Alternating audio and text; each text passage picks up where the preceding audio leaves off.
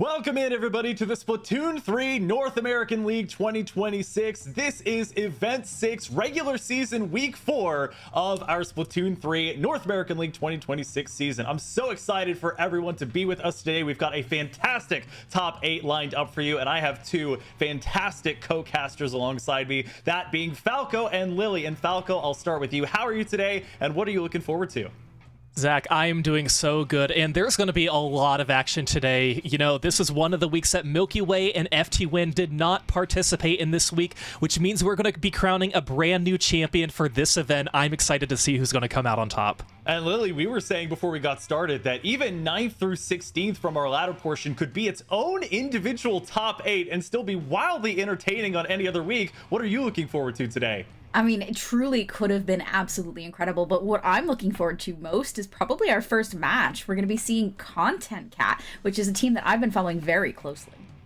Well, we're going to start by giving you our schedule, as always, giving you what we go through every week here on the Splatoon 3 North American League 2026 season. We, of course, have the show Fridays at 10 a.m. Pacific. What you're watching right now, the Splatoon 3 North American League 2026. This is the top 8 live stream that starts every week at 4 p.m. Pacific. And then on Sundays, the Splatoon 3 North American League 2026 Sunday Scrim to play some Salmon Run with your friends or by yourself. And it all leads up, of course, to the Splatoon 3 North American League 2026 playoffs happening on June 20th and 21st with live streams at noon Pacific on both days. We'll take a look next at our tournament format. I mentioned the ladder earlier. Our top 8 coming away with 60 points already on the day. They'll be looking to earn up to an additional 40 with the top 8 to be played out from now. Should be so exciting for the winning team to receive up to 100 points on the day.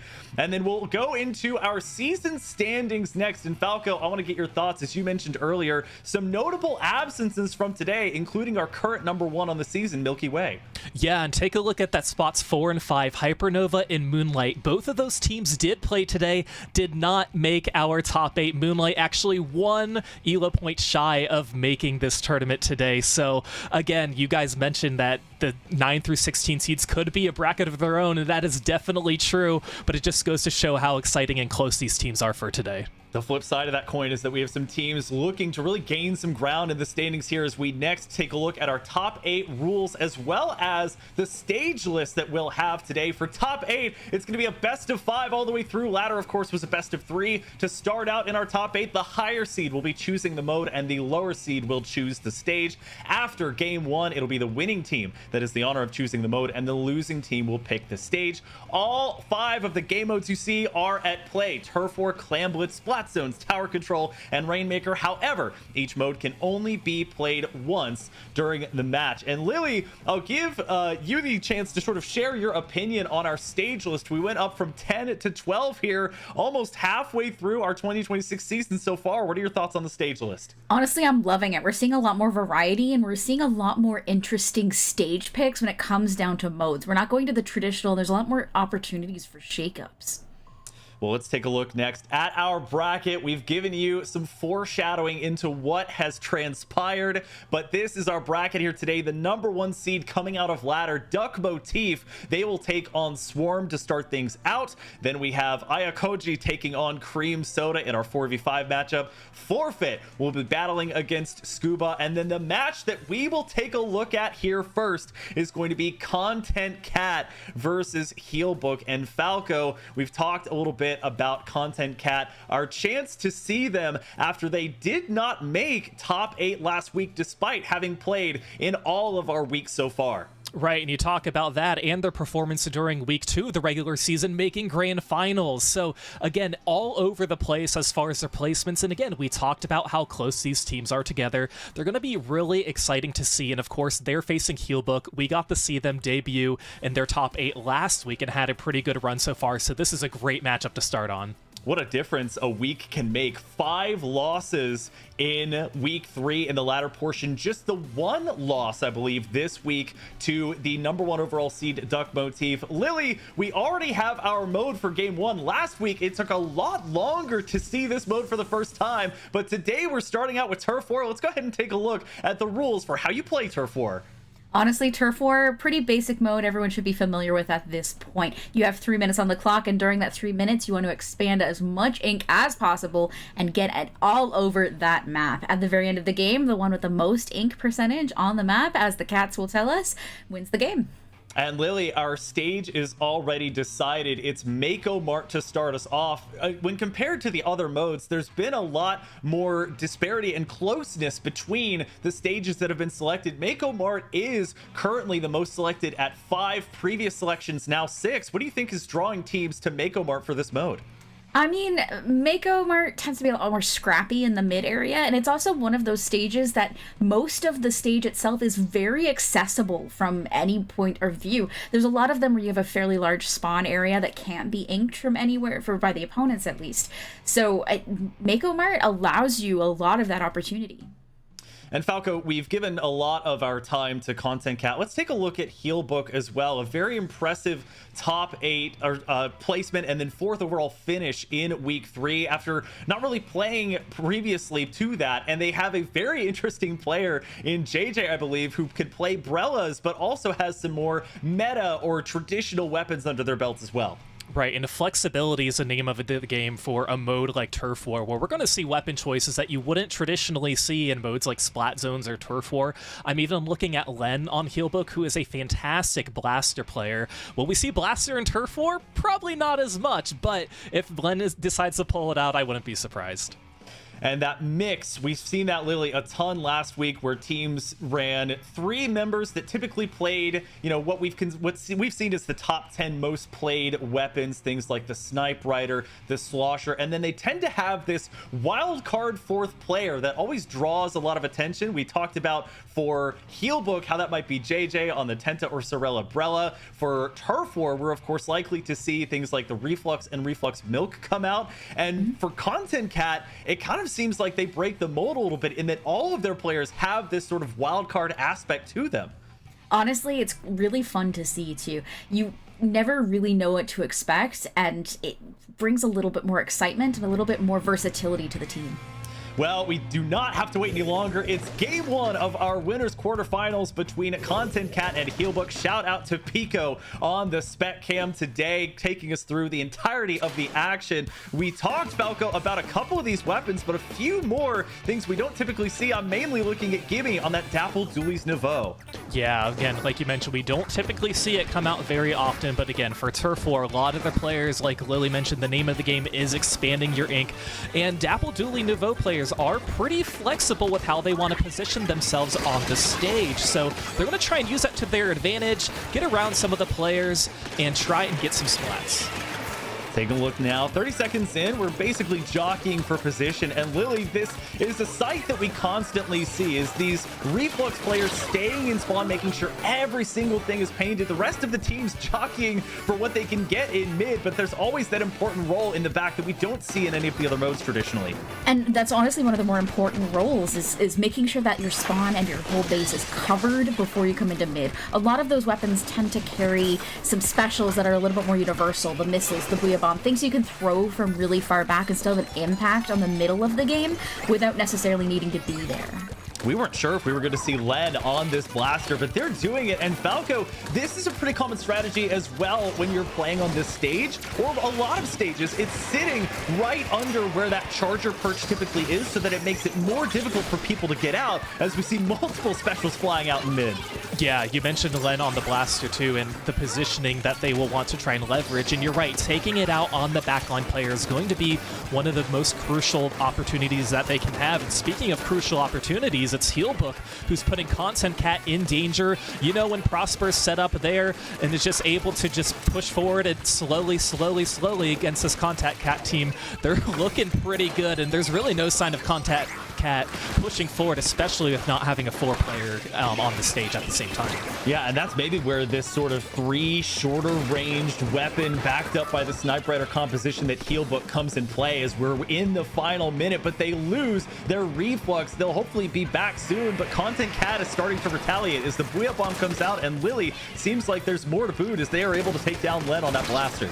They are, and it looks like we have a breakaway player with Kronos over here on this left-hand side. Unfortunately, he's going to go down to a beautiful fizzy bomb from Healbook, but Content Cat really is just struggling to get the ground they need. 2 picks might help them out, though, especially with 30 seconds left of the game. This is a little dangerous for Healbook. 30 seconds left. Healbook really needs to regroup here, find some specials. They lose a 3rd member, though, so that is going to be devastating. That's their backline player as well, so no Snipe Rider means no Tacticaler on the board. Content Cat with yet another Booyah Bomb gets it off. It's broken right as they throw the Booyah Bomb out with about 10 seconds left to go. Content Cat, though, now starting to lose players. You worry that they might have overheated a bit too early, and now Healbook trying to catch them on that. A couple members jumping in on the left-hand side, and that's 2 more going down from Content Cat. Will it be enough of a retaliation and regrouping from Healbook, who were really on that back foot for a while? Pretty well split. Let's take a look at the judges, and it will be Healbook, Falco, that will take game 1 by about 5 percentage points. Yeah, a great way for Healbook to hold on to. And of course, we talk about how crucial it is to have the player advantage in a mode like Turf War, where you only have 3 minutes. We talk about the last 30 seconds and how important that is. And that just goes to show how true it is, too. We had members of Content Cat all go down pretty much with about 30 seconds remaining. Healbook was able to stay alive. Even though Content Cat had some specials like some super chumps, they weren't able to capture the entire stage and get the win. So the first game they are going to Healbook. Lily, Content Cat kind of coming off of a heater in the latter portion. You know, there is that hour break between when the latter portion happens and our top 8. You know, how do they go into this game 2, making sure that they haven't cooled off? I mean, I think it's really going to come down to analyzing the weapons and the play styles that you ran into in that first game and adapting to it. We know that the players of Content Cat are pretty adept at that, and we're just going to have to see how they move forward. Well, we're not going too far off base here, Falco, as we move from Turf War over to Splat Zones as our next mode. Our first time seeing that one today, so let's check out the rules for Splat Zones. Yeah, Splat Zone's a personal favorite for a lot of people that we know who play this game, but of course the objective here is to control designated Splat Zone by covering the area with your team's ink. Sometimes there's one of them, sometimes there's more than one of them, and you're going to start at 100. You want to try and knock that down all the way to 0. If you lose control and your opponents gain control of the Splat Zone, you're going to get some penalty points, so you want to make sure you hold on to it as long as possible, but if neither team achieves a knockout, whichever team has the fewest points at the end of the match will win in 5 minutes.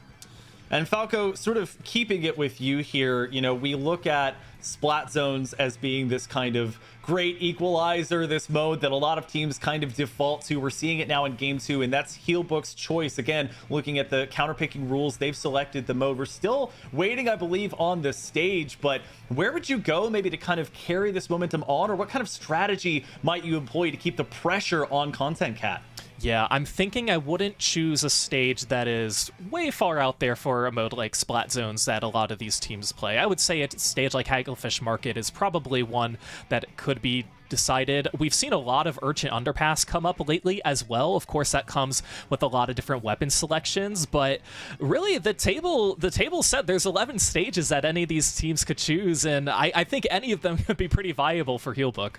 To your point about the continuity there, Splat Zones alongside Turf War has had some pretty consistent choices. There's not been one overarching favorite. In fact, a 3-way tie for 7 selections in previous top 8s coming into today between Undertow Spillway, Urchin Underpass, and Mahi Mahi Resort, which we literally did not get to see a ton of last week on the broadcast, but it's a very interesting stage that has that dynamic of lowering that water level down to reveal more of the stage as you go along. It's one of those stages we call the lockout stage. It's very, very easy to get stuck in your own spawn and not be able to escape. And it's very, very difficult to get back out into mid without the right tools. So it takes a specific kind of team with the right kind of tools to be able to break out there. And I think people at this point know that. So I would be careful picking that unless I think it's one of my strong ones. And Content Cat, we talked about a little bit as having a lot of different weapons available to them. You know, Pika could see coming out with something like the Lunar Blaster Neo and the Custom Blaster. Kronos, mainly I think today have been on the 96 Gal, but it had that Dynamo Roller that we looked at. And we're going to Urchin Underpass, so it will, Falco, be one of those 3 stages that we discussed. What are you seeing from a weapons perspective? Yeah, well, we mentioned Kronos there on the Tri-Slosher. Adapt is going to match that as well. But we also have the Sorella Brilla coming out from JJ. You pointed that out earlier, Zach. Len is sticking with the same blaster weapon they had before, and then Pika is sticking with the vanilla blaster as well. Just so rare these days to see inkjet weapons. It feels like they get caught out in the air, and it can sometimes be more of a liability. And we also have mentioned that this is a deceptively small zone, Lily, for the type of stage that it's on, as these two teams look for a take of that zone, and JJ already having that inkjet online. I mean, in some stages, the challenge is going to be trying to cap that zone, trying to, maintain it. The challenge in this one is actually just reaching it. There's so much ground to cover before you can even access the middle area that it's really hard to kind of cheese it from a perspective with a lot of specials coming in. You really have to fight it out first. Len is just a problem at this point. Great direct from up close. A second one right there onto Gimme. Was already in the flow Aura State Falco before that even happened, as Healbook crosses the halfway mark. Yeah, that shot that Len got off for that second one, that was definitely a reactionary shot. Len just saw Gimme there and it's like, oh, I really got to go for this shot, and able to do it. Quite a good reaction from Len, but we know Len is so good at that. We've seen Len do that 3-4 times in a row and get the quad, get the aura flow going, and that just goes to show why Healbook has been unstoppable so far this game. And what I'm noticing is how Healbook is splitting themselves up, as we're under a single digit now. Just the Tri-Slosh and Novo left. Kronos falls, effectively a delayed wipe against Content Cat, and Healbook rolls on after their Turf War game win. They pick up game 2 in a super quick knockout, Lily. Honestly, that was a lot faster and a lot less contested than I was expecting.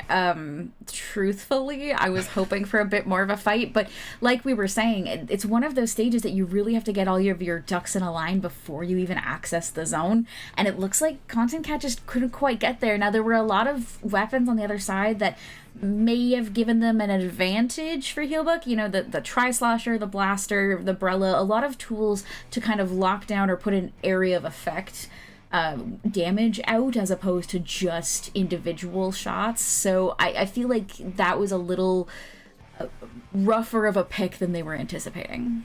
And Falco, I know you mentioned Milky Way is not in our event today, but it felt like Healbook was creating this Orion's Belt sort of an offense, the way they were structuring themselves. JJ on the high ground in that sort of alley in top right, used the inkjet over there. They had one in mid that was staying basically on or just in front of the zone, and then it looked like they set up two players on our left-hand side that was catching anyone that might have tried to go from that sort of ramp side spawn jump down to where the zone is. Right. Healbook had their very algorithmic plays that Milky Way typically has, and we just seen it. They have phase 1, phase 2, phase 3. Where do we want to push up? Who got splatted first? Where are they likely going to try and push back in? And again, Healbook was just one step ahead of Content Cat, and on a stage like Urchin Underpass, it is very hard to break back into, as Lily mentioned as well. So, sometimes you wish you had more time on the clock as well, but that's not always going to be the case. So we have our two ink-centric modes, although they are all ink-centric, done with. Lily, we go now to another popular mode, at least in tournament play, that being Tower Control. Our first time seeing that one today. Let's go over the rules for Tower Control. Absolutely. It's one of the more simple ones that you have to follow an objective on. You have to jump on the tower and you take control of it, and it rides a rail all the way to the enemy spawn. On the way there, you're going to run into several checkpoints, and through those checkpoints, you have to hold control while defending that tower and maintain them till you break them. Then you ride it to the goal, and once you hit the goal, you win. By the end of the game, the one who is closest to that goal at the very end is the one who takes the whole thing. And Lily, keeping with you here for a second, there has been an overwhelmingly popular choice for Tower Control, which has been Inkbot Art Academy. We're not going to see that, although it was still available for selection. With their final stage pick, no matter what, Content Cat is going to ship Shape Cargo Co. for this Tower Control match. A little confusing for me, I'd say. It's not my favorite Tower Control stage, and beyond that, it's a little what we call snowbally. Once you kind of hit that second checkpoint, things go very, very quickly. You have to be incredibly careful not to wipe, not to lose your footing, because if you do, the game can end very, very quickly. You have to hold on and maintain that mid contention that we didn't quite see Content Cat pulling off last game. So maybe they know something I don't, but it wouldn't have been my first choice. And Falco, a variable number of those checkpoints that Lily talked about, depending on the stage you go to. And there's always this interplay between the teams around when the tower inevitably gets to one of those checkpoints. How much do you invest and how much can you get away with without over investing, especially your special weapons? Right. And what makes tower control difficult is knowing how you want to push forward in front of the objective. You always want to try and have paint in front of the tower, but sometimes that's not always going to be possible, especially if the checkpoint is on a ledge and some of the players from the other team are just guarding that ledge. So it's always difficult to figure out how you want to approach this one. And as Lily said, calling this a snowball stage and mode combination pick, very true with how some of these games will play out. But again, we've seen Healbook just really take charge of where they want to position themselves, and now Content Cat has had one thorough game to take in, being splat zones in our previous game, so they're going to have to try and use that to their leverage and see how they want to respond. Lily, I do worry for Content Cat. It feels like the biggest problem for them has been Len on that blaster, and we're going to arguably the most suited mode for blasters as we take a look at the selections. And Pika, perhaps to counter or at least match Len, has gone with the blaster themselves.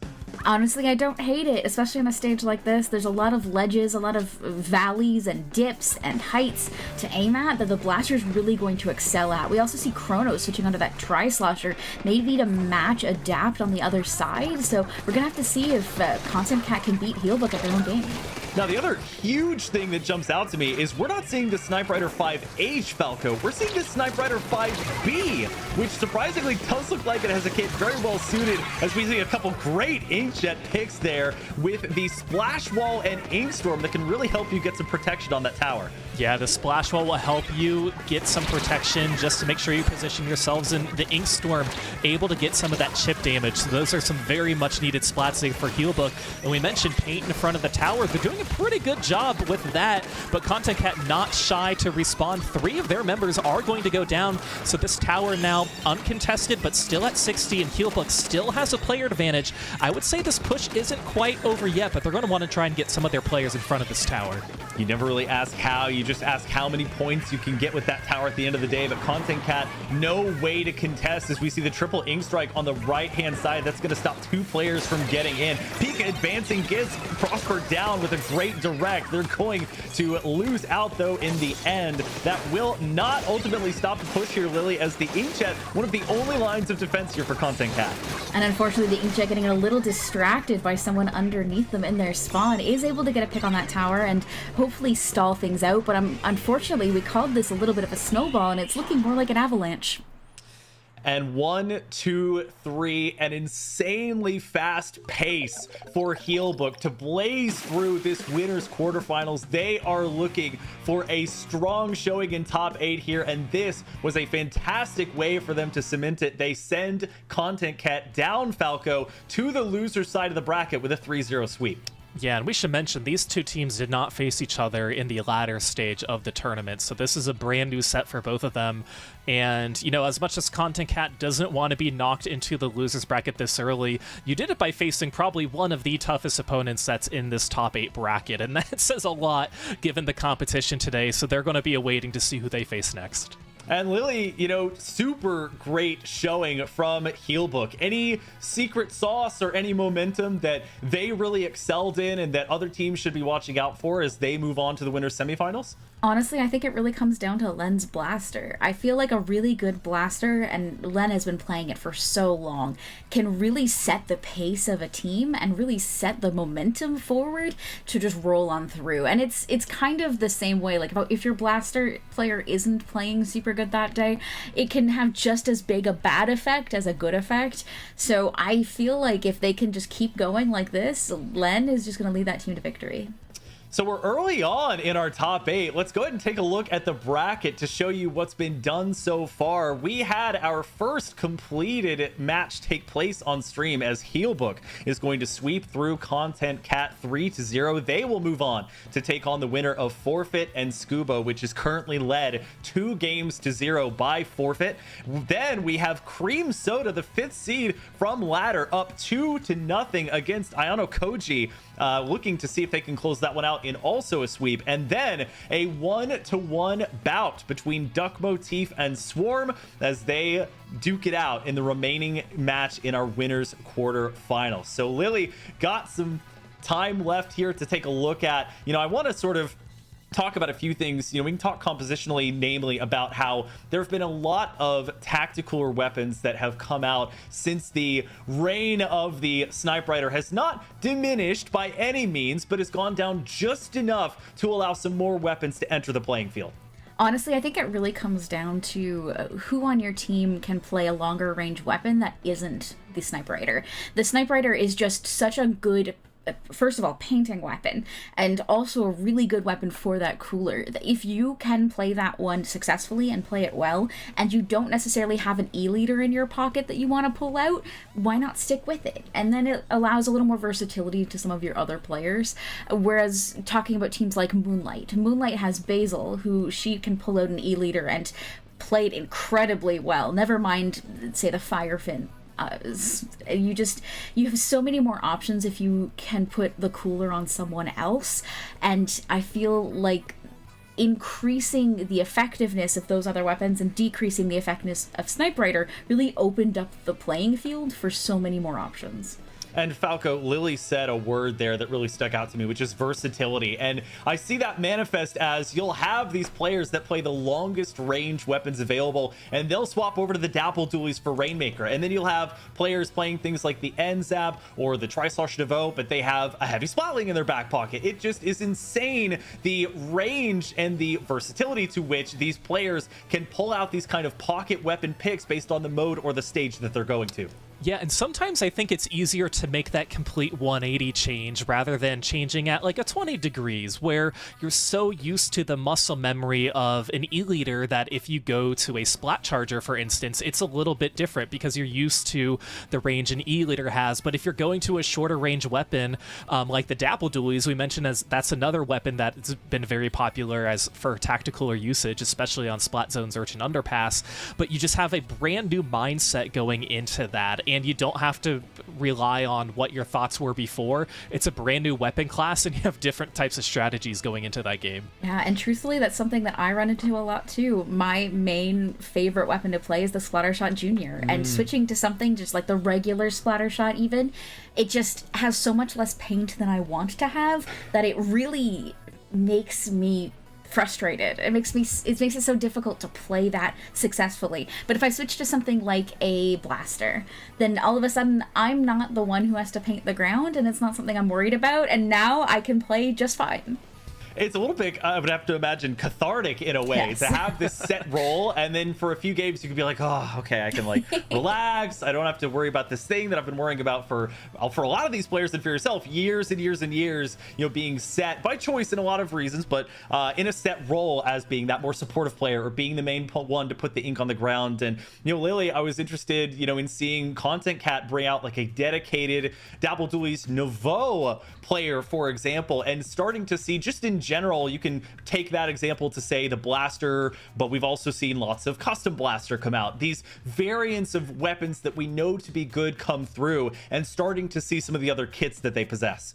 And I think that's really fun. A lot of people get locked into what they think is good or is strong in a certain instance, but we forget that sometimes maybe a special or a sub-weapon isn't going to be as strong in a certain stage or a certain mode in particular, like running onto a tower control. Maybe you want a Booyah Bomb instead of a Splashdown, It's a little more different and a little more, well, we bring that back, that word versatile. You want that versatility and that ability to switch on a dime to something that might favor the instance that you're in.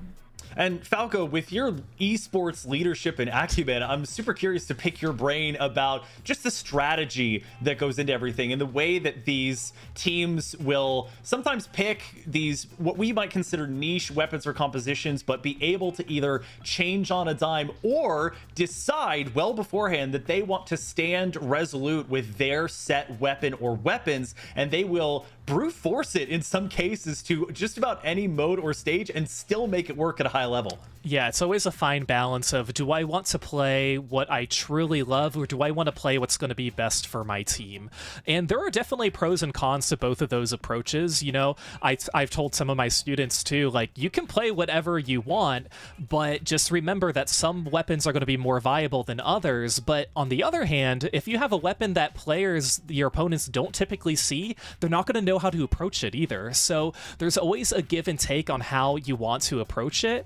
And I think the flexibility and the being versatile as well is always going to be something that you want to keep in mind, but you want to be as flexible as you possibly can while still being unpredictable to your opponents. So it really is truly very difficult to balance. And the teams are looking to be as unpredictable but consistent in their own strong gameplay as they can. As we look at the bracket a little bit, I am seeing that Forfeit has beaten Scuba 3-0, and Cream Soda has also swept their opponent, Iono Koji, 3-0. So just waiting on that last matchup. It's actually 2-1 Swarm over Duck Motif, who was our first seed coming out of the latter portion of the bracket. Thank you so much for bringing that bracket up, as we are just the one game away, potentially maximum of 2, from having our winners semifinals decided. Lily, we're starting to see what some of our loser side of the bracket looks like, as well as our winners semifinals. Anything surprising to you or that you might be looking forward to here? Honestly, I'm surprised that Scuba got knocked down with a 0-3. Scuba was one of those teams that I've been keeping an eye on and have been wanting to see the performance of, so seeing them just go out without too much of a fight on that first round is shocking. And Falco, you look at the sort of other side of the winners brackets from what we've been on, where you have Cream Soda moving on after taking down Iono Koji. They come out of the latter portion 5th. They were 3rd in the latter portion of week 3. With some notable wins over Duck Motif, in fact, was one of their wins. And then FT win a 2-1 victory in the latter portion of week 3. So that is definitely a team to watch, as they potentially face a pretty strong opponent in either Swarm or Duck Motif. Yeah, and Iono Koji and Cream Soda, those are the only two teams who had ladder history today, with Cream Soda winning that set 2-0, so they're going to increase their game victory against Iono Koji to 5-0 to, again, face off against this winner from that first matchup. So they got to be feeling pretty good about themselves, especially with a tournament like today, where we have teams that knocked out Moonlight, knocked out Hypernova, knocked out a few other teams that we had seen make top 8 appearances so far today. And again, we mentioned it before, we'll probably mention it again, no Milky Way, no FT win today as well. They took the weeks off. So we have this gauntlet of these 8 teams who are really battling it out. And Lily, that's sort of the nature of the latter portion. It's best of 3, so the mistakes you make are even more brutal if they influence the nature of even one of those games. That could be the difference between you maybe winning one of those matches 2-1 or getting 0-2'd. And a lot of times the score, especially in these best of 3s from the latter portion, do not tell the whole story. They really don't. I mean, we can't see what's going on in game. We don't know how many of those were a 1-point win in overtime, really. But I mean, you get into a ladder like this, like we mentioned, that are 2 heavy hitters. Everyone's duking it out to the best of their ability today, because now those maximum points for top 1 in our bracket stage, those are up for grabs. No one has to worry about trying to take out a Milky Way. They just have to worry about taking out a Healbook, which is a little more achievable from the perspective of the players. So everyone today, I think, is bringing their A game just to try to stack up their score as much as possible. And Falco mainly looking here at Cream Soda, because it does appear Duck Motif has tied the match at 2 apiece. So we will now await a Game 5 decider for their opponent. But Cream Soda, just taking a look at what's going on for them in the latter portion, they were one of the teams that had kind of a rough go of it. They play TZS twice. We've seen them in events in the past. Moonlight was their second game of the latter portion. They win that 2-0. And in fact, they only drop games in their losses. They get 7 wins across the entire ladder, I believe, and do not drop a game in any of them. Yeah, that's really impressive too, with the resumes for all these teams, as a matter of fact. And for Duck Motif, I know they haven't clinched that spot yet, but they're the only team to go 8-0. They're the only team to not drop a set going into the top. They did drop some games. They did drop one to Healbook, they dropped one to Content Cat, and they dropped one to a team that didn't make this top 8 bracket, 37 Handsome Boys. So again, we mentioned too, the top 8 very close, but even the teams who didn't quite make it in, just as close. But yeah, with Duck Motif, this is the closest that they have had their set so far. going to a game 5, again, a lot of the pressure for them is on this first game. And again, they don't want to get knocked into the losers bracket early on, but they just know that any opponent they're going to be facing is as hard or even harder than their opponent they're facing now. And 37 Handsome Boys, you may remember from last week, as having made top 8. So a team that, I love looking, Lily, at these teams that are maybe in consistently the 9 to 16 range, but are always threatening, right? They are always that presence. You don't want to run into them in the latter portion because you know it's going to be a tough fight. And they sometimes want it a lot more than some of these other teams because they have, sometimes it's either less experience or there's less of that guarantee that you might have with, say, a Milky Way or an FD-Win that we don't have today for if they're going to make top 8. So they are striving with every single ladder match to make that happen. Honestly, and it's one of those really difficult matches to have because losing a game to one of those 9 to 16 range could be the thing that knocks your elo down just enough that you don't make it. What we ran into with Moonlight today, just 1 point too low, was probably to someone that they just couldn't afford to lose to. You really, really have to watch out those wild cards, I guess, in that 9 to 16 section. It's gonna I don't know. It scares me just to think about it, honestly. I get a little stressed out. Like, the idea of having played today as hard as you could and losing by 1 elo point just breaks my heart a little bit, and I just can't stop thinking about it. That's why I'm on this side of the microphone. I could not do what a lot of these players do. Just the mental fortitude and even physical stamina to be playing for that many hours in a row, and even, having to take breaks and come back with that same fire in your belly and mentality. We talked a little bit about Moonlight. None of their losses were to teams that did not make top 8. Losses to Iono Koji, Forfeit, and Cream Soda, all 3 of those making top 8. And Iono Koji, they go to game 3. So these, and we've seen this in multiple weeks, Falco, it is not an isolated incident where, we had a very, very close, the peak elo of the team in 9th is 1 lower than 8th, and that only happens once. This is a consistent thing where teams know every single match matters for the explicit purpose that the one that they lose or the one that they are taken to a game 3 on and win could be the difference in that elo of them making or not making top 8.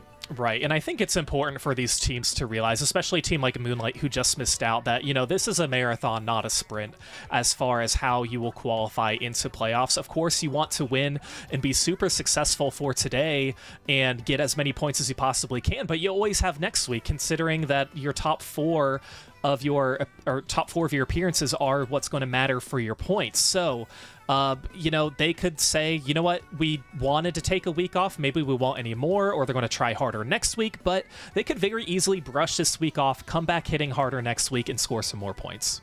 And that was one of the biggest changes between the Splatoon 3 North American League 2025 and 2026 is you drop the number of events that count with your event score from 5 to 4. So for teams like Milky Way, they win the first 3 regular seasons. They've earned a week off if they want to take one. They still have, after this, 4 more weeks in order to get, ideally for them, a win in both, the ladder and the top 8 so they can get the full 100 points. But, as high of a result as they can in order to cap out at what I would presume to be 400 points for a win in ladder and a win in top 8 in total. But Lily, a lot of these teams, they don't have that luxury. So if their placements vary from week to week, they're wanting to show up as many weeks as they can, ideally every week, to make sure that they're given the best chance to have their 4 results be really, really strong. And that's going to be the key. It's also the key of ladder. You need to get in as many games as possible just to try to increase your score as much as you can and hope that this is going to be the week you get a lot of points. Moonlight can sit pretty. We know from last season that they're top 4 material. We know this. This isn't news to us, and they know this too. So not doing so great this week, who knows? Maybe they had their 5th subbing in for a little bit. Maybe someone had to pee really bad and couldn't play very well. Who knows? But the other players, they're going to have a little bit more of a gauntlet ahead of them, and maybe they're feeling a little more encouraged this week, not seeing that Moonlight team, not seeing our top 2, not seeing, some of those more challenging in the 9 to 16. Maybe this is their week to get that top 1. Well, two teams that we are seeing this week and we're waiting on the results for have concluded their match in winners quarters. It will be the number 1 seed from ladder, Duck Motif, coming back and winning 2 straight to send Swarm down to the loser's side of the bracket. Swarm will play Ayano Koji in losers top 8, and then we will have Duck Motif versus Cream Soda as our winner semifinal, with the other one being previously announced as Forfeit versus Healbook. Falco, your immediate thoughts on seeing Duck Motif taken to essentially the edge there before, with the threat of being dropped down to losers and coming back, winning 2 straight and moving on to winner semis. Yeah, that's a big mental hurdle to overcome. And you're the number 1 seed going into this, but guess what? In top 8, the seeds don't matter. They really don't matter at all. I do want to say Duck Motif, they're one of the only teams who has played so far in every single regular season event. So they know these teams better than I would say the rest of the 7 who are on the board here today. And to come back from a 1-2 deficit to get the win and go immediately into your next match while your opponent has been resting for a little bit, that's going to be pretty tricky. But I believe if there's a team that can do it, it's Duck Motif.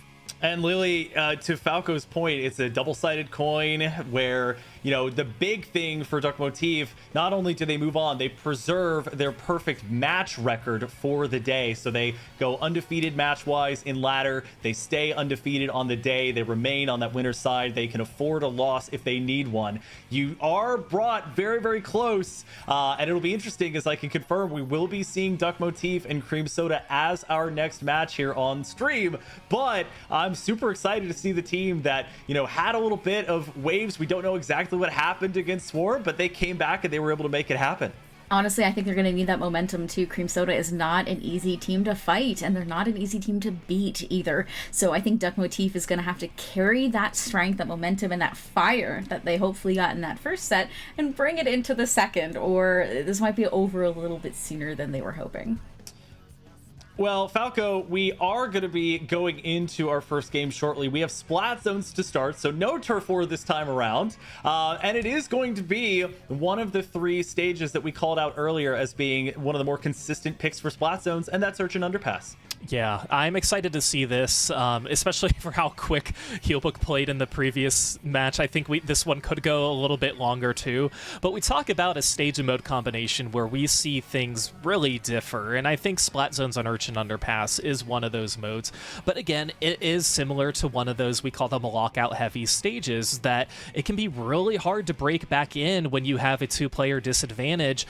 It's going to be more predictable for you to go along one of the sides to try and break back in. So again, teams like Duck Motif here and Cream Soda, they're always going to be on edge, and I think this is going to be a good choice for us as the viewers, number 1, but for the players as well. And Lily, we got to look at this stage and mode, Urchin Zones, earlier on the day. We saw how quickly it can go by, and it takes out a lot of the hugeness of the stage, and it compacts it all into a very tight area. And we've seen how a team can absolutely take that rather minute zone and lock down the entire huge area that it takes to get to the zone again. And I think this is going to be a scrap fest for the same reason that we saw it earlier. Now, I think we do have a little bit of a wild card in Duck Motif. We do have a player that typically plays Zipcaster. So running that Zipcaster out to the middle of the stage, I think, is going to be a little bit more distraction, a little bit more circumventing, maybe, of that hill area we normally see the fights going on in. We'll have to see how it plays out.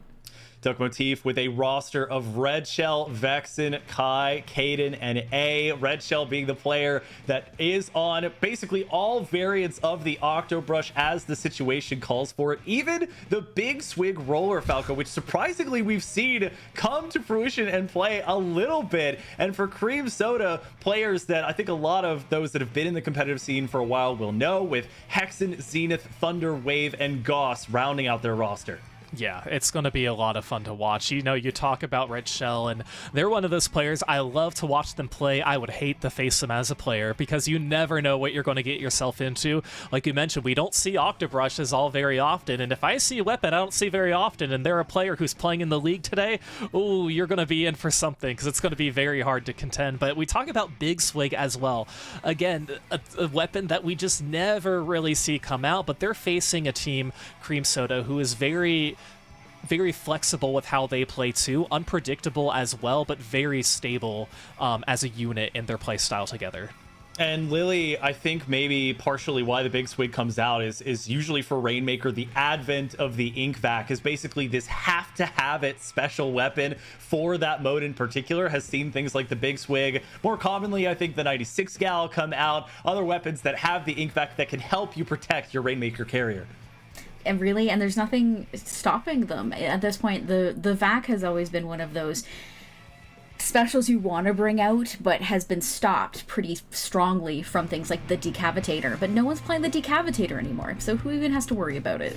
Well, before we might see Rainmaker, we have to get to zones first. Shout out to Pico again on our spec cam operation as we get into our winner semifinals between Duck Motif and Cream Soda. Falco, what are you seeing compositionally? Well, I'm seeing Thunder play the Custom Blaster, one of my favorite weapons in this game, and we did talk about Red Shell with the Octobrush. They are bringing that one out as well. So pretty standard weapons coming out from Duck Motif. It's going to be Vexen who's using the Dapple Dewey's Nouveau to bring out the Cooler.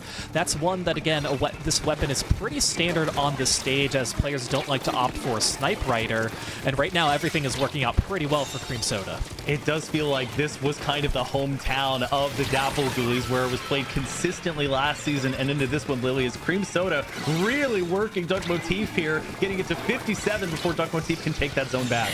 Oh, I'm just laughing now at Hexen. There's nothing worse than having your shark ruined by getting marked by a special. With that said, I mean, Cream Soda really seems to be holding on to this. They did manage a bit of a penalty, but they don't seem to be losing too much ground. Now, that said, 3 down on Duck Motif. I mean, I don't want to be in their position now, trying to have to fight through this massive hill area and get back to zone with only 50 points left on the clock. It's not easy. It is, for all intents and purposes, a mirror match. Basically 3 weapons. Yes, I'm counting the Heavy Splatling and the Order Splatling Replica as the same, as Cream Soda gets past the 30 mark, and Falco Caden using this Killer Whale 5.1 to try and get his team back into the match here.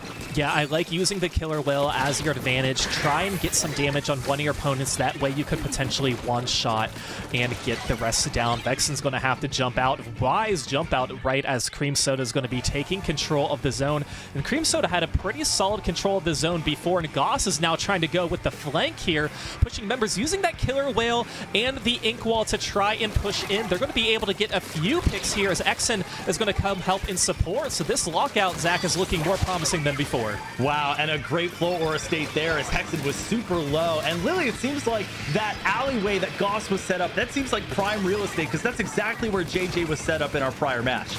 It truthfully is. When you're moving in on this zone to try to get to that middle area, you want to restrict the angles from which your opponents can approach you as much as possible. And controlling that side area, that street that we see Goss holding, it's one of those places that if you can maintain control of that, they can't come get you from that area. You have to worry about less places.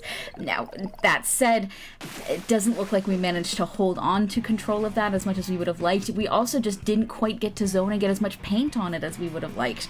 So I'm wondering now if we're gonna have to pull them to somewhere a little less scrappy, or somewhere maybe we'll switch up some weapons so we're not mirror matching as much. I find that sometimes just trying to beat someone at their own weapon isn't as effective as I would like.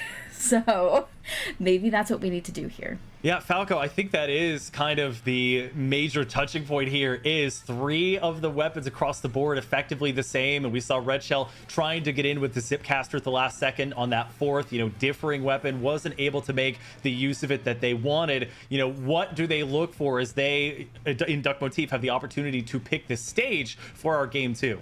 Yeah, well, first they're going to have to wait on the mode. I think that's going to be the most important thing that they want to consider first. But again, we talk about the mirror matches with the weapon choices, and in that particular game, Cream Soda did, they did outplay Duck Motif in that instance.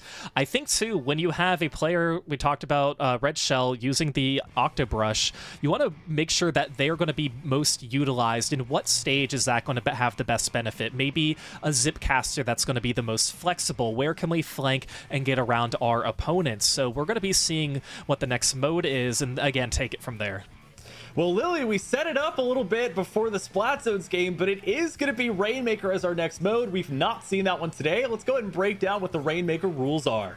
Rainmaker a little more versatile, bringing that word back again, than tower control. It's another one of those where you have to pick up the objective and take it to the goal. You pop that Rainmaker shield, you pick up that fish, you take it to the pedestal, and each pedestal is a checkpoint. That checkpoint must be cleared before you move on to that goal, and once you clear that checkpoint, you take it on through to the enemy spawn, you dunk it on their goal, and hopefully win before they do. And we're going to break the alliteration a bit, as the stage will be not Urchin Underpass this time, but Undertow Spillway. And Lily, that's tied for the second most popular Rainmaker selection behind Scorch Gorge. You think this is a pretty safe bet here for a team that wants to get back into it in Duck Motif? It's one of the safer Rainmaker picks you can take. It's very wide. You have a lot of room to try to defend from on your spawn. You have a lot of room and options to push from if you're trying to take the Rainmaker to their goal. It's one of the more, I would say, balanced Rainmaker options we have. But Falco, some sneaky plays can take place here. I've seen teams feint like they're going to the left-hand side. By far, I think the more common way to push the Rainmaker, and have 3 members go there, but then your Rainmaker carrier break off at the last second and go right. So very interested to see if any of these teams will try some trickery here. And of course, you know I love my Horseshoe of Doom on this stage. But Falco, I'm seeing something right off the bat, and that is a Flingza roller being played. Yeah, Flingza's going to be coming out. That's going to have the Tenta missiles. Red Shell's going to be using that. So we did talk about Octobrush. We talked about Big Swig. But yes, we also have the Flingza roller. And Duck Motif, they are going to be going back to the Snipe Rider this time as well. A few other changes as well. The Dapple Doolies coming out from their team. And a lot of the same weapons coming out from Cream Soda. But we do have 2 different variations of the Gal. Yeah, Lily, we have the Dapple Doolies, which is not an uncommon sight to see on Rainmaker, but this double Gal composition, which they're going to be using the ink back of now, will be taken down. Look for the second one, but got the assist. Vexen absolutely cleaning up, helping their team get some picks, and that'll be Duck Motif just reaching the base of that first pedestal. I'm really glad to see Vexen on that Dually. They are no stranger to the Dually class, and we absolutely love to see it. Not a strange pick in Rainmaker at all. The damage per second you can put out against that shield to pop it and take it is just so powerful. I mean, that said, when we weren't looking, Thunder looks to have gotten a triple, maybe a quad, while moving on up and giving some space to their team to bring this Rainmaker on through. And that's one element that Duck Motif is not going to have at their disposal, the blaster that can just kind of peek around these corners and try and get either the couple indirects or the cheeky directs. As Cream Soda, they'll be at the 61 mark. They get the pedestal. They're going to break that Rainmaker and try to push through. Zenith giving the nice protection that they need. Even with the Tenta missiles coming through, that's going to be a huge advance of the lead up to 19. 3 down, 1 member, that being Goss, backs off Falco. So that's going to be a pretty strong push in the opening minute and a half. Yeah, Hexen stayed alive a lot longer than I thought they would, but that was also to the support of Zenith's Ink Vac. So really great usage. Of course, going to have to avoid those Tenta missiles, and at that point you realize you're probably going to get splatted. Want to net as many points as you possibly can, so getting to 19, a very good push. And again, since both of these teams broke their checkpoint, there's really not going to be anything too necessarily risky that these players are going to want to try and do as far as leverage some of these checkpoints. But Duck Motif, one of their players is going to go down while in the air as well. So not the push that they wanted to have. Cream Soda going to be trying to keep up and respond to what they pushed before. And they're using their specials very early, right? They're in sensical places. Like, you do typically see the tactical roller get placed in mid. You do typically see the Crab Tank use that sort of charger perch to get that high ground advantage. And it does force some specials out of Cream Soda. They had to use the ink back on the defensive, and they'll use the triple splashdown in order to help break that Rainmaker shield. But Lily, Cream Soda in a much more advantageous or easy decision-making process to use those specials whenever they want, and now have the liberty to take the Rainmaker and just keep it on Duck Motif's side of the stage. I mean, honestly, as long as they have the tools to defend when they need them, they don't really have to worry about having the tools to make a push. I mean, any points they get from this point is gravy, and a beautiful pick there, a double from Hexen for Rainmaker. But I mean, at this point, they just have to stall out. There's only 2 minutes left on the clock. Duck Motif, it's all up to them. They have to take the initiative here to take control, get some players down, and make that push. It's a long stall, but certainly a stall that can be made. Cannot absorb with the ink back. The shots there from the Killer Whale 5.1 and Zenith in a bad way. Quite literally backed up against a wall. But Falco, to Lily's point, Cream Soda doing exactly what they need to do, making it hard for Duck Motif to even jump off the stage with the Rainmaker if they want to. They're just constantly bringing that Rainmaker back to Duck Motif's side. Right, Cream Soda doesn't want this to have a game where you are playing at mid. They want to keep up this pressure and momentum, even if they don't push past this 19 mark. Now, they're playing as really well, and they possibly could, but again, they're just ticking time off the clock, and it's going to make it really difficult for Duck Motif to try and push forward. Hexen, once again, doing what they were doing before, just staying and sharking and trying to avoid these Killer Whale shots, but we're going to see if Duck Motif can get their footing together and get a push going. The Rainmaker is going to reset as well, and again, now they're back in mid, but they have a one-player advantage, so here with a two-player advantage, Zach, it could be pretty dicey. Hexen, one of the players that went down, they've basically lived on the far right side of the stage, just putting a beacon there whenever they can, and Zenith does use it to come back, as does Thunder, but Vexen knew where they were, will continue that flow or escape by getting a double, and this could be the opening that Duck Motif was looking for. However, Lily, they do lose their Rainmaker carrier. The only special they have, they will use immediately in the Killer Whale 5.1, and it's under 30 seconds for them to make a game-winning push. And there's a chance here for sure. 20 seconds left on the clock. We have two players potentially down to that crab. This is definitely the start we need, and we don't have very many tools on the side of Cream Soda just yet, aside from the VAC coming out to stop them. So, I mean, two players down, that VAC does get popped. I'm not liking the look of this. I'm actually just going to go ahead and call it. That's game. That's game for Cream Soda. Duck Motif eventually getting all staggered, and wow, that sucked. That wipeout on your screen might as well have said game over for Duck Motif, as Cream Soda finds their mark, makes their push, and never looks back. Falco, they keep their foot on the gas for the most part, and Duck Motif with a decently strong attempt near the end. Vexen in particular with some huge picks that helped them sort of shred their way through, but it was just not enough for the defense that Cream Soda put up in those last couple minutes. Yeah, you shout out Vexen. I want to shout out Hexen on Cream Soda, because they were one of the players who was not afraid. They were not shy at all going towards the Rainmaker carrier, and they're playing a weapon. They're playing the dualies. You've got to be right in there getting some of those picks, and they were able to do that so well, working with an Ink Vac to try and leverage themselves as to, and it was a great stall that they were able to try and prevent the Rainmaker from being pushed, and really props to Hexen for that final moments. If we're shouting out Hexen, I also want to shout out Hexen. 2 for 2 now of being on camera and getting called out by specials that are going to mark your location.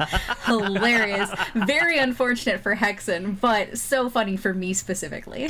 Not only that, but it's a commentator curse, if you will, to have a one-letter difference with almost no discernible difference in how you pronounce it outside of that one letter. So with these two teams, you know, it hasn't quite been as emphatic here, Lily, but it's been darn close with the way Cream Soda has played. They're looking to put the cherry on top with this one, and they will have, whether they win this one or not, their final mode selection of this match here.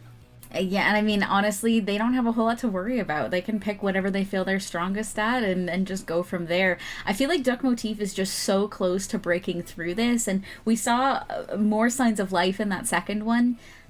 In terms of them taking fights more, in terms of anticipating what's going to happen. So if we can see that again, maybe this is just a repeat of the round 1 that we didn't see, where Duck Motif came back and swept in reverse. Maybe we'll just see that play out again. And we, to that point, Falco, don't see a knockout, but, you know, you have those last 2 minutes be, you know, very little happening in Duck Motif's favor until that very final push. So they're going to be looking for a way to continue that one. The options remaining: Turf War, Tower Control, and Clam Blitz. And we've seen Splat Zone's Rainmaker and Tower Control kind of be this consistent trifecta. Do you think we'll stay with that, or do you think we might see a little wrench thrown into the plans there by Cream Soda?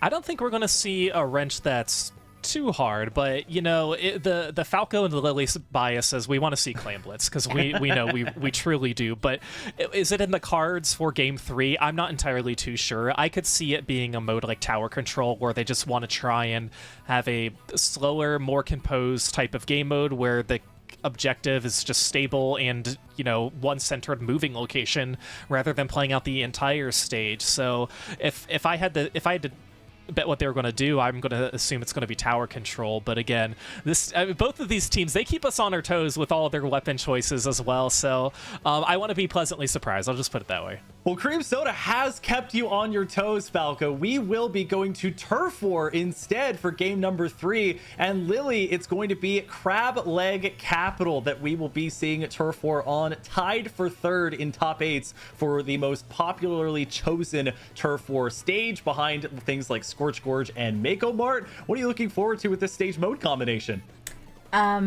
A height advantage. Let's put it that way. As someone who's quite short, I always look out for those height advantages, and I think we're going to see it here. I think it's really going to come down to which of our longer range players is going to take the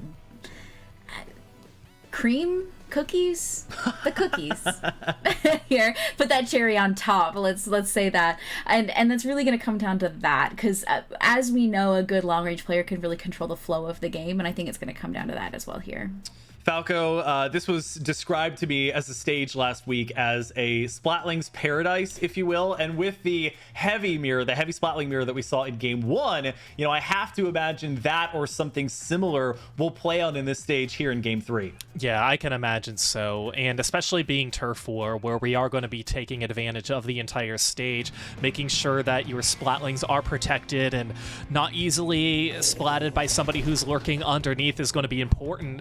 And taking a look at the comps, Caden going with the Dually Squelchers coming out. We typically do custom Dually Squelchers.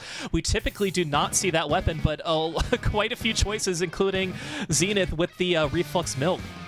Not only that, Goss with the Claws variant of the 96 gal. That's going to have the angle shooter and the tacticooler. And on the opposite side of things, mentioned that custom Dually Squelcher, Caden, you know, not uncommon to see them on a variant of the Dually Squelchers as the Zipcaster is going to start to come out. Red Shell really needing that to work for Duck Motif, as they look like they've done a decent job, Lily, here early.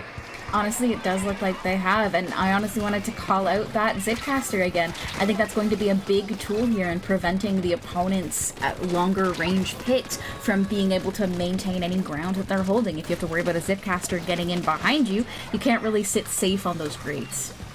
Both teams favoring the Milk variant of the Reflux as well, as they inevitably hung back and are now charging up the Booyah Bomb. Zenith will tank, at least for a minute, the one from Duck Motif. They will end up going down as the armor they get from building that special expires here, Falco. And now Duck Motif has really turned on the gas here the first minute. Red Shell's been able to get high ground, and it looks like they're trying to make the most of this game 3 in the early stages. Yeah, that's a delayed 3 members down on Cream Soda, so that is going to be huge for Duck Motif. You know, phase 2 here is getting some of our players positioned here, making sure you can catch players like Goss, who's going to go down too, keeping them in danger. So this is looking really good for Duck Motif. Now remember, we're only a minute and a half in. We are halfway done with regulation of this stage. So Duck Motif, as long as they don't overextend and don't have a 2-player disadvantage, I'm going to say they're looking pretty and sitting pretty as well. We're going to see another one of those Zipcasters as well. Able to go through the grates, but they're going to get spotted from behind. Vexed on this Reflux, not going to be able to stay in mid. They're not only marked, but they were targeted by a Booyah Bomb. And the other thing we're seeing here, Lily, as Cream Soda starts to take ground, is that Wave Breakers, alongside even the Angle Shooter that we've seen, have been very important in spotting out the players on Duck Motif that like to stay hidden. And I think that's what they're going to have to do. Players like Red Shell, who don't necessarily want to be spotted, you're going to have to find them early. But on top of that, what I'm really liking from Duck Motif, as opposed to Cream Soda, is Duck Motif gave up some ground, but maintained some of those more important higher positions and didn't jump out entirely. They're beautiful floor aura state coming out there to support that. We're seeing Cream Soda go down, where Duck Motif is giving up ground and maintaining a little bit more. I think we heard at least 3 or 4 flow aura state noises go off back to back to back with under 30 seconds left to go here. Goss gonna throw down, but not be able to survive as they get taken out. It's essentially trades galore, but Duck Motif may be getting the best of it. They just lose their Reflux player. That's gonna be a huge miss in putting on a lot of ink, and Zenith is gonna have a Booyah Bomb Falco as they look maybe for one more before the match ends. Yeah, Duck Motif looking to close it out, especially with these 3 players down. You know, this is very difficult for Cream Soda, mainly because they have a blaster player, but they don't have a lot of paint for that blaster player to work with. It just goes to show how far up those chumps were. I would say this is pretty solid in favor of Duck Motif. Always have to remind you, it's Super Chumps. Don't want to call anyone in specific a chump. And Darkmotif certainly not feeling like chumps after a massive 62-point Turf War victory. That will be their first game win of the match. And Lily, that has to give them some momentum. Not only do they stay alive, but now they get the honor of a huge Game 4 mode choice decision, because if they go to Game 5, and they'll need to if they want to win the match, they are deciding the mode for both Game 4 and 5. Truthfully, if I had to decide what I would want to pick, I would go to Clan Blitz, but maybe they're saving that for last, as we're going to be going to Tower Control next. I don't hate the pick, honestly, from Duckmotif, and knowing how Duckmotif plays, I think they have a stronger Clan Blitz, so I would want to save that for my Game 5 to clinch it out, as opposed to trying to bring in the Tower Control at the very end and not making it. I'd rather have one I'm feeling more confident on. And Falco, that felt at least like the most instantaneous mode choice that we had. What do you think led to Duckmotif being so certain of the order in which they wanted to play these final two modes? Yeah, I mean, as Lily mentioned, Lily was saying that they would go to Clan Blitz. Maybe it was Duckmotif who just determined, nope, if the first counter pick opportunity we have, we're going to go to Tower Control. So, but you're right, that was the quickest response we've had from any of these teams so far. And I think they've been in this situation. They had to play Game 4 and Game 5 during their first set in the winner's quarterfinal. So they know the drill, they know where they're headed. But of course, now this is going to be Cream Soda's stage to choose, and that's not something we have seen before. Lily, what we called out is we know Turf War usually procs a good amount of composition changes, is that one of the problems Duckmotif was running into in games 1 and 2 was that a lot of their weapon choices were the same, and they were just getting, it felt like, outplayed on them for the most part. Do you think as we go to Tower Control, where maybe there's some swaps over to a blaster or something that's more mode specific, where the compositions are going to look very similar, do you think that's still a concern for Duckmotif that they need to address? I don't think so. We did see them bring out that Snipe Rider in the Turf War stage, and I think we're going to continue to see that going forward. And I feel like maybe that was the difference for them. They needed that longer range pressure that they weren't necessarily able to pull out or pull off in some of the other stages. So I'm pulling that out here. I feel like we'll continue to see it unless we go somewhere incredibly strange for the Tower Control.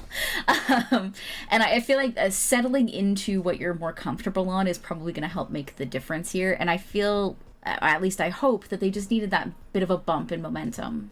Well, Falco, we are going to certainly the least strange stage for Tower Control as a mode, and that is Inkblot Art Academy. Overwhelmingly the choice for Tower Control with 15 selections in top 8. The next closest was Hagglefish Market with 5. What do you think the allure is of Inkblot Art Academy for TC? Well, they these players didn't play it enough in Splatoon 2. They're playing it quite enough in Splatoon 3. But again, we talk about bread and butter stage and mode picks, and this is just simply one of them. It's one of these stages and modes that these players are going to be practicing the most to, and just want to get themselves comfortable. And they're in a Game 4 situation. They realize that the only thing after this is Game 5, so they can be picky without really overthinking their choice or trying to throw a curveball to make sure that something doesn't come up later. So I'm really not surprised with this pick at all. And something I noticed last week, because of course we did see this stage and mode combination last week, and likely the week before, is that you do typically have your Snipe Rider player when they're played on the tower, and you'll send your other players forward in a lot of instances. You'll get the high ground on the left, and you'll also have somebody needing to stick right next to the tower to give it protection as we enter a pivotal Game 4 here. Duckmotif trying to force a Game 5, Cream Soda trying to end it here, and Lily seeing some dueling splat dualies on my screen, as well as a pair of 52 gals and Zenith with the end zap as the tactical or weapon of choice. Yeah, I really want to note here that Cream Soda has completely dropped their longer range option. The longest range now that they have is really the 52 gal, which is less of a long range option and more of a mid range option. So I don't know if that's going to play a difference here. There are an awful lot of boxes in mid that are going to block some sight lines, so we'll have to see how much that plays into how this match goes. And that should be Red Shell on the Comets variant of the Octobrush. That's going to have the Kraken Royale, which I don't believe we've seen today. That'll be good for some invulnerability as we see a Crab Tank v Crab Tank duel. One out by Hex in there. Can try to find another one. There is that Kraken Royale that just cannot get the high ground to threaten Hex in here. And Falco, no major pushes so far. I've also noticed that despite this stage being kind of smaller, these teams really take their time in getting 2 or 3 down situations before they opt to proceed. Yeah, and I think that's because they know if they try and get on the tower too soon, they're not going to make it very far before they're spotted and somebody tries to get them. They want to make sure they have that clear play advantage like Cream Soda has right now to take control of this first checkpoint, and they do it exactly just as they intended without being contested. Now Red Shell's going to be the one who's dropping down, but it's going to land. I think that was a bomb that got them right where they landed. That is very unfortunate, and again, that's keeping up the leverage from Cream Soda to try and keep up this pressure. They still have some specials that are being used.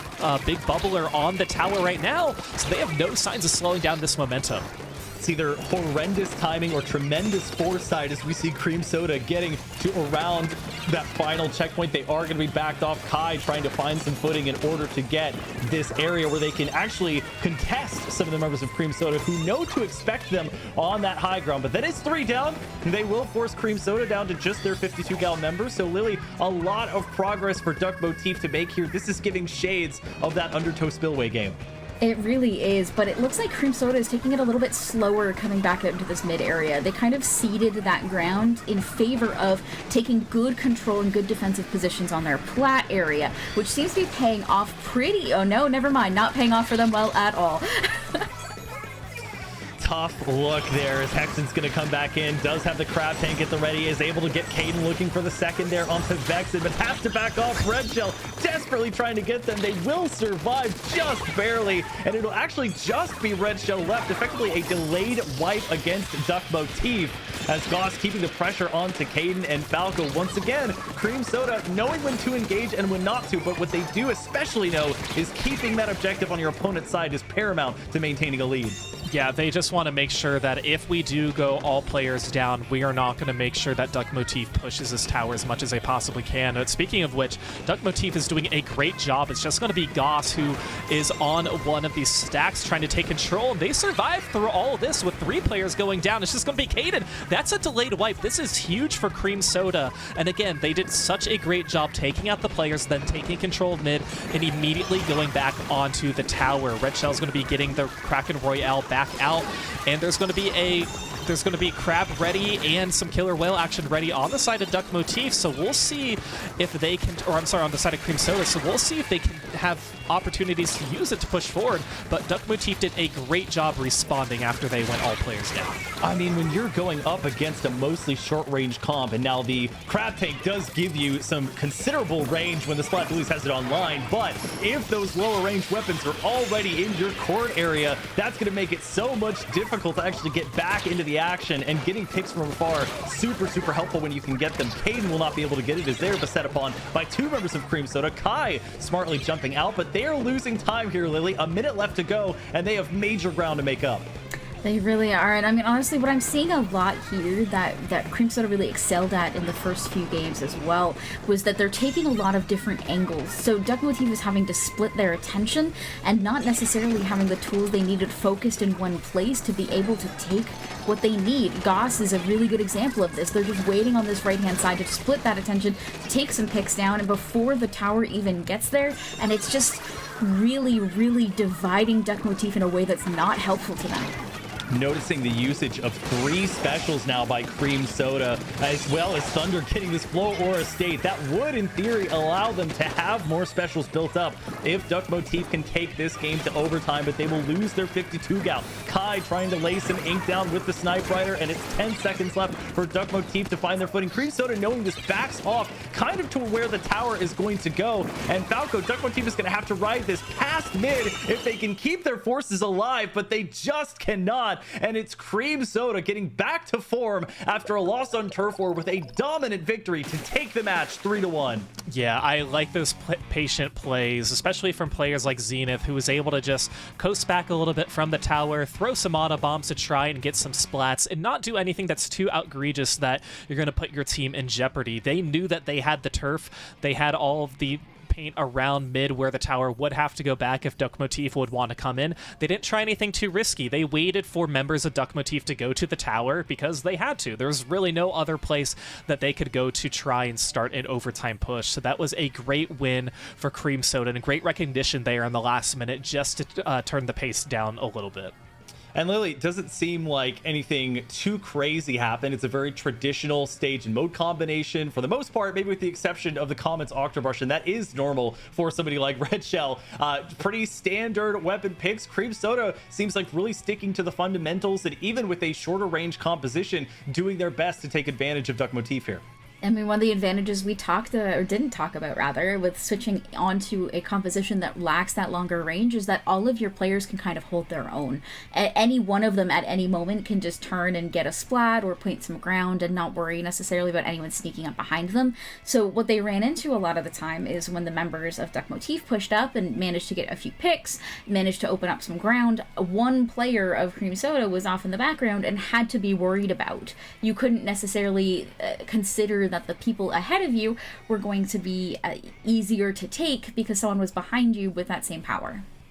Well, we do have the bracket ready after the conclusion of our winners semifinals match here on stream. That was Cream Soda taking down Duck Motif 3-1. They will move on to the winners finals to take on Forfeit, who has also won their game in a 3-1 match, that being against Healbook. So Healbook will go down to losers quarterfinals to take on Swarm, who was able to defeat 3-0 Ayato Koji after almost beating Duck Motif in the winners quarterfinals. And then it will be Duck Motif taking on Content Cat, who was able to defeat Scuba in losers top 8 3-1. So that will be it coming up.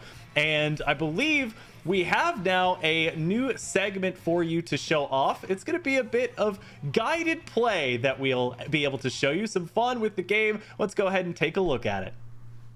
Welcome in, everybody. It's time now for a little fun guided play challenge. This is going to be on the particular kettle in Site 1. What caused the Big Bang? You? Each team will get a chance to go, and the caveat is one person on the controller will not see what's on the screen while the other player tries to guide them through the kettle. You've got to have a pinpoint shot that's got to be perfect. It's going to take a little bit of communication. We'll take the fastest average time between the two teams, and whoever has the fastest average time will be the winner. Zach and Milana, you guys are first. I guess we'll see how this goes. Okay, so here is the controller. Okay. All right, so we're going to get you in position. So hit Y and center yourself. Okay, so you're centered right now. So walk. Hold on, let me turn a little bit towards you. All right, hit Y again because you need to Okay, center. yeah. Okay, now walk forward. So just walk straight forward and then hit A. Oh, that was B. Hit A. Yep. All right, you're going in. Okay. So you've blasted I in felt the wrong ball, and it okay. started. All right, so we have to basically get the exact right timing for you to hit the balloon. So let's focus on your aiming. So start aiming. Okay. All right, I see where you're aiming. Aim a little bit up. Aim a little higher. Stay right there. Stay right there. Okay. It's got to come back around a little bit higher. I'm trying not to laugh. Yeah, to so like move my stay aim. right. I think that should work. So I'm gonna, yeah, like right there is Oh. perfect. Oh, sorry. No, I meant like right there is perfect. Sorry. Okay, we failed it. That's my bad. That's a miscommunication on my part. All right, let's get back. You're in the same spot I got again. antsy, no. Okay, so hit Y again to Okay, center yourself. hold on, Okay. There you go. Okay, now aim your weapon. Aim the E-liter. You're a little bit left, so turn, or sorry, you're a little bit right. So turn a little bit to the left. Yeah, and then up a little bit. Not that much, a little bit down. Yeah, like right there is pretty good. And I'm gonna just say, I'm gonna say go when it's time, okay? Go. Yes, we did it. Did we do it? Yeah. Oh my god. Great job. All right. Okay, and now we swap. Here you go. Here are the sticks, and I would recommend centering everything first of all. So just hit that button to center everything at this moment. Why? Okay. Now, as straight as you can, walk forward. Keep going, keep going, keep going, keep going. Now hit A. Yes, got you to the gate. Okay. Okay. Don't touch the stick yet. Okay, now all you have to do is aim. And go ahead and just try and lock that in forward. No, R with the scope. There you go. Now keep it forward. Wait. I'm gonna tell you when. Just keep it right now. Okay, close. Hold it. Wait. Go slightly up just a hair. Down a hair, down a hair. Keep it right there. Down just a hair more, please. Keep it there. Now. Yeah, Let's go! Yes! Yes! Oh, what a shot! I'm going to pick the weapon. Okay. And I'm going to give you the controller. Okay. And, okay. I'm right. gonna press Y. Yep. You're gonna move straight forward. Okay.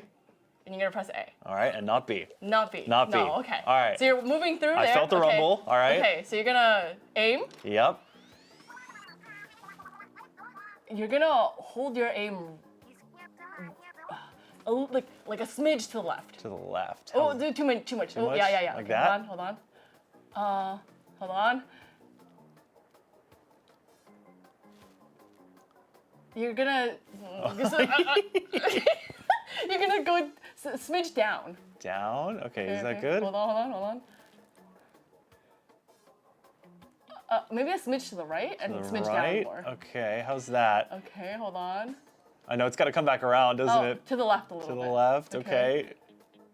These are like micro movements I'm making. Yeah, no, and they're perfect micro movements. Okay. When I say go, Yep. you can go. Okay, Yep. give me 1 second. Oh, I'm like so nervous. I'm ready for it. Go. Oh, no. Okay, hold on. One more time. One more time? Yeah, Okay. okay, hold on. Aim. Okay. Aiming. Um. Oh, I'm nervous because you're okay, nervous. To the left, like a millimeter, and down a millimeter. And down. How's that? To the right a little bit, and then. Okay. So we've gone left, right, down, and I if you say up, Okay, we're gonna be wait, back go, at the go same right a spot. little bit. Okay, right, Go down a little bit. down. Okay, hold on. Is this like the right place? I sure hope so, because I can't see what Okay, you're wait, hold looking on, at. sorry. Try going left. Okay, left. I'm gonna aim at a different How's that? location. More, keep going, more, keep going, more, keep more. going. How's that? Oh yeah, hold on. Holding, Hold on. holding. I'm confused by your confusion. I'm confused by my confusion. Where? Oh, it doesn't like rotate the same way every time. It like Yeah, changes it it up. Oh, changes. okay. Okay, wait 1 second. Okay, waiting. That's all I can do. I'm gonna say go soon. Okay. Go.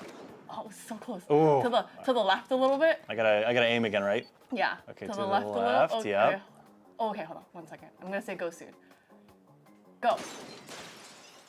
Yes! Oh my gosh!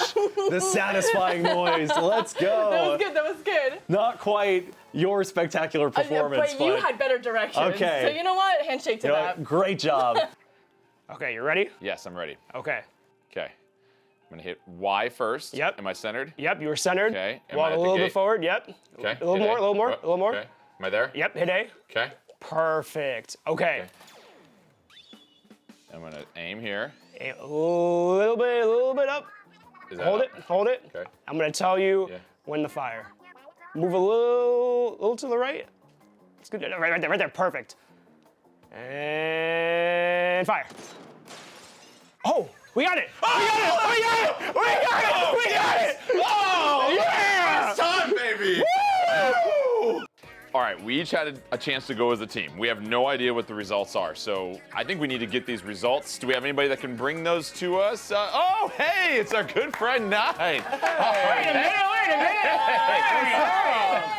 Hey, thank you. All right, Nine has brought the results. Hopefully we can read his handwriting here. All right, our results. With an average time of 37 seconds, Jordan and Pico, let's go! Yes! Woo! That's what I'm talking about. Wow, that's fast. We had a great time playing. Best of congratulations to Zach and Milana. Maybe we'll do it again another time. Hard to watch that one again. Have to give, of course, the congratulations to Jordan and Pico, who happens to be our SpecCam operator today. Certainly nothing funny happening there behind the scenes, playing that one at the same time that he's here. But we are back, and welcome in everybody again to the Splatoon 3 North American League 2026 Top 8 for Event 6 and regular season week number 4. We're at our winners finals now, and Falco, it should be a doozy as we have Cream Soda, who we just saw with a 3-1 win over Duck Motif, taking on Forfeit. Yeah, this will be a fun match to watch too, especially with Cream Soda. We didn't know if they were really going to hold on and win their winner semifinals match, but they were able to do that. And of course, taking on a team Forfeit who did play last week, I'm excited to see them here in winners finals. And Lily, if I gave you 3 guesses to choose the stage and the mode that we're going to, you probably wouldn't even need all 3. It's TC Inkblot Art Academy Tower Control starting us off again with that ever common pairing of Inkblot. It's like we never left. I mean, Cream Soda's just coming hot off of a game there, so it's going to be, I think, a challenge for Forfeit. Maybe they weren't watching stream and didn't know what just happened, but I think I have my cards on Cream Soda this time. Well, Falco, we haven't gotten to talk much about Forfeit. We saw them finish 3rd in top 8 of week 3, wins against teams like Lovely, Healbook, and Hypernova. Their losses also to Healbook and Milky Way. Players including Chani, Alina, Pincera, and Rumi. So they have players that can run Splatlings. Alina, typically their Snipe Rider or Charger player, and then Pincera on Splatonas, both the Wiper and Stamper, and then Rumi rounding out the core with the Splat Dualies, 52 gal, or maybe even a Slosher. Yeah, this will be our first look at them here on stream, and also they played Cream Soda during the latter stages and beat Cream Soda 2-1, so that one did go the distance. These teams already have some play history today, so we're going to see who comes out on top, going from that best of 3 to the best of 5 scenario here, and getting that spot to go into grand finals is crucial. You get to skip some stages that happen in the losers rounds too, and you get quite a bit of a break, so both of these teams looking forward to trying to get that win. Lily, we did see a grand finals reset last week, and talking about tower control being the first mode selected, what goes into if you do make it to a game 4 or game 5? You know, what are your thoughts around what you try and save with some of the picks being yours and some of the picks being your opponents, as far as what you would play in games 4 and 5? I mean, I feel like it comes down to whether or not you need that momentum, right? Like, if I have good momentum, I want to save my best for last. If I need to build momentum and confidence, on game 4, I'm picking my best. Well, we're here at winners finals between Cream Soda and Forfeit. Shout out to Pico once again on the spec cam. It's Tower Control, Inkblot Art Academy, and Falco. What are you seeing from a weapons perspective? Yeah, I'm seeing that mini Zinc Splatling come out from Forfeit. That's going to be one of the weapons that we've seen pretty, you know, it's come up pretty often as of lately. Of course, we haven't seen it quite yet today, and seeing it in winners finals is always great. That's going to be a delayed 3 down on Cream Soda, so that's going to be huge for Forfeit, as Rumi is going to be trying to push forward, using that Ink Wall towards their advantage as well, and the Killer Whale backing it up, trying to extend this tower push, and they do have a teammate who's on tower, so that is a great opening push for Forfeit. And Lily, this is the formula to success that we saw in the last game and consistently see on this stage and mode, is you get a player or players as far forward ahead of the tower as you can to make sure that the defending team has to use that very high ground available to them and aren't able to actually get close within range of the tower. I do feel like Forfeit made one critical mistake there, and that was putting their 52 gal player up on that main plat area by that statue instead of moving all the way up to the highest ground. Typically, you want to take control of that upper area as quickly as possible and make everyone feed into you. Goss moving forward here, trying to use this tactical as a way to lure out the members of Forfeit, and now Cream Soda doing their best, having taken the lead and continuing on through the second checkpoint, which they will take. They have the big bubbler, and Falco, I'm seeing this increasingly, that the teams are not using the big bubbler on the tower itself, maybe too much of a common strategy, and more so using it for defense and to maintain that offensive edge. Yeah, I think that's going to be a better use for that big bubbler, because it is going to diminish quicker on the tower. So they're trying to maximize the amount of time that the big bubbler can be deployed. And, well, it's really worked out so far for Cream Soda. You get the wipeout, you only have a few more units to go to try and get that win. You're able to knock it out. So Cream Soda with a great win here on Game 1. Game 1 massively turned on its head, Lily. We saw Forfeit come out of the gate strong, get that first push to the first checkpoint. Rumi was set forward, and we thought, oh, you know, Forfeit gonna be really strong out the gate. Cream Soda did a fantastic job of wiping that out, getting their first push started, and then never letting go from there. I mean, truthfully, Cream Soda doing just as well what they did before, which is consistently having somebody come in from the left or the right side and pulling off some crazy thing that pulls on the attention of the opposing team and then riding that to victory. So Forfeit, being the second seed, was the team that got to select tower control. They will retain the option here, Falco, to select the mode. As Cream Soda being the fifth seed coming out of ladder, they will once again select the stage. Still waiting on the selection of the mode, but they are going to have to find a respawn and find a way soon.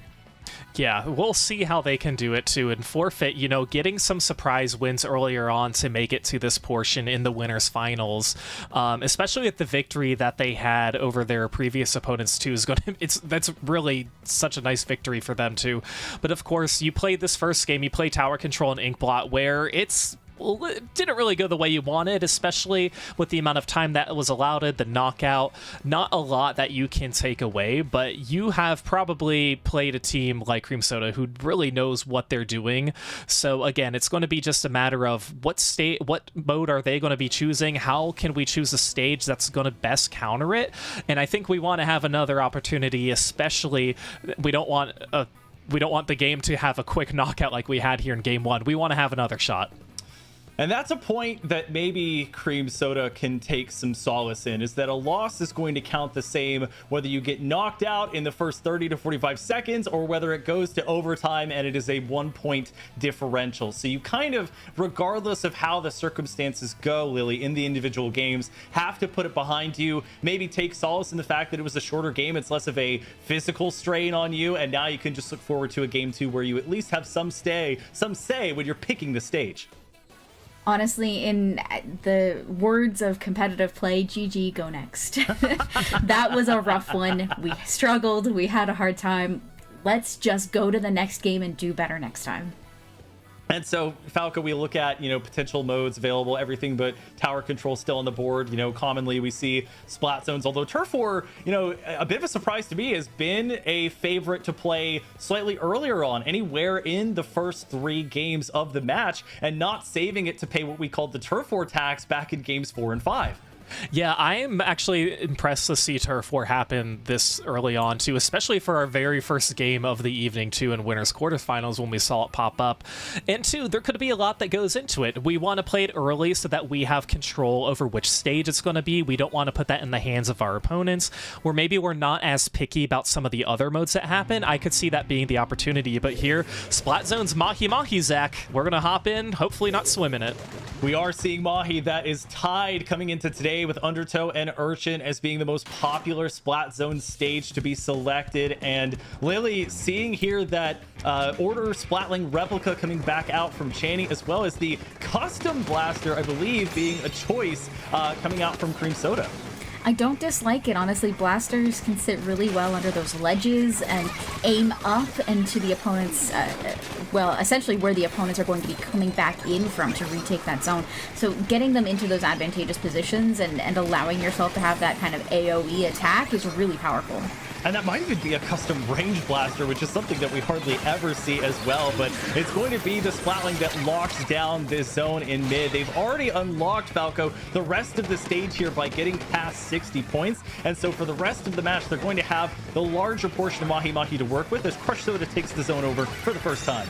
Yeah, that was a really good first take there by Forfeit. That's something we didn't see in our first game. And like you said, dropping the floor, allowing for more turf to be put out here on the stage. And right now, it's Cream Soda who's really trying to find a way to break back in, giving Forfeit some penalty points, but Forfeit was able to take it back over control. So Hexen's going to have to drop out here, jump back, use a tactical or in a more defensive position, allowing some of their members to try and get that cooler and push up too. But right now, Forfeit's still holding pretty strong, even though they didn't have control of the Splat Zone. They had pretty decent control of the stage in general, but Cream Soda here able to counter that with the splashdown and with the Wave Breaker to try and target some of their opponents. Yeah, you would hope that they could. They also used the Ink back, which, Lily, is a bit of a surprise to me to see. You typically would see the 52 gal instead of the 96. You would really only see that 96 when traded out for Rainmaker, or, like we saw previously, running it in tandem with the 52 gal. Honestly, it's one of those picks that's a little strange, but I don't dislike it. There's a lot of ways to take this zone over from afar, using Booyah Bombs, using the Trip Link Strikes, and having a vac available just to suck those up and prevent them from touching the zone is going to extend your lead. And Crush Soda, or Cream Soda rather, trying to extend the time that they sit in mid as the wave breaker goes down. It's been such a popular choice for finding any members of, in this case, Forfeit, who are trying to shark around and try and go around the obstacles that are in the way that players like Zenith here like to use for a bit of high ground. We see Red Shell coming through with that Zipcaster, seeing if they can find anybody. Don't even, Falco, really use many of the dashes with the Zipcast. They just get a position that they like, and they find their pick regardless. Yeah, sometimes it's about just using one dash, try and get a position, get the 1-2 pick that you can, and seeing where that takes you. And unfortunately, though, for Forfeit, that's not going to allow their team to push forward here, as Cream Soda has control of the zone once again, the wave breaker, and they're not overextending either. They're allowing Forfeit to try and get some space closer. Cream Soda knows we can't have 3 of our members go down. We want to try and get this in a clean sweep while controlling the zone. It's going to be really hard with just Zenith alive. That's the wipeout and a huge takeover for Forfeit, giving 65 penalty points to Cream Soda. Yeah, Cream Soda also knew what it meant to be so close to victory and having that looming thought of getting a massive penalty awarded, if you can call it that, to them if they lost the fight. I think that's why all hands were on deck and they were wiped out as a result of Forfeit winning that fight. That's going to be a huge advantage for them, and they're going to start taking advantage of it with the Tactical. That's going to be a nice pick there by Alina, as now 3 are down Lily once again, and the penalty point is long gone at this point for Forfeit. It really is, and Forfeit is doing a fantastic job here of holding this zone. That vac coming out as well as the splashdown is going to make things a little more difficult. The 2 players going down on Forfeit means that Crush Soda is going to get that cap and extend their timer here. They managed to maintain the lead as well, which is massively important with only a minute left in this game. It's really going to come down to whether or not Forfeit can even break back in, or if Cream Soda can put out enough of a hold to maintain. Channing wasn't able to get out. I really liked how Alina held on to most of their shots with the Snipe Rider until the triple splashdown fully landed, but it was not enough. And now Crush Soda hanging on to the zone as a result, down to just over 10 penalty points as Forfeit tries to contest. It's going to be 2 numbers once again, down on both sides, but Forfeit, Falco, will take advantage of it, and with just over 30 seconds remaining, will take away their penalty now. Yeah, the much needed take here by Forfeit again. Now they're at the moment where we want to hold on to the zone because we don't really realize how much time is left on the clock. We can't really sacrifice losing the zone again. We don't want to get any more penalty points, because if we lose the zone and lose control, Cream Soda's going to get the victory. So Forfeit trying to figure out how they can hold on. They are going to lose the zone once again.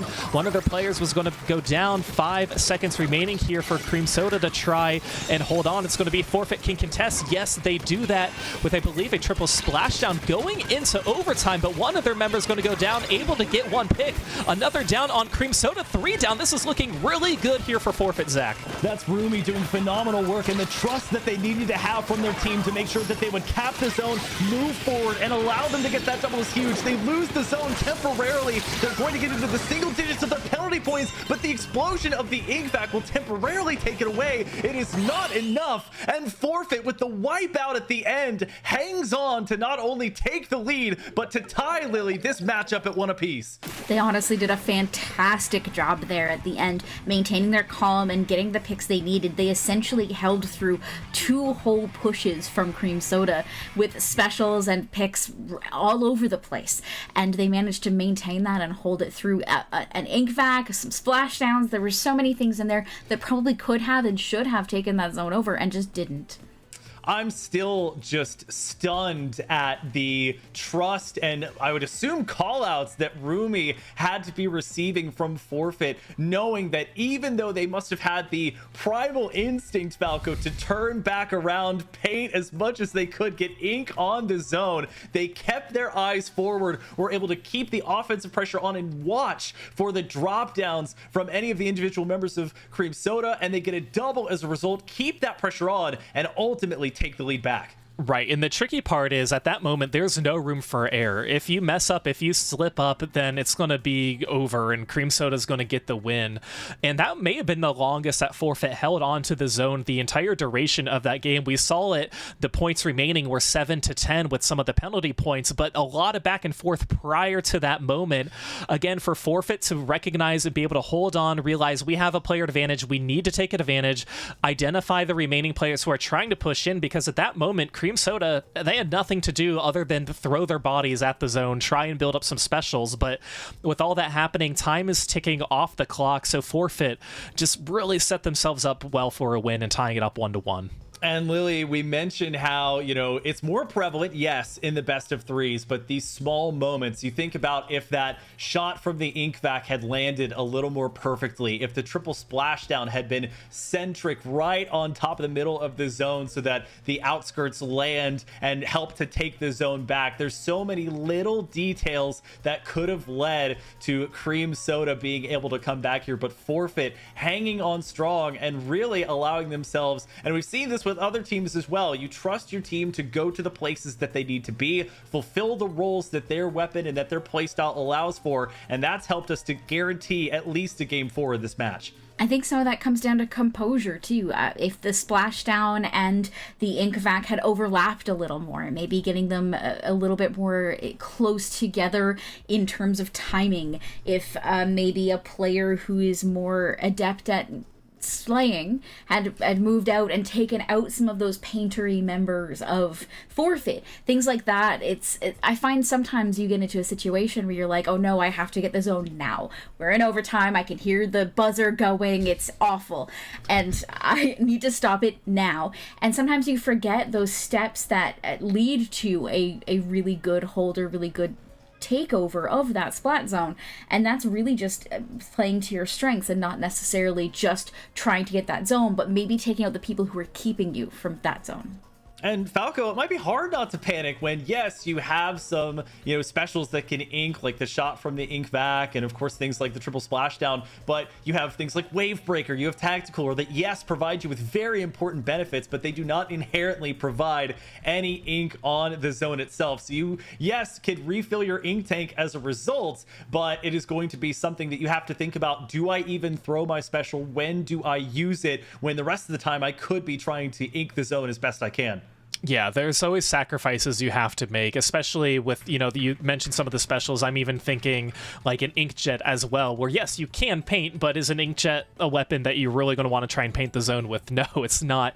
So it's always a battle of, can I use my special? Can I throw it out for a special like Tactical? Probably, because it only takes about 2 seconds, and the benefit from that is really great. So there's always things to think about, and again, there's no room for error once you approach overtime, and as Lily pointed out, hearing that bell in your ear of overtime ticking down, it's brutal, especially when you're the team trying to break back in. Well, Lily, we are going to Rainmaker next, and it is not, the most logical of combinations. Mako Mart will be the pick. It is a rather popular stage, but Rainmaker, not the mode that I usually see it on as we get into an important game 3. Definitely not the one I would go to if it were me, but I mean, I've said this so many times, I don't dislike it. It's a lot more scrappy of a Rainmaker stage than we typically see. There's so many more angles to come around in on. So the members of Forfeit are really going to have to watch out for Cream Soda coming in from those off angles. We're also back with this double gal composition, so the 96 and the 52 gal respectively. The custom blaster is there, and Forfeit bringing the splatter scope, which Falco, I notice, is very popular for Rainmaker. The special, of course, being suited properly for this mode. Yeah, it is really, really nice for them to try and take advantage of it and to try and push forward with the Rainmaker. Speaking of pushing forward with the Rainmaker, it's Forfeit, who seemingly has a clear path forward. There's going to be one player who is trying to stop them. It's going to be Hexen, who's up top, and now the Rainmaker carrier is going to have to drop back a little bit. How far back are they going to be pushed? Back down 2 ledges, so that is some great work there for Cream Soda, not allowing Forfeit to push forward. Again, you were in a position where you probably could have gotten the checkpoint if you went for it, but you're going to go down and reset that Rainmaker back in mid. These are A, the decisions you're having to make in the heat of the moment, and B, something that we, of course, as our casters are much more lucky to get a holistic view over. So as we see Cream Soda trying to decide which way to pursue the Rainmaker, it looks like they will get very far forward. And Lily, on a stage like this one, if you hit the pedestal, unlike the 70s you hit on other stages, you're nearly at the halfway mark already. Yeah, the pedestal at this one is really kind of negligible. It really comes down to those really low numbers. This stage can bring bring you down to the sub 10 and still be something competitive, which is terrifying. What I'm not liking so far from Forfeit is how much ground they're forfeiting to Cream Soda. They're just giving up so much more than they probably need to, and playing a little bit more cautiously than I would like to see them into a team that can be so scrappy. To your point, they're taking a lot of time to ensure mid is inked in their colors. We see Zenith trying to get set up. They have the ink back at the ready and are just holding on with the help of that sprinkler to try and retain this area in mid, being poked at by the Splatana there, it looks like, Falco, and it looks like they won't get the chance for their ink back as Forfeit was first to the punch. Yeah, Forfeit's going to be beating them there, but now Cream Soda able to respond there with Thunder getting a nice pick. Are they going to be able to get another one being chased down? No, wisely jumping out. They had 3 players targeting them, so it's now Forfeit trying to figure out how they can push forward with this Rainmaker, but there is going to be an ink vac online, pushing some of the players back too, and 2 are going to go down on Forfeit, so it's really a matter of, okay, when can we find an opportunity for Forfeit to have a player advantage? And that hasn't come up yet. It's actually been Cream Soda who's had it and still opting not to pick up the Rainmaker until finally right now, where they've already passed that first checkpoint. But again, they're going to be trying to take out the Charger. Forfeit's Charger is already going to go down too. So this could be where Cream Soda extends their lead past 34. Yeah, Cream Soda not looking to take the same mistake that Forfeit did of being a little bit lax with their push, getting up to 30, not waiting for any members of Forfeit to respawn and trusting their team to advance forward and keep that pressure alive. We see Hexen playing on this right-hand side, now seeing the writing on the wall as 2 go down. But Lily, once again, they're on the Dapple Dualies, which once again means with Goss getting a pick and that beacon on the board, Cream Soda might be right back into the action very soon. What Hexen's doing is really fantastic. They're holding that right-hand side, with especially with beacons, is allowing players to come in a very dangerous position for Forfeit because it's right underneath their spawn, which means that they can't just drop out into mid and take back control of things. They have to worry about dropping into any ground, which I just never want to be in that position, honestly. It is just one after the next here for Thunder as we see directs and indirects combine for a flow or escape that is going to easily allow Cream Soda to advance. Hexen giving the carriers, they're supported by the ink bag, but it's not going to be enough as they're taken down. And Falco, that's lots of resources, 3 down for Cream Soda, but we've seen this as a consistent theme today. Keep the objective on your opponent's side, and no matter how badly those pushes go, you're usually able to regroup.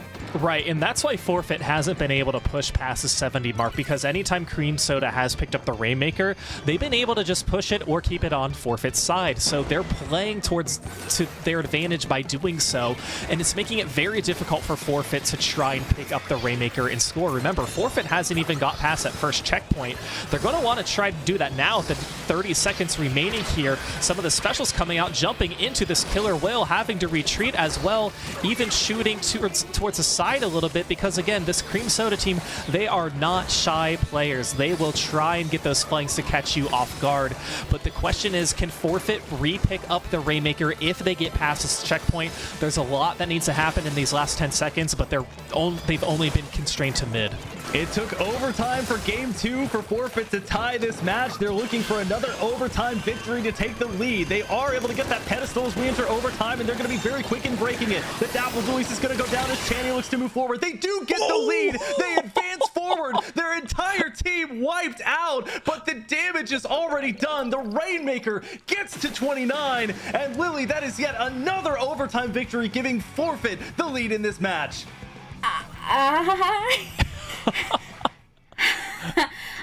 Literally dueling vacs, some explosions, several players shooting through, and they managed to get the 1-point lead before going down. If I'm Cream Soda, I'm furious. Furious that happened to me. You know, I mean, what else do you do, Falco? What else do you do there? I saw the triple splash. I was like, oh, that's game. That's GG's right there. Okay, all right, Cream Soda. But no, it took the lead. Crazy work there for Forfeit to just know, okay, we're going to have to try.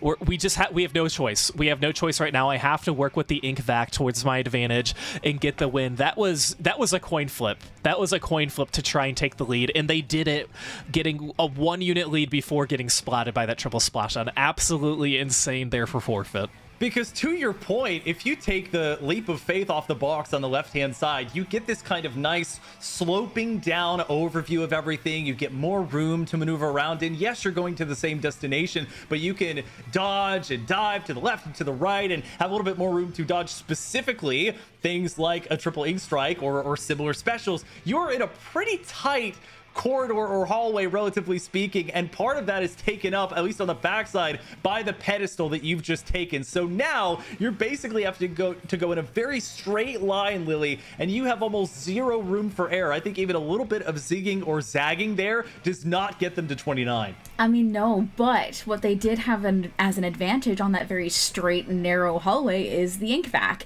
which is going to excel in that straight narrow hallway. What's going to hit you if it's just all covered by an ink vac? Not a problem, as we saw. Absolutely not a problem. We saw an ink vac push earlier in the game on that left-hand side, which went a little more roughly, and it had to do with, I mean, going down a slope and introducing those height elevations really makes things a little more difficult for the ink vac to cover everything that it needs to. Well, Falco, Game 4's mode and stage are in. Turf War is back, so once again Turf War tax to be paid here in game number 4. I believe Urchin is the stage we go to, and previously we'd seen it a couple times on Splat Zones. We mentioned that focus point is on the single zone in the middle of the stage. Now you got to worry about all of it, and for the inevitable reflux players, that means you have that much more to worry about in your spawn area before you go join the firefight. Yeah, there is a lot that you need to try and take control of for Urchin Underpass when you're playing Turf War. There's a lot of nooks and crannies on this stage, especially for a player like a Reflux player who's going to be responsible for getting those hard-to-reach places, too. These teams are doing everything to avoid Clan Blitz. I'm convinced of that, too. I know Lily and I are just like, man, we want to see some Clan Blitz, but no. For Turf War, this takes advantage of the entire stage too, and it's going to be crucial to see which players are pushed up, especially making the other team uncomfortable, because we can control our side, we can control mid, but where am I going to position myself where I'm catching you off guard because I'm flanking and I'm painting a part of the stage you didn't think I was going to get to, especially this early.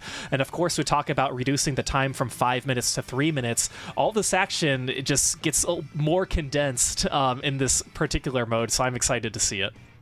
And we talked about positioning when we saw this stage last, and how playing just in front of now where the zone will be, before where the zone actually was, where you set up a couple members maybe on the ramp to the left to watch that drop down. You have somebody pivotally in the alleyway kind of hiding around the wall, making sure that they can either use a special there, put a beacon there. We've seen Dapple dualies be used here that have the beacon, and of course aggressive players that will push forward. So this will be an absolutely clutching game 4 here as we go to Turf War, Urchin Underpass, and Lily seeing a Splatana Wiper come out and that Claws 96 return on the other side of things. Honestly, the Splatana Wiper is just one of those weapons that people don't think about as a painting weapon, but goodness gracious, can it ever cover ground so fast. They have such a high walk speed and such a high swing speed that they can just walk from side to side and cover a whole ton of ground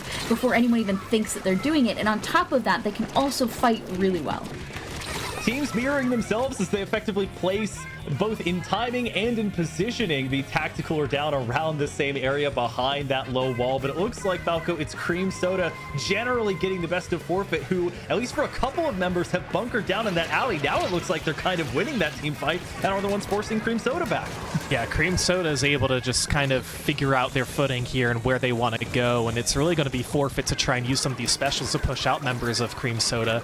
You know, and what I'm seeing a lot of these players do, especially Goss, for instance, is really making their way to try and go for these flanks rather than painting as they go. And I get they don't want to be spotted as much, but they're really putting all of their eggs in one basket to try and get some of these picks here. That's going to be a key pick here onto Forfeit as well. So it's going to be Thunder trying to close it out.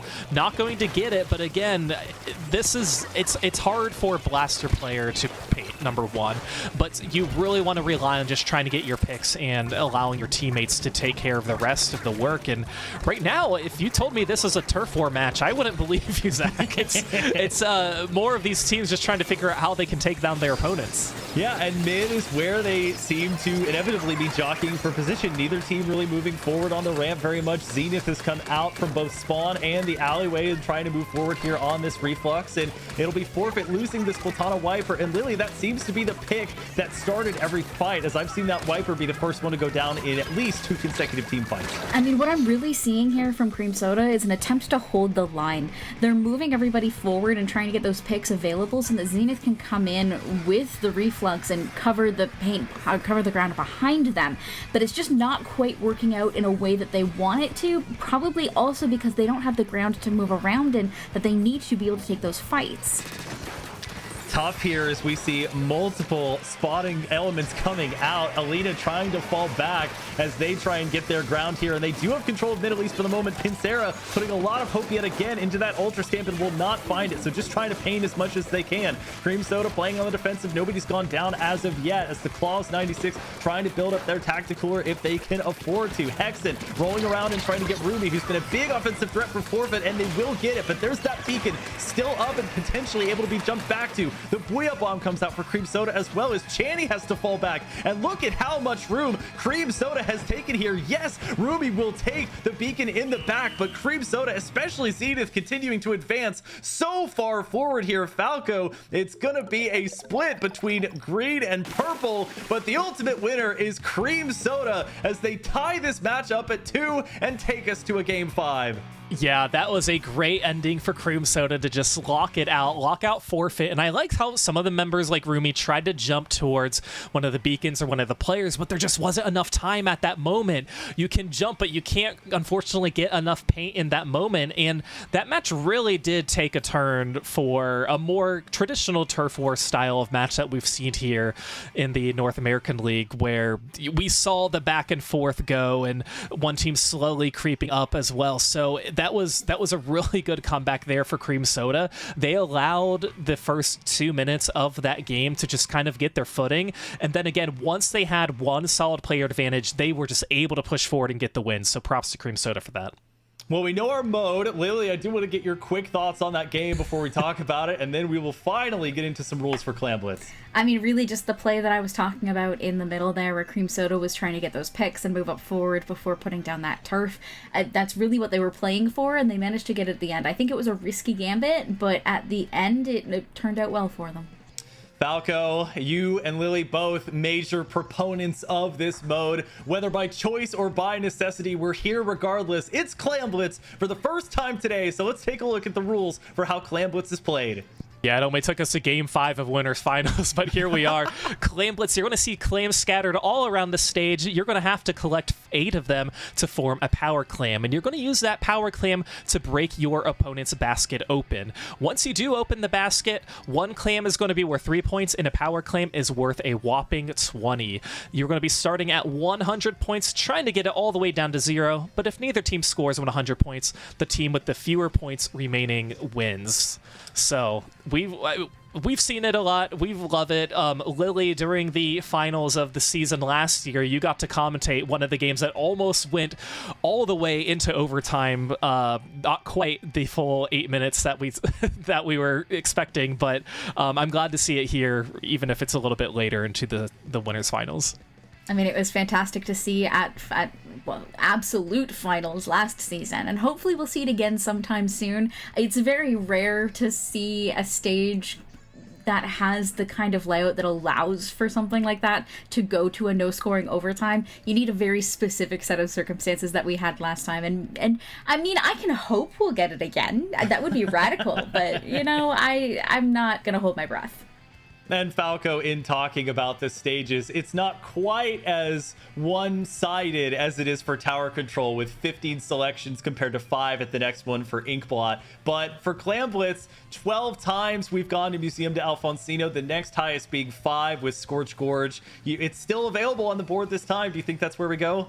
I think one of those two options seem very viable. Museum d'Alfonsino, there's a reason why a lot of players like to choose that stage. And then Scorched Gorge, I feel like that was one of the earliest Clam Blitz stages here in Splatoon 3 that a lot of players got to choose. And those two stages play out very differently. You know, one of the stages, like Museum d'Alfonsino, has spinners that you can use towards your advantage, whereas Scorched Gorge doesn't really have that leverage that you can try and capitalize on. So it's gonna be interesting to see what stage that Forfeit picks for this. Hear me out. Yeah. I have a controversial pick here. See, Museum, lots of spinners, lots of ground you have to try to retake. Harder to hold, harder to push.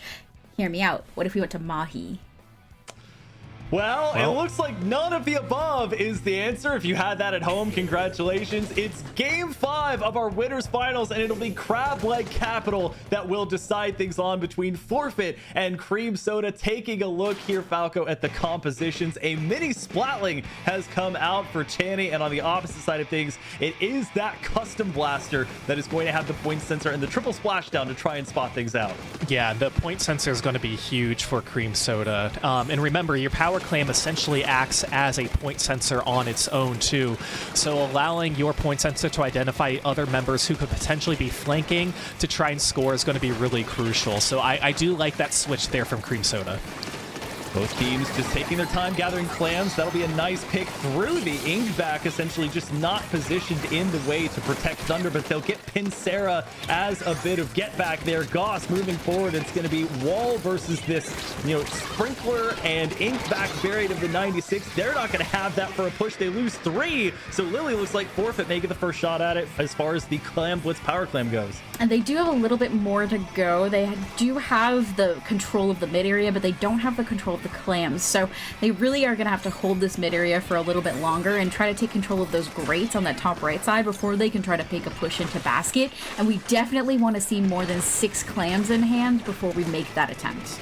Yeah, heavy versus a mini. We talked about how the Splatling can be used on the grates. Even the mini can make use of it. Your range is just limited as we see the Inkback and the Wave Breaker come out for Cream Soda. There's the third special in the form of the triple splashdown. You would think with that heavy investment that they would get a little bit more out of it. They do get the 52, but Falco not a ton more than that, and they didn't have more than 1 clam after picking up this power clam, make it 10.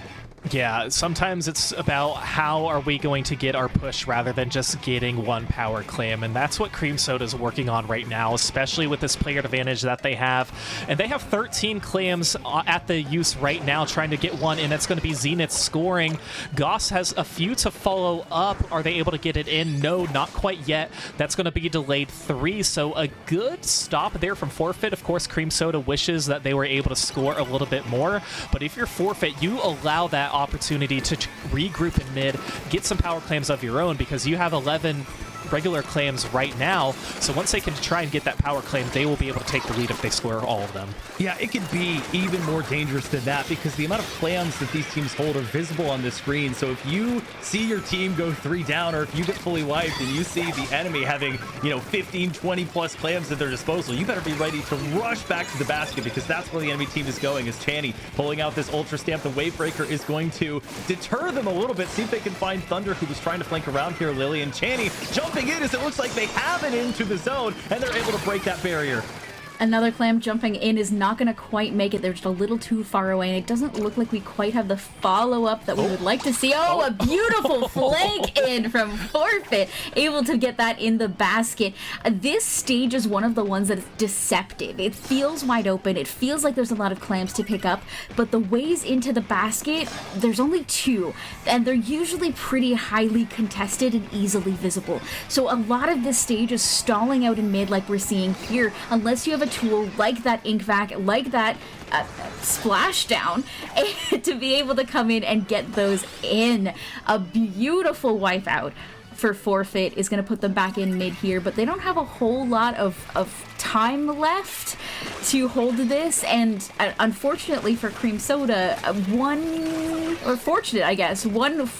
power claim is going to be able to take the lead. Yeah, you may not think of the triple splashdown as the definitive special to use to get your team in. You may think of like a big bubbler or something that you can jump to, but no. Shannon gonna try and get a pick. The throwaway shot not gonna hit anybody, but they will get the assist here as we're just over a minute here. Falco, Cream Soda not able to keep their players alive here, and Forfeit claiming all the clams just about on the board as a result.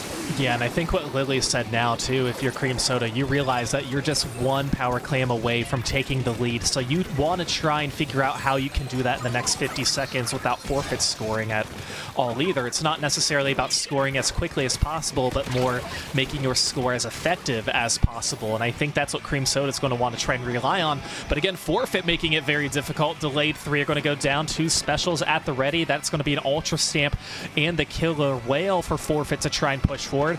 Now they do have their Mercy Clam, but they don't have a power claim of their own that they're trying to obtain just yet. Finally, the 52 gal is going to get it. And with 20 seconds remaining, it will be Forfeit figuring out how to extend this lead past 57.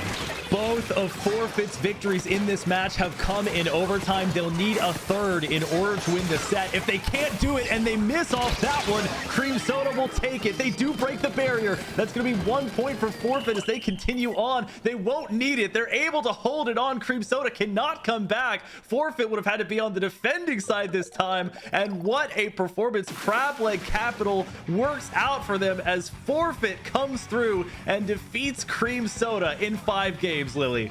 I feel like Forfeit just had a better eye on that flank aspect into basket and wouldn't allow Cream Soda to use it, whereas Cream Soda was trying to use it, not necessarily watching it, which turned out to be unfortunate for them. Falco, we start the day off with a very quick 3-0 sweep. Now we come to winners finals and we kind of go the opposite side of that, where we get a 3-2. We go to a game 5. We'll actually take a look here at a replay as well. Going into game 2, we did have some fantastic overtime moments. This one was on Mahi Mahi Resort. Forfeit down 1-0 in the match at this point, and Rumi doing a wonderful job. They were the ones sent forward, had to turn their back on the zone, but gets Goss, gets Zenith, allows the jump-ins to come through, multiple in fact, and takes Cream Soda off of the high ground. Falco, this does not go 5 games without some heroic plays, in part set up by Rumi. No, and I feel like at the end of every game we had some heroic moments, but this one in particular was the most drawn out, and Rumi doing such a good job holding on to that zone. We mentioned that was probably the longest zone duration has been held by either team, and that came at the best moment for Forfeit in that situation. But Zach, you pointed out starting off this day with a 3-0, then a 3-1, now a 3-2. We're just building up the momentum here. Forfeit's going to have to be waiting in grand finals for this loser bracket to fill out, and I'm really curious to see how the rest of the losers bracket's been going. Well, we can take a look at that bracket right now after our winners finals has concluded. It's a 3-2 victory for our second seed coming out of ladder. Forfeit, they will move on to grand finals and await the winner from the losers side of the bracket. In the quarterfinals of the losers side, Healbook able to sweep through Swarm 3-0, and they will move on as Content Cat also went to a game 5. They're having themselves a bit of a redemption run as well. They win 3-1 in losers top 8 against Scuba. Content Cat with a 3-2 win over the number 1 seed coming out of ladder, that being Duck Motif, ending their day. So I believe it will be Healbook and Content Cat in our losers semifinals, with the winner of that match taking on Cream Soda. So Lily, definitely some exciting matches to look forward to. And how about Content Cat? We had some high hopes for them, got worried after that 3-0 sweep. Seems like they've made the most of their loser side. It really does. And I feel like, did I not see earlier in the latter round that Duck Motif beat Content Cat? I believe I saw that. So that's lovely to see them on the comeback. Lovely to see them building momentum again. And it looks like that 3-2 is probably a hard-won match. I'm really interested to see how that plays out, because I do know some of the stats of some of the players on Content Cat. And I know that going to Game 5, a Clam Blitz had to be played. So I'm interested to see if they're turning around their losing record on that one. Maybe we'll be able to see a little bit of that on the stream. Well, Falco, losers semifinals will be our next matchup. It's going to be Healbook versus Content Cat. And this is what we saw at the start. So we run it all the way back. It was a 3-0 and not a lighthearted one at that. Content Cat, they've gotten some meat on their bones as far as some matches under their belt today. And they've had both some very high highs and some very low lows. What are you looking forward to in this rematch? Yeah, they have to ride the momentum of beating Duck Motif, especially in a game 5, and bringing that momentum into this set. You know, we talk about them facing Healbook in round 1 and losing, and that was after probably about an hour of not playing. So here they've had some steady practice where it actually matters. And you remember, Content Cat was the first team, as a matter of fact, knocked into the losers bracket when we saw that. So they've been still alive here this entire time, and facing a team like Healbook, they want that redemption. I think they can perform better than what they did before. Does that mean we see a game 4 and 5? I don't know. I clearly hope so, because we love to see those. But to Lily's point too, I think Content Cat having to play Clam Blitz probably put them out of their comfort zone a little bit. I can't imagine that's a game mode that they typically would counterpick with. It's typically forced upon them. So to get that win against Duck Motif, to having to play that game mode as well, bring all of that to what you can into facing Healbook for the semifinals in the losers bracket. Yeah, and Lily, I'd love to have you speak to Content Cat again. You know, they've had such a, as I mentioned, roller coaster run through the 2026 Splatoon 3 North American League season.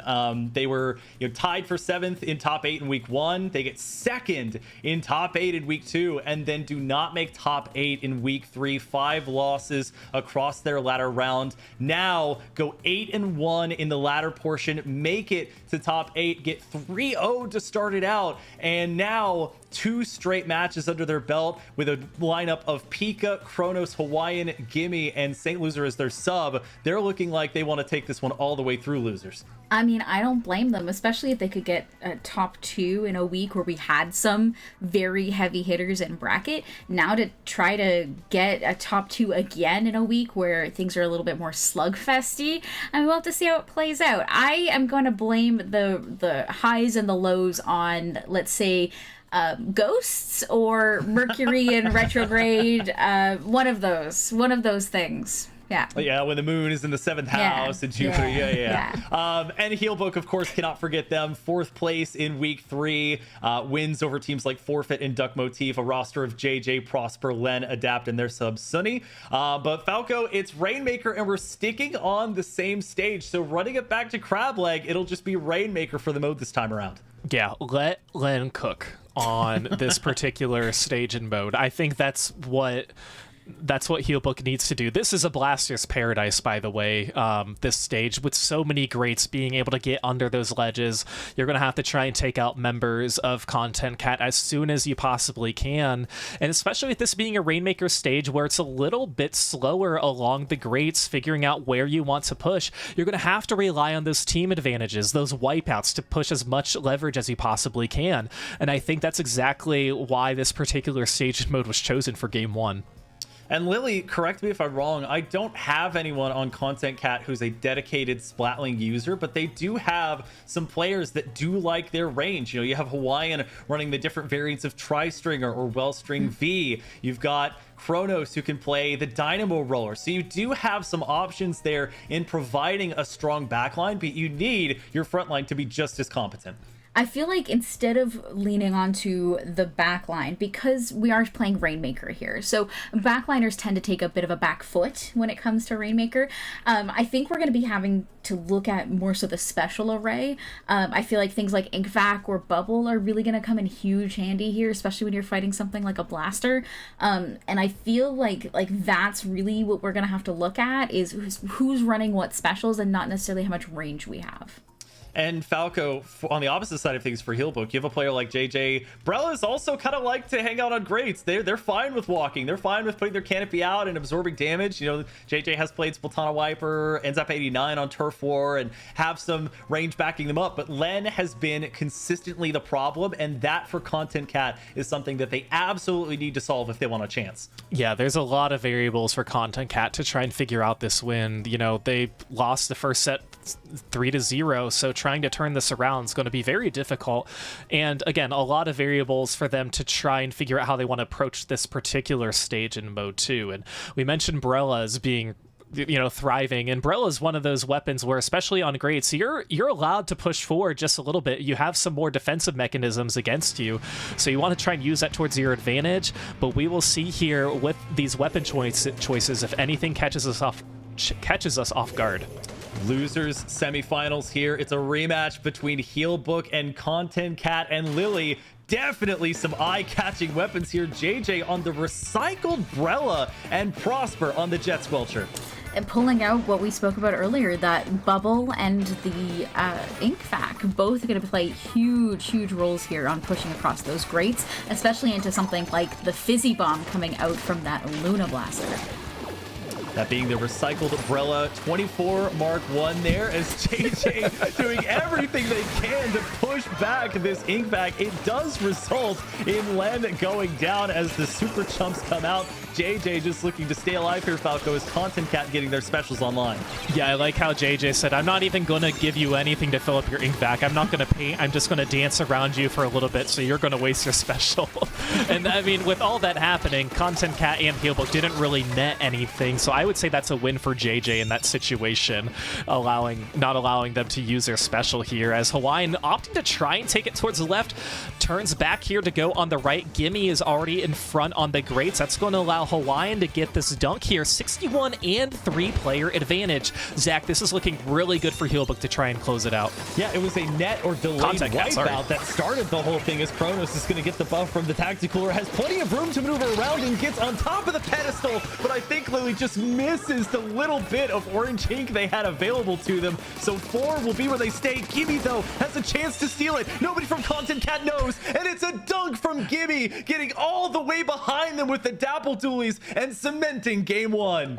I am gonna have to give massive applause to Gimme there. First of all, we're coming out strong. A beautiful push from Content Cat into a beautiful checkpoint break, and then pushing all the way up to 4, and then Gimme coming in from behind.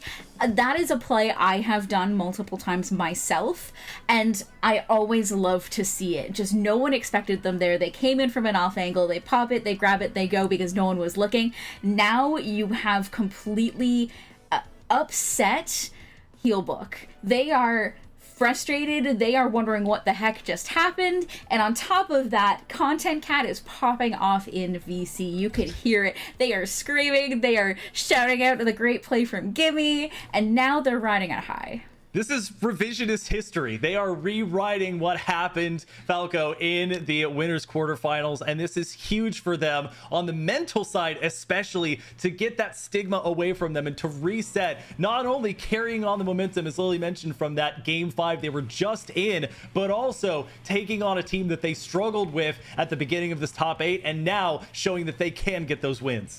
Right, and I think the most impressive part with that, it was a 1.5 push KO. It wasn't a match that went the whole 5 minutes and a lot of back and forth. It was really Content Cat picking up the Rainmaker, getting that first checkpoint, and then having a very metric push towards the end, towards the podium, and that was really good, and that's very difficult to do.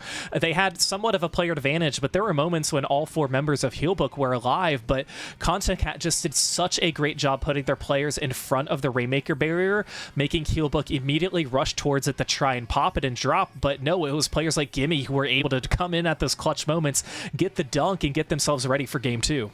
And I was watching it, and it was just, I was preparing myself for a 2 or 3 minute hold, and preparing myself for how that might shake out with a Bubble and an Ink Vac to be able to push on those grates, how that might shake out if Len goes on a massive spree and splats and gets a massive flow aura state, but we didn't even have to worry about it because Gimme was ready. Yeah, just you don't even have to worry about the blaster if you stay way far behind the action and think that everybody is long gone. So we'll see what kind of tricks that Content Cat has remaining up their sleeves. They did get to select the mode in game 1, being the higher seed coming into this, and they will retain that honor going into game 2. And Falco, it will be Healbook selecting this stage once again. Still plenty of options left. I don't know that we have the mode yet available to us, but It does seem like zones, tower control, those have traditionally been what you pair with Rainmaker in that starting 3. Right. Yeah, Zach, they're actually going to be choosing Clam Blitz on Ship-Shape Cargo. So, Lily, this is interesting. We mentioned that Content Cat not being a team who's really, itching to play some Clam Blitz, but they're riding this momentum. I want to toss this to you about why you think they chose this for this for game 2 for this mode. Honestly, if it were me, I'd want to get it out of the way as quickly as possible. If we can put ourselves in a situation again where we're picking stage, because I feel like the stage pick is going to be stronger for Content Cat, then maybe we're putting this out here now so that if we lose, we're back in an advantage on our counter picks. Maybe we're pulling it out to get it out of the way while we're still riding the high, so we don't have to worry about it in the game 5. We're still so early on here. I feel like seeding that 1 point isn't going to necessarily be a big problem. Now, Healbook pulling us to Ship Shape is interesting, and I feel like that has to be entirely for the benefit of Len. I feel like wanting your blaster in around all those slopes that's got to be the choice, right? Well, we're going to get into the game and see how these choices play out, especially what changes to the compositions these players have opted to make. We do still see the Inkline Tri-Stringer, as well as Adapt going over to the Tri-Slosher Ashen. So that's going to be one of the first instances we see of the splatter color screen special. Falco, that's going to help provide at least some visibility blockage against Content Cat.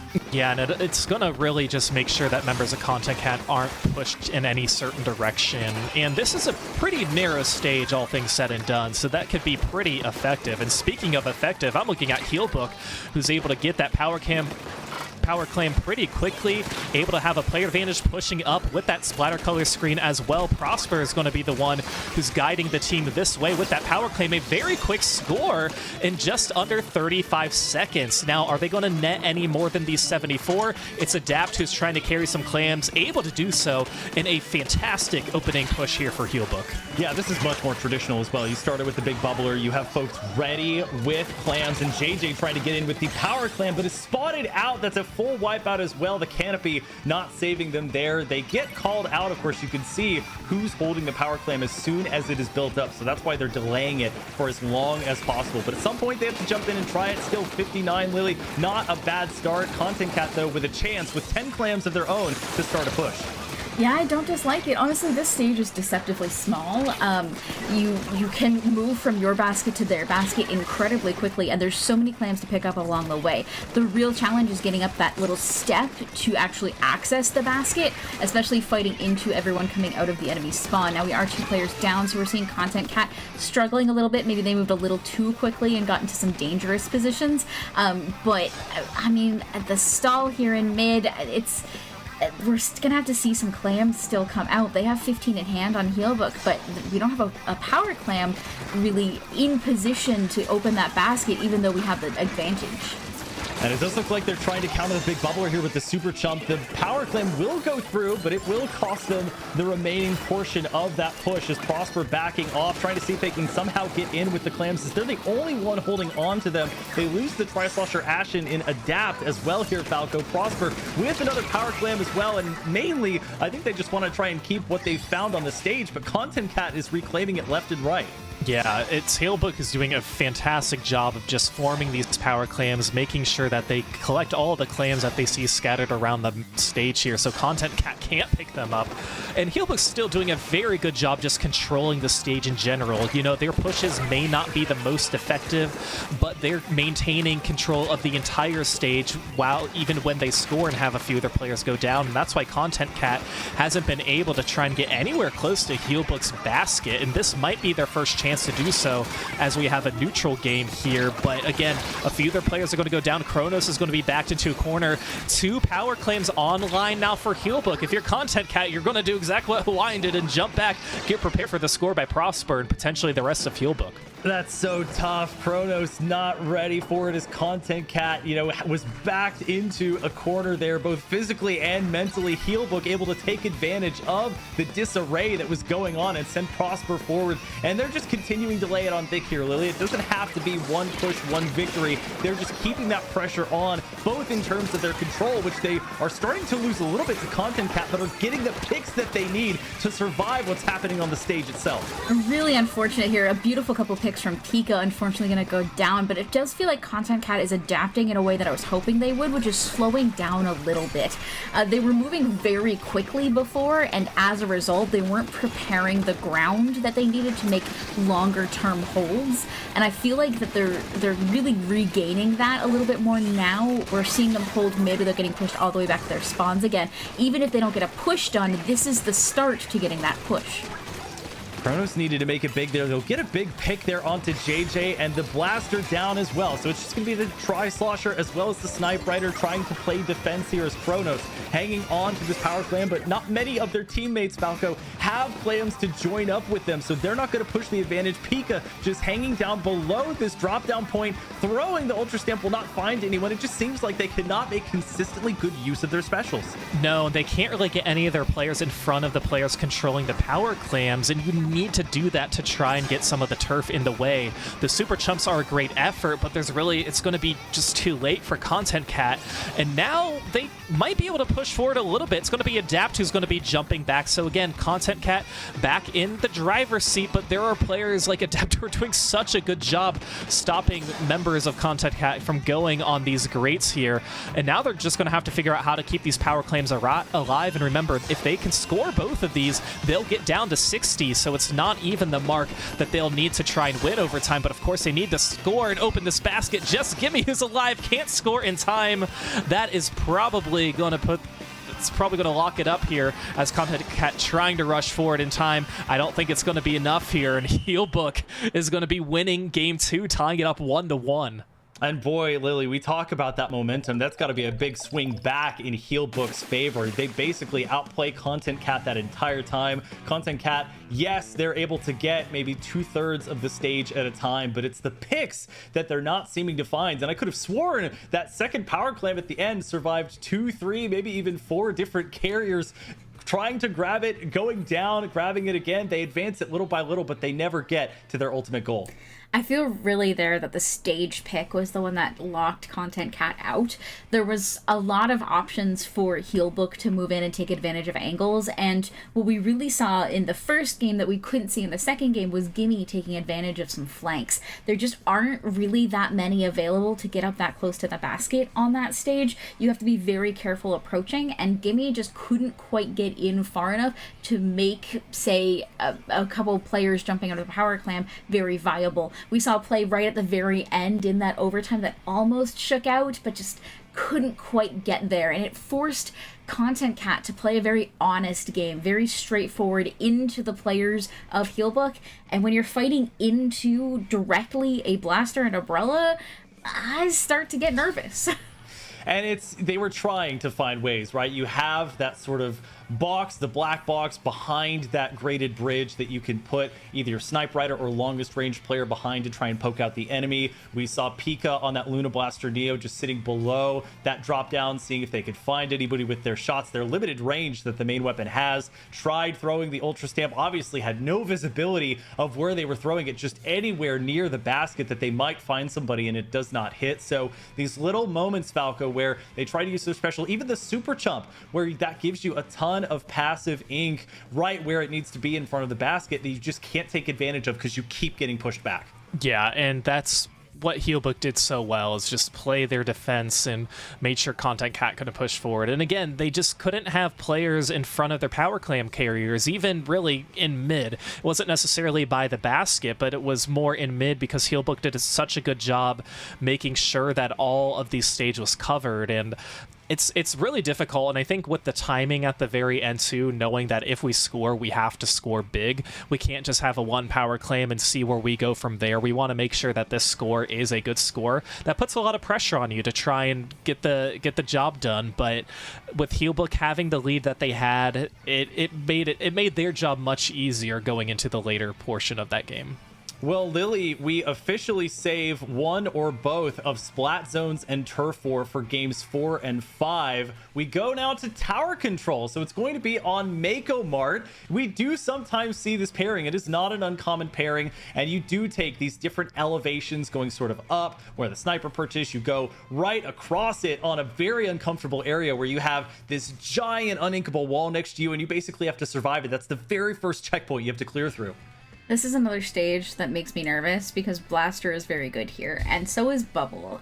There's just so many different options of different ledges and around which you can block things or completely overwhelm things with just an off shot. So I'm really interested to see how this plays out if we pull out things that I'm already getting nervous actually just looking at these layouts. Well, how about the return of the Snipe Rider 5B this time? As a reminder, that kit had the Splash Wall and Inkstorm and Falco. We last saw it on tower control, and joining along with that, we have the Incline Tri-Stringer once again, and I believe that's the Sorel Umbrella coming out from JJ. Yeah, JJ is going to be sticking with that Sorel Umbrella, and I do like that choice from JJ. It's done a fantastic job with it so far, and going to try and use that to their leverage. And right now, it's going to be Healbook who's in the driver's seat trying to figure out what they want to do, but Pika's going to take control of Len there. JJ is going to be going up for the Inkjet, able to take out Gimme. So JJ is actually the only one alive, is going to have to turn back around to try and go for Hawaiian to stay alive. But all that happening, Content Cat trying to take control of this first checkpoint with ease. They are a little bit contested, but able to get the job done. It does feel like with a lot of these weapons, the blasters, even the Tri-Slosher, Dabble Blues, Luna, that you mess with the bull, you get the horns type of weapon where if you get within their effective range, you are already deceased, you are already taken out or splatted in a lot of ways. And Content Cat, big credit to them. They're being patient, but they're also, once again, and this was not something, Lily, that they did a bad job of last game, is they are locking down the stage when they need to. It's just that this time, they've been able to get some of the picks that they've needed to now continue this tower push. And they're doing a fantastic job of it. On top of that, they're also having the specials online when they need them, as we see with Pika and that hammer coming out right away, the stamp taking out a player. And we also saw on the push earlier a Vac just ready to go to support the single player pushing the zone. I feel like we're doing a fantastic job this time that we didn't do last time of timing those specials. And Hawaiian with an important pick there onto Len, called out as an important player to Healbook's composition. And again, just have to marvel at the patience. They're waiting, mainly because it looks like they know that Healbook is going to invest in specials. Inkstorm comes out, Falco, Inkjet comes out. Basically anything Ink related, Healbook is investing here. Right, and that's why I like how Content Cat is respecting that distance from Healbook. They know that Healbook is waiting to try and build up their specials and push in. Content Cat's not going to overextend, but if you're Gimme, you're going to try and go for some good flanks here with the help of some super chumps here, trying to get that splat. And look how much turf that Content Cat has already gotten around and in front of this tower. They're all going to go down, but still a very good effort to try and extend this lead and get to that second checkpoint. 37, a very good job there as Healbook's trying to respawn here. 2:30 remaining, and we haven't really seen Healbook on the back foot quite yet. You know, during game 1, we didn't have an opportunity to see them play offense, and they won game 2. So this is going to be an interesting turnaround for Healbook to see if they can keep up the momentum that Content Cat has had. This is their first time getting points on the board, and Lily, it's just tough because Content Cat does not get fully through that second checkpoint, as we see Len with a great direct and a second there to get into that float or a state. But the second checkpoint, and especially that third checkpoint, is so far down that you really have to worry about getting through at least the second one if you want to consider your push pretty strong. You really do, and getting through that second one can be very difficult. We're gonna have to see how this shakes out. Len is doing a fantastic job of holding onto that tower, but we get a player like Pika in. That close range blaster is difficult to play against. They do manage to take lead, and the members of Content Cat still have one checkpoint left. Now it's going to be difficult, but they have one checkpoint left they can try to stop this tower on. And they're going to be not in time. Third checkpoint goes to Healbook. It might be one push is all it takes. Len just trying to survive. Pika winning the duel of the blasters, but they don't get on the tower in time. The splatted player from Healbook able to still hang on and get the knockout despite Content Cat doing everything they could at the last second to stop this push. So it's a one and done for Healbook in this game 3, Falco. That gives them a 2-1 match lead. Right, and the MVP for that game, I think, is Adapt. They were able to put themselves in front of the tower, guarding some ledges, making sure that they were the first target. Not the tower. The tower was not the first target. It was Adapt, and Adapt did such a good job with the finesse and staying alive, wisely jumping out, but then able to sneak onto the tower. We saw that Pika was really trying to hope that they could bring it back, but Adapt able to push it just 3 more units to get the knockout before they unfortunately got splatted. So if Adapt wasn't able to do that, I think we would still be seeing this game being played out right now with the tower in mid, and it was such a good move by Adapt to try and recognize that we only need a few more points to go, and I'm going to make sure that we can get the win. And Lily, we've talked in a couple of these topics about how multifaceted players can be. And one of the ways that they can do that is you look at a player like Adapt, who is on a supportive role, but they're also acting as a skirmisher. They're getting ahead. They're trying to take the attention of the team that would otherwise be defending the tower. And at the very least say, we have to get through Adapt first before we can even worry about the tower. Honestly, that's one of the strengths of players that play support, is in the state of Splatoon 3 right now, you can't afford to just paint or just play objective. You also need to be able to get up there and get into some fights and hopefully win them. But one of the other things that Adapt recognized at that moment was, I don't even necessarily need to win these fights. I just need to waste their time. And that, honestly, support players can be so good at that survivability. We don't need to take you out. We just need to waste your time. Well, if we see Turf War, it will not be until Game 5. If necessary, we are going to finish out the Anarchy or ranked modes with Splat Zones here for Game 4, Falco. And it's actually going to be Scorch Gorge that we go to. This is pretty consistently a Clam Blitz or Rainmaker stage. We do not often see it played for zones. Yeah, this is a very interesting choice here. And, you know, if you're Content Cat, you're the one who's choosing... You're choosing the stage here, so that's another variable that I'm kind of interested in too, and I think they're going to try and take advantage of the entire stage. I know Lily has some opinions, so why do you think Content Cat specifically went for Scorch Gorge? All of the stages they've been picking themselves have all been stages that allow for multiple entryways. We saw Gimme on that first one pull off some incredible flanks to take out that Rainmaker. We're going to keep seeing it here. We saw it on Mako Mart, sorry. We're going to see it here as well. These are all stages that have different ways to get into mid and different ways to be able to approach and flank and give Gimme opportunities. I love that teams are throwing curveballs out. It's not just a curveball for the audience, it's a curveball for their opponent, and it's basically saying, all right, we're going to test you on a rarer combination of mode and stage, and that gamble is going to have to pay off if they want to take this one to a Game 5. Taking a look at the weapons here, Slosher comes in for Adapt, so no longer a Tri-Slosher variant. It's going to be the Tent Umbrella as opposed to the Sorella for JJ. That's going to give them the triple ink strikes to be a threat on the zone. And not just one Falco, but Healbook sporting 2 in tandem with that Slosher for the triple ink strike. Yeah, that's really the bread and butter too for Splat Zones to try and cap. And this is a pretty big zone that they're going to want to try and cover with a lot of different height advantages too. So positioning your triple ink strikes is going to be very important, but of course they're going to have to wait because Content Cat's able to take control of the zone pretty quickly as Len was hiding, able to trying to take out Kronos, not able to do so, able to stay alive and is going to jump out. But if Content Cat can keep up this spread out play, and as Lily mentioned, these multiple points of entries, especially with these beacons and keeping Healbook caught off guard, they're going to be successful. I mean, look, if Kronos can make plays like that where they turn around, they're basically gone or gone to rights here, that is going to help Content Cat hugely. Now they do go 3 down. It's just going to be the Incline Tri-Stringer left. Hawaiian just going to maintain their sort of overlooked position on this box here. We do tend to see a lot of Charger players, Lily, either set up on the box that has that rusty art installation or over to the left. Hawaiian, though, will take a little bit of damage. Their teammate will fall and they will be shortly after, and Healbook will take the lead as a result. Yeah, this is the part that I was worried about. Not necessarily about Content Cat being able to hold, but then be able to re-entry.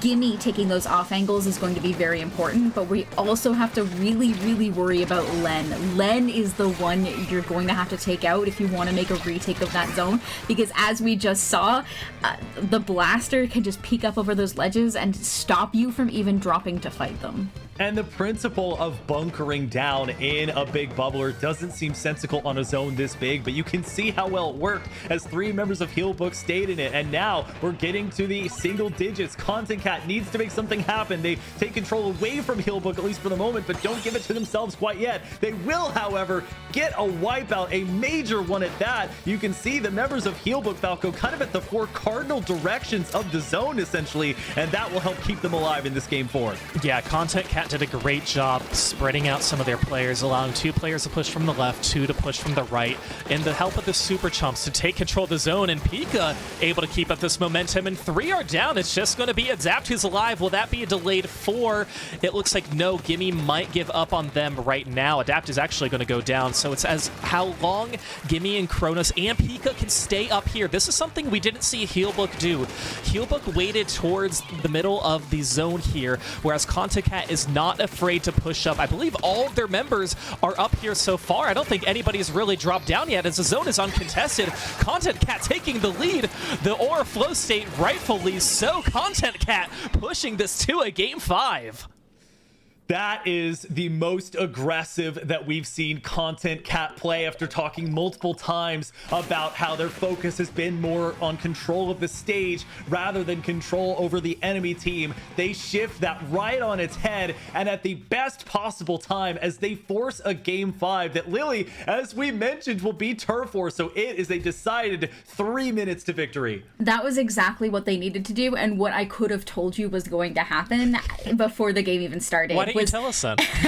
I didn't want to jinx it.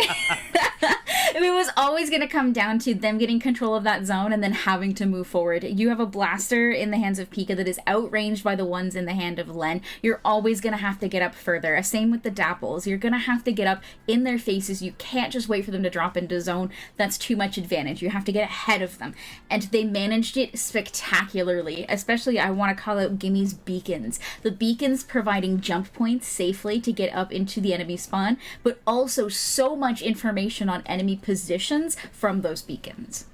Well, Falco, I don't have the clairvoyance nor future sight that Lily has for Clamblitz in particular. You may, given your love for the mode, but I was pleasantly surprised to see Content Cat turn it to another level there and calling out at the end that basically every single member was ahead of the zone. We saw that same principle with another team on Mahi Mahi. You push forward, you trust that the zone is going to be taken care of if it needs to be, and you do your job of keeping them at bay. Right, and that's such a risky play because if you have 2 of your members go down, there's without a doubt that Healbook is going to take control over the zone. So you sacrifice a lot trying to push up, but Content Cat really, they played their cards 100% correct at that moment. And again, having 3 of your members pushed up to try and make sure that Healbook couldn't get into the zone was really crucial. I'm very impressed that they played it out, but Zach, like we mentioned too, going to turf war here for game 5 to decide it all, this is going to be very tricky because we talk about wipes and how important that the wipeouts are on any mode, but Splat Zones in particular, that just go to show how Content Cat got the win. Is that going to transfer over to turf war?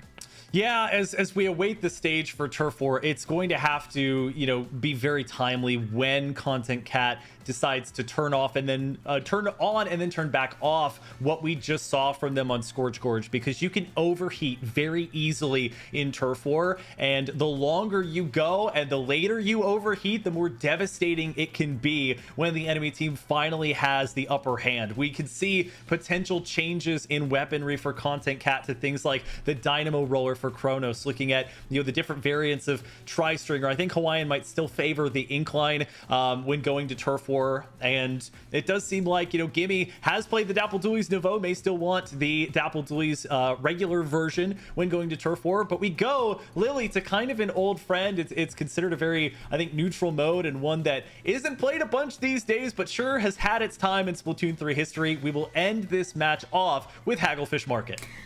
Honestly, knowing also that this was a pick from Healbook, I think it also hugely benefits Content Cat. As we talked about earlier, having those opportunities for Gimme to be able to come in from an off angle or come in from the side, a lot of this stage plays out in the middle by having those weird flanks go on. So as long as Gimme can keep that up and provide maybe jump opportunities or flank opportunities as well for the rest of their teammates, I feel like this is still a fairly either positive or neutral pick pick for Content Cat as well as Healbook.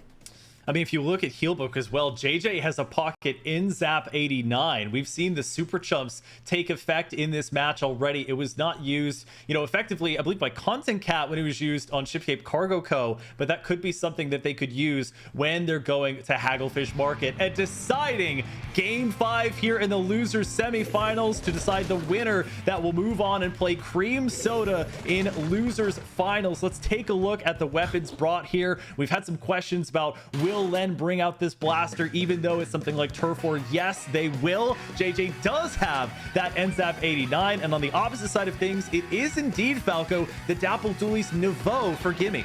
Yeah, I like a lot of these choices. You mentioned the NZAP 89 for JJ. I love that pick too. One of my personal favorite weapons, so it's great to see it played out here. And again, getting those Super Chumps out very early, we're going to see that happen pretty often for JJ from Healbook. And some of these specials as well. And again, for Healbook to try and figure out how they want to approach this, knowing that Content Cat is not afraid to push forward and know it when they get leverage. So if Healbook potentially wants to try and mirror that and push forward on a few player advantage, they're going to try and make sure that they can make the most of it, but it's going to be trying to take out members of Content Cat who are already using the Ink Vac, already using the Super Chumps to try and push forward, but Len still getting a good shot. Content Cat still seems to be in control. Yeah, Len not afraid of that Ink Vac and not afraid to put the big bubbler down and then immediately jump away from it, sensing that there was not really anything left there in that left-hand side alleyway to do. JJ will try and engage Gimme here with a pincer attack in tandem with Len, and it works spectacularly. Lily, one thing you definitely want to do when facing an Ink Vac is make sure that you have somebody that can flank around and take them out so that they can't affect you. Oh, yeah, I mean, that's the only real way to fight them, as if you don't have a decavitator at the very least. So you kind of just have to work with your teammates to take that out, and we're seeing some beautiful team play come out from Healbook here. Gimme, unfortunately, fortunately, barely living that situation and managing to hold on to this left-hand side. I'm a little concerned. Never mind, I'm not concerned about anything. Ignore me. And that's going to be the pick. You do have that kind of end lag that comes out from the Reef Slider, so they will go down. But Hawaiian able to build up the Super Chump, as both teams have a Super Chump to their name, Falco. We also don't see the Reflux from Healbook, so they sacrifice that. But for the most part, it seems like they still have a strong place in this game here.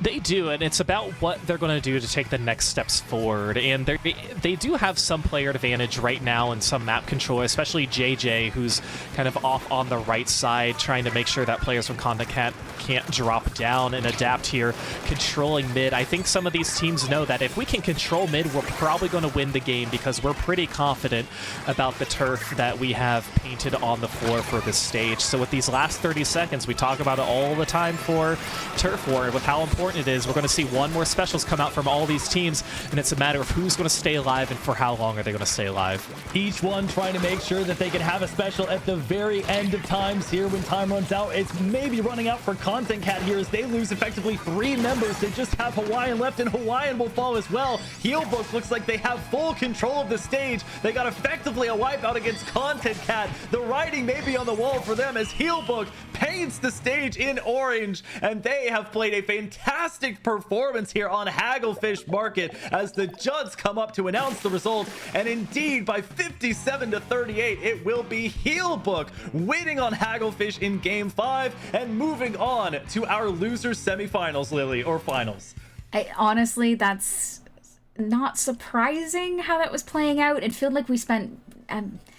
So Turf War on that stage plays a lot like Splat Zones on that stage. You duke it out a lot in the middle, and once you have control, you move up. And I feel like we spent a little bit too long trying to contest that middle area and not necessarily pushing the control one way or another, that by the time we wiped out, Healbook just walked right into court and took over the rest of the zone and the rest of the map.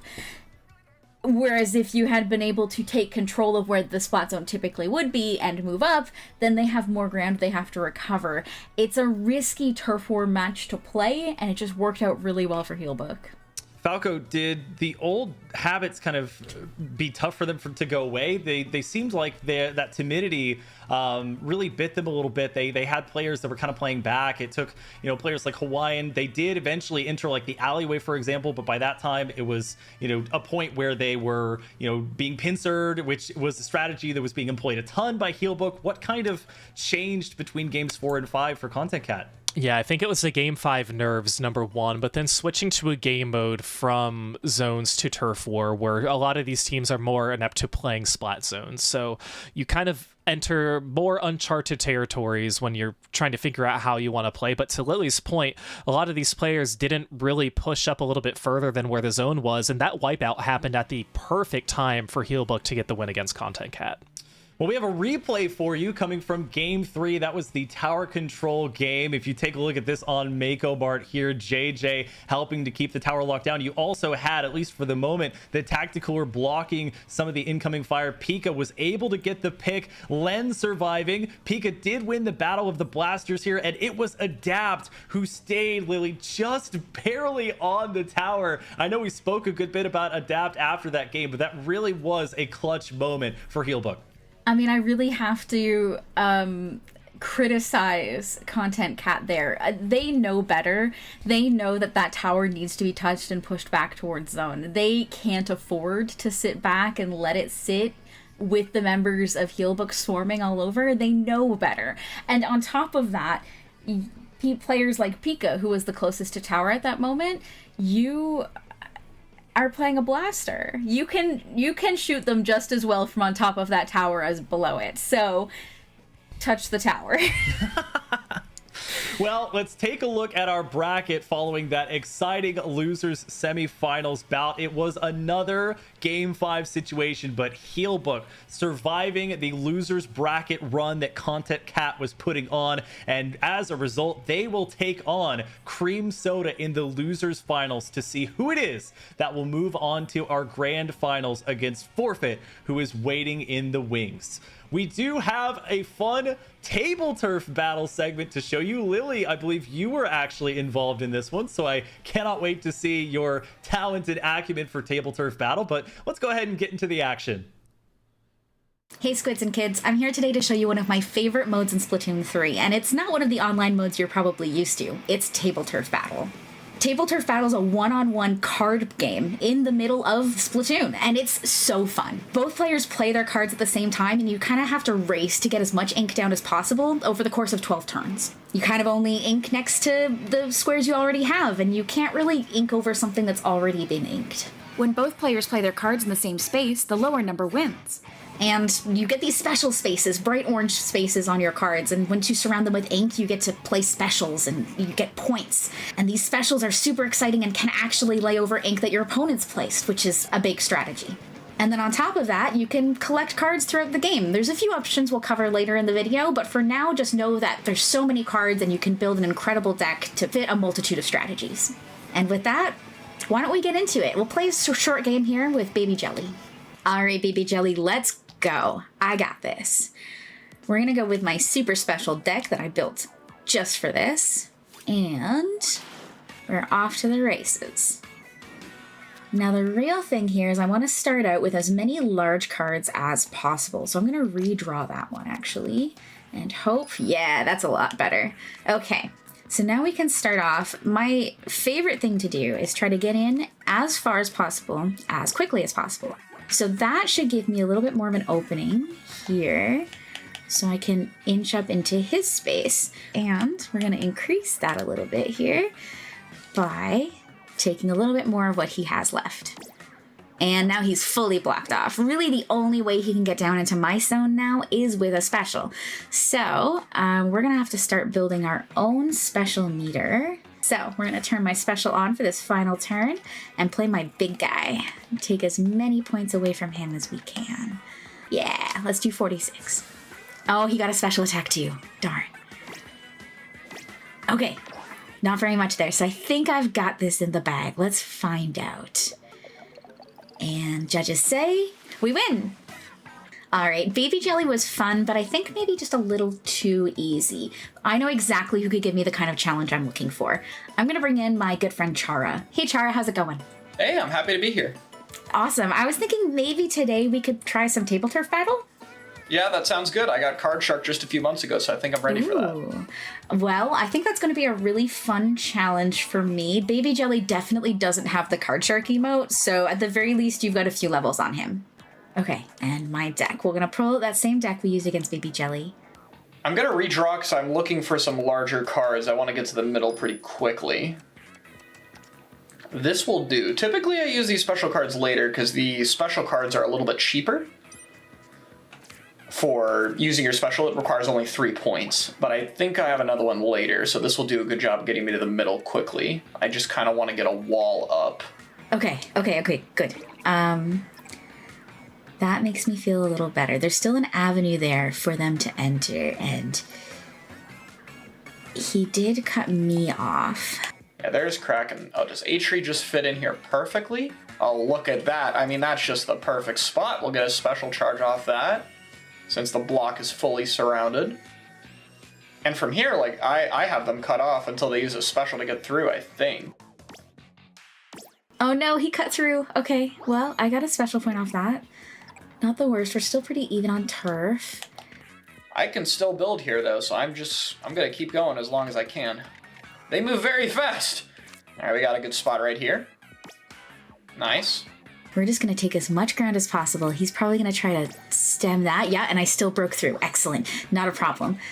He's got a few more points than I do at this point, and that makes me a little nervous. I might have to put this down early. This wasn't the plan, but I'm a little bit worried all my space is going to get taken here. Okay. Hopefully I could put something in that corner. Yeah, we do still have a Waybreaker. Okay, so we have another special card. It's not totally over here. And there's a really big guy. Okay, 2 turns left. So let's turn special on now and get him out. Oh, I do not have a lot of space. I think we might as well go for it, though. This might not fit here. There's a lot of special points. This is still a good spot, I think, so we're going to go for it. Let's see if we can get... Oh, 71. Perfect. Let's go with that.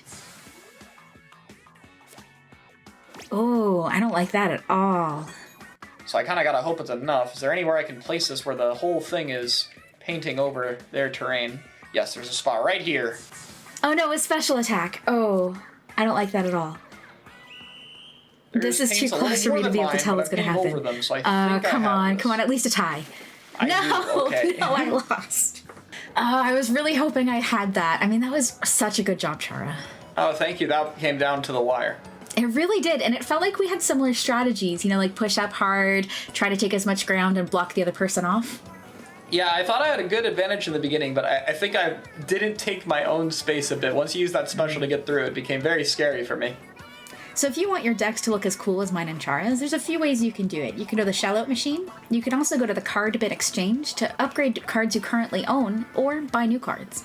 Well, I had an absolute blast today playing Table Turf Battle, and I hope you all do too. I'll see you next time. Well, thank you, Lily, for going over Table Turf Battles with us. It's quite the jump in difficulty going from Baby Jelly to Chara, but I think you held your own pretty darn well. I did my best, and it was a really close match, so, I mean, maybe next time I'll be able to get him. I want the rematch, is what I'm saying. That has to be it when you're playing something competitive. There's always next time. You have to believe that. And there is going to be next a losers finals battle between Heelbook, who we just saw come off an exciting 5-game match against Content Cat, versus Falco, a Cream Soda team that really is wanting to get back so that they can potentially have some revenge against Forfeit. Yeah, they went the distance against Forfeit, going to Game 5 in the winners finals, and they've been waiting around for this match, and they're ready to rock and roll. And these two teams actually haven't faced each other yet today in the top 8 bracket or the latter portion of the stage, so this will be their first opportunity to face each other. Again, both of these teams did play in the qualifier last week with Heelbook making the top 8, and Cream Soda now looking for their first opportunity to take them on. And we look, Lily, as we get our first stage and mode combination here, with it being Tower Control, Crab Leg Capital, and with Cream Soda being 5th seeded to Heelbook 6th, Cream Soda picking Tower Control, and Heelbook getting to pick the stage once again. And that's worked out well for them in the matches that we've seen so far.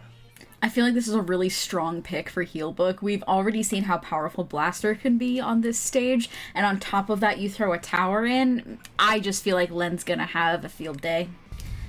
And you look, Falco, again at Cream Soda's roster, as we start to get into the game here, our losers finals between Cream Soda and Healbook, the winner moving on to grand finals. We take a look at the rosters here. Hexen, no surprise there, playing on that Splat Dualies. You also have an NZAP and a 52 rounding it out. And Falco JJ with that Sorella Brella, Len, of course, with that traditional blaster. Yeah, a lot of the weapons that we have seen at the same time. I feel like with Zenith here going with the NZAP 85, that's not something we see as much anymore. We do see the Snipe Rider 5H come out for a lot of those weapons, the Dapple Dualies Nouveau, but it's really not been the NZAP 85 as much, so it's refreshing to see here in our first game of our losers finals. Adapt as well. We've seen them a lot on the Tri-Slosher, at least once previously to this on the Slosher, so bringing it here again as Len's going to go down. That's a big threat off the board. Hexen will fall shortly after, and Healbook going to be moving the tower. They don't have far to go, Lily, to take over the lead from Cream Soda, but for now it's mostly about these teams just trying to fight it out in mid because they really value this control both on the lower ground and on top of the grates. And I mean, it's a bit of a slugfest here in the middle area with JJ's trying to corner someone on the bottom left, which is a little bit hilarious, and the Inkjet coming out on top of that. But I feel like it really comes down to who can get a lot of control in mid. You kind of need a solid wipeout and for everyone to go back to spawn like we just saw now on the side of Healbook. And Cream Soda is going to be able to take this first and probably also the second checkpoint.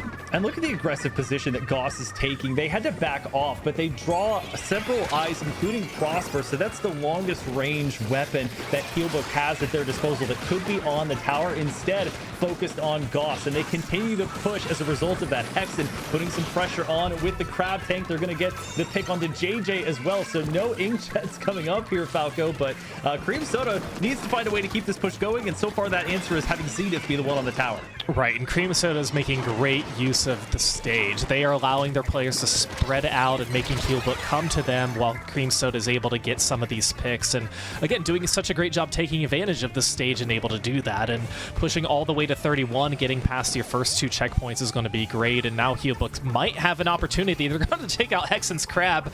It was a 3v1, able to take it out with no damage being dealt onto Healbook. So that has got to be a win too. Blaster v Blaster. Thunder is going to get away with that win now, so Healbook's first real opportunity on offense.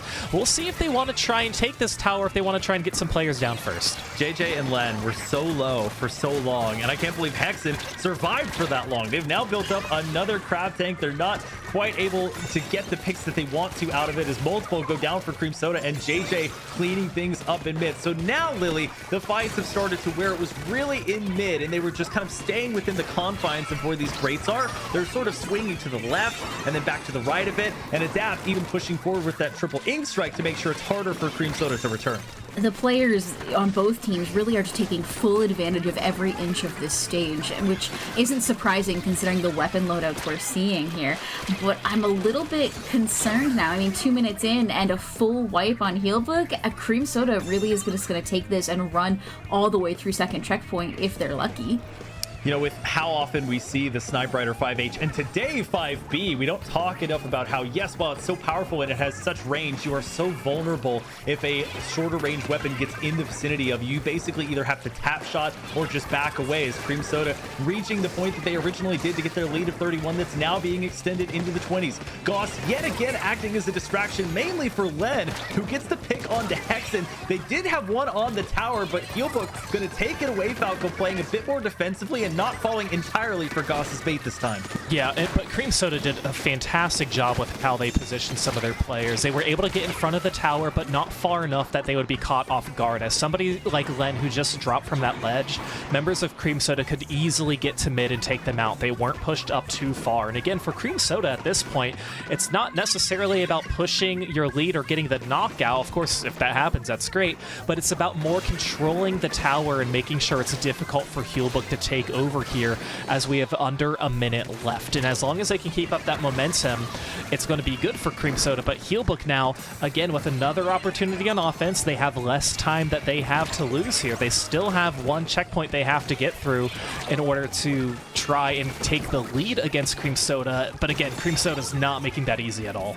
Yeah, JJ before that Inkjet took 2 straight fights where neither player got a pick, and both players from Cream Soda eventually jumped out. And they wish they would have, as both teams had gone 2 down, as they're kind of seeing if there will be a chance for Healbook to get on top of the tower. The Killer Whale is making that a little bit more difficult. Len and JJ, the closest ones to the tower, and JJ going to use the Inkjet. The triple Ink Strike comes out from Adapt as well. Len is on it, but it's very low, even though they're in the big bubbler, and overtime will commence. Gets off the tower to try and back off Thunder. Got another one jumping out as well as JJ comes in for reinforcements, but they lose Adapt. Prosper gonna stay alive even though they go below half health, and Goss, the last one for Cream Soda, pressuring the tower. They get the pick onto Prosper. JJ, the canopy is not enough. Can somebody from Cream Soda get on? No, but they do take out Adapt, and that in and of itself will be good enough. So nice effort at the end there from Healbook, trying to see if they can make the tower push happen, but it is not enough, Lily, as Cream Soda locks up game number 1. We really just needed to see that kind of effort coming up just a little bit sooner. It's so rough there. We're seeing Healbook struggle with the same kind of thing that we saw Content Cat pulling out, except now it's Cream Soda doing it, where they have so many players in so many different directions coming in and being able to distract and delay in a way that's not helpful for Healbook. So we need to see them play into Cream Soda the same way we saw them play into Content Cat. We need some really solid team plays. We need some survivability, and I mean, we really just need to get a handle on those flanks. And Falco, you know, what's the way that you do get a handle on those flanks? Because you can't exactly play an entire, especially if it goes to overtime, 5+ minute game of Splatoon constantly looking over your shoulder and still accomplish the things that you need to do with your head facing forward. Right. The objective is going to constantly change depending on how much time is remaining and how far your opponents push the objective. And at those final moments for Healbook, it was really hard. They did everything they could, which is just get on the tower, but Hexen from Cream Soda able to just use the crab and take 3 of them out one by one for all the players who immediately hopped on. So it's about setting up what you want to do in the first half of the game, and then how you can be sure that you're not in a position in the second half that the only thing you can do is just ambush the objective, ambush the tower, the Rainmaker, whatever it is.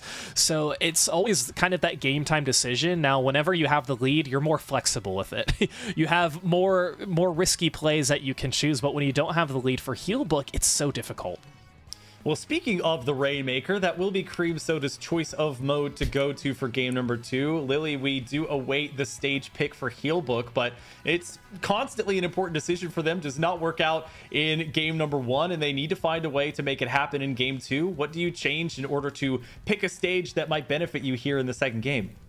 Something a little more linear, honestly, is what I would want to pull, especially with a Umbrella player at my back. I want something that forces down some narrow hallways that I can really take advantage of. And it feels like I said, we're really struggling with those rat type players, the ones who are coming out from all directions or hiding in your walls. We need to narrow those possibilities down, so something a little more straightforward might be the play.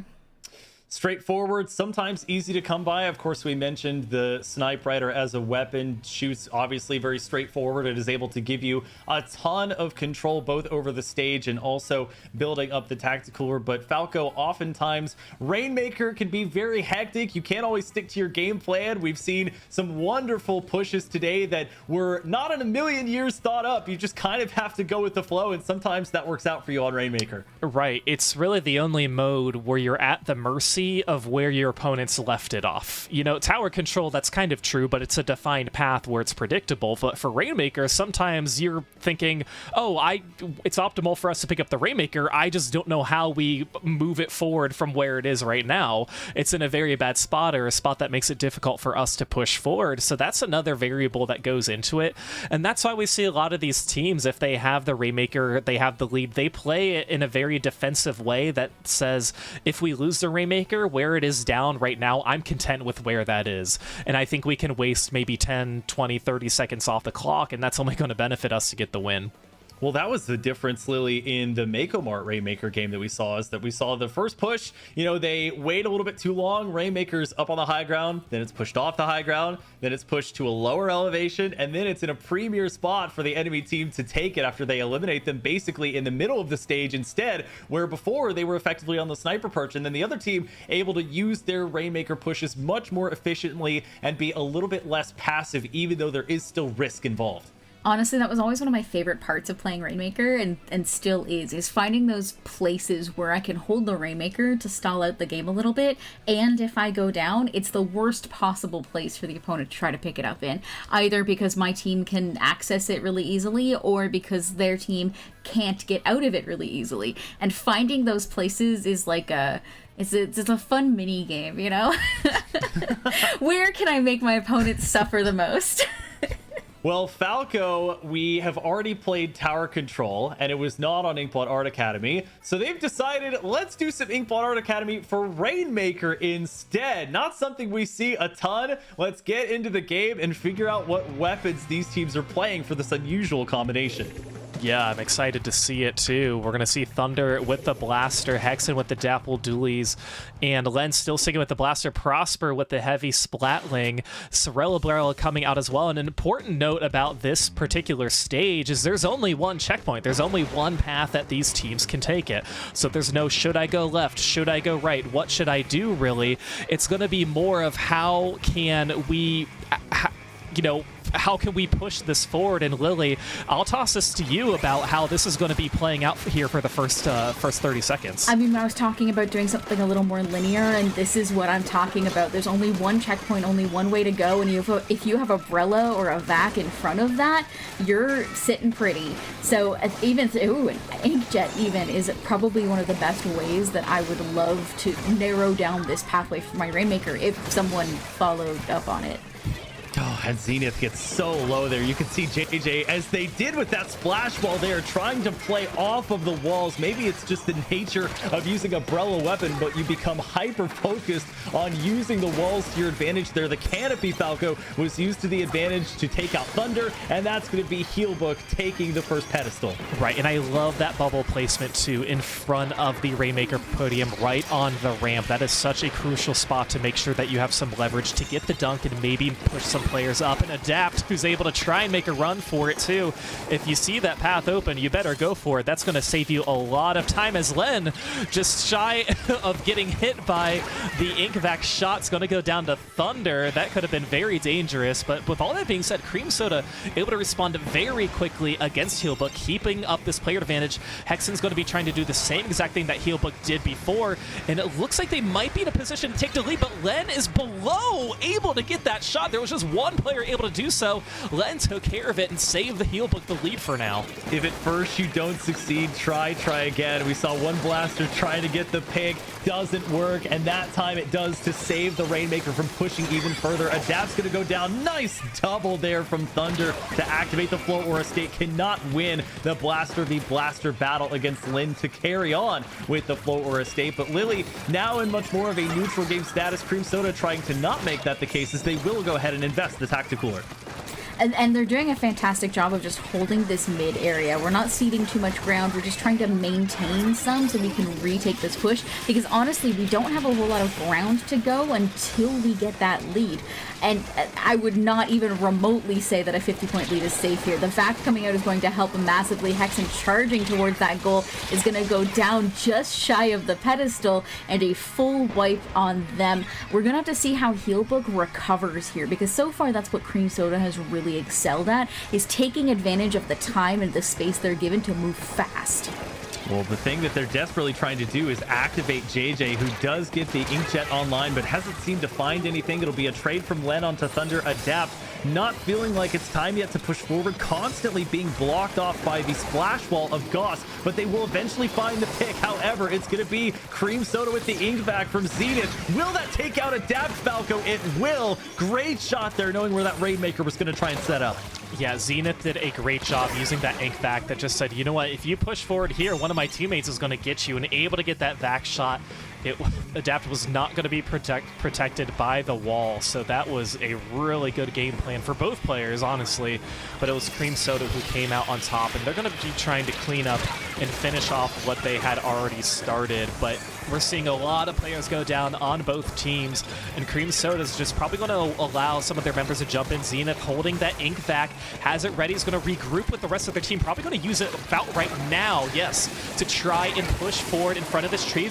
Triple splashdown also has the ink vac shot almost ready, launching it forward. Hexen's going to be pushing forward, able to take it all the way down to 6. Is this push over? I think it might be here for Cream Soda, but a fantastic push to 6. And with less than a minute remaining on the clock, Healbook effectively needing a knockout in order to tie this match up at 1. JJ having to use this time the Inkjet in their court area rather than more so offensively, Lily, to try and make something happen. They are in dire straits right now, and they are in desperate need to get some control back in mid. They really are. At this point, they're kind of just burning everything they can just to get control, because now this Rainmaker is in this right-hand side. We talked a little bit earlier about taking that Rainmaker to positions that are really hard for the opponent to get to and pull out of, and that right-hand side is one of those. So Hexen is just kind of going to sit here and stall out time and back up if needed. Now that Rainmaker is about to explode, I believe, so we might pull some overtime in,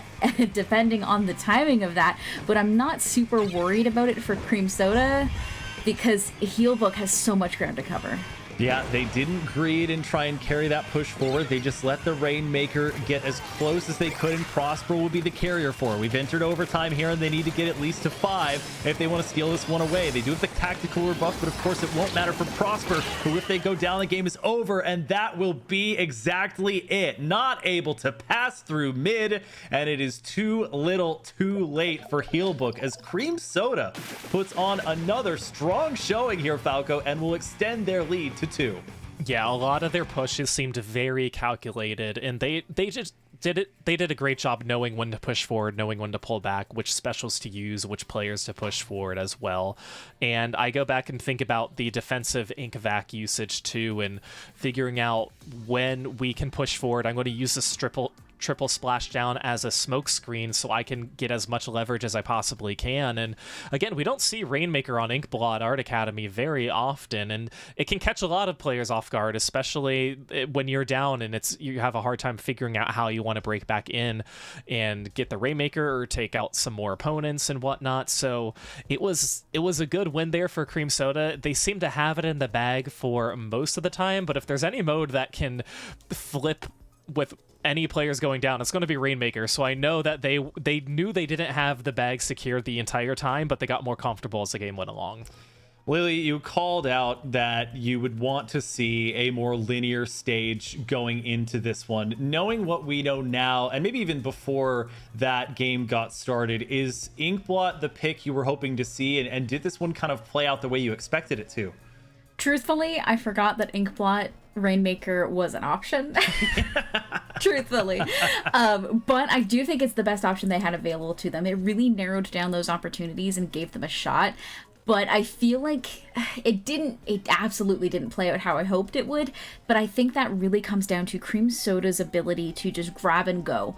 They're moving so much more quickly and taking advantage of opportunities so much more quickly.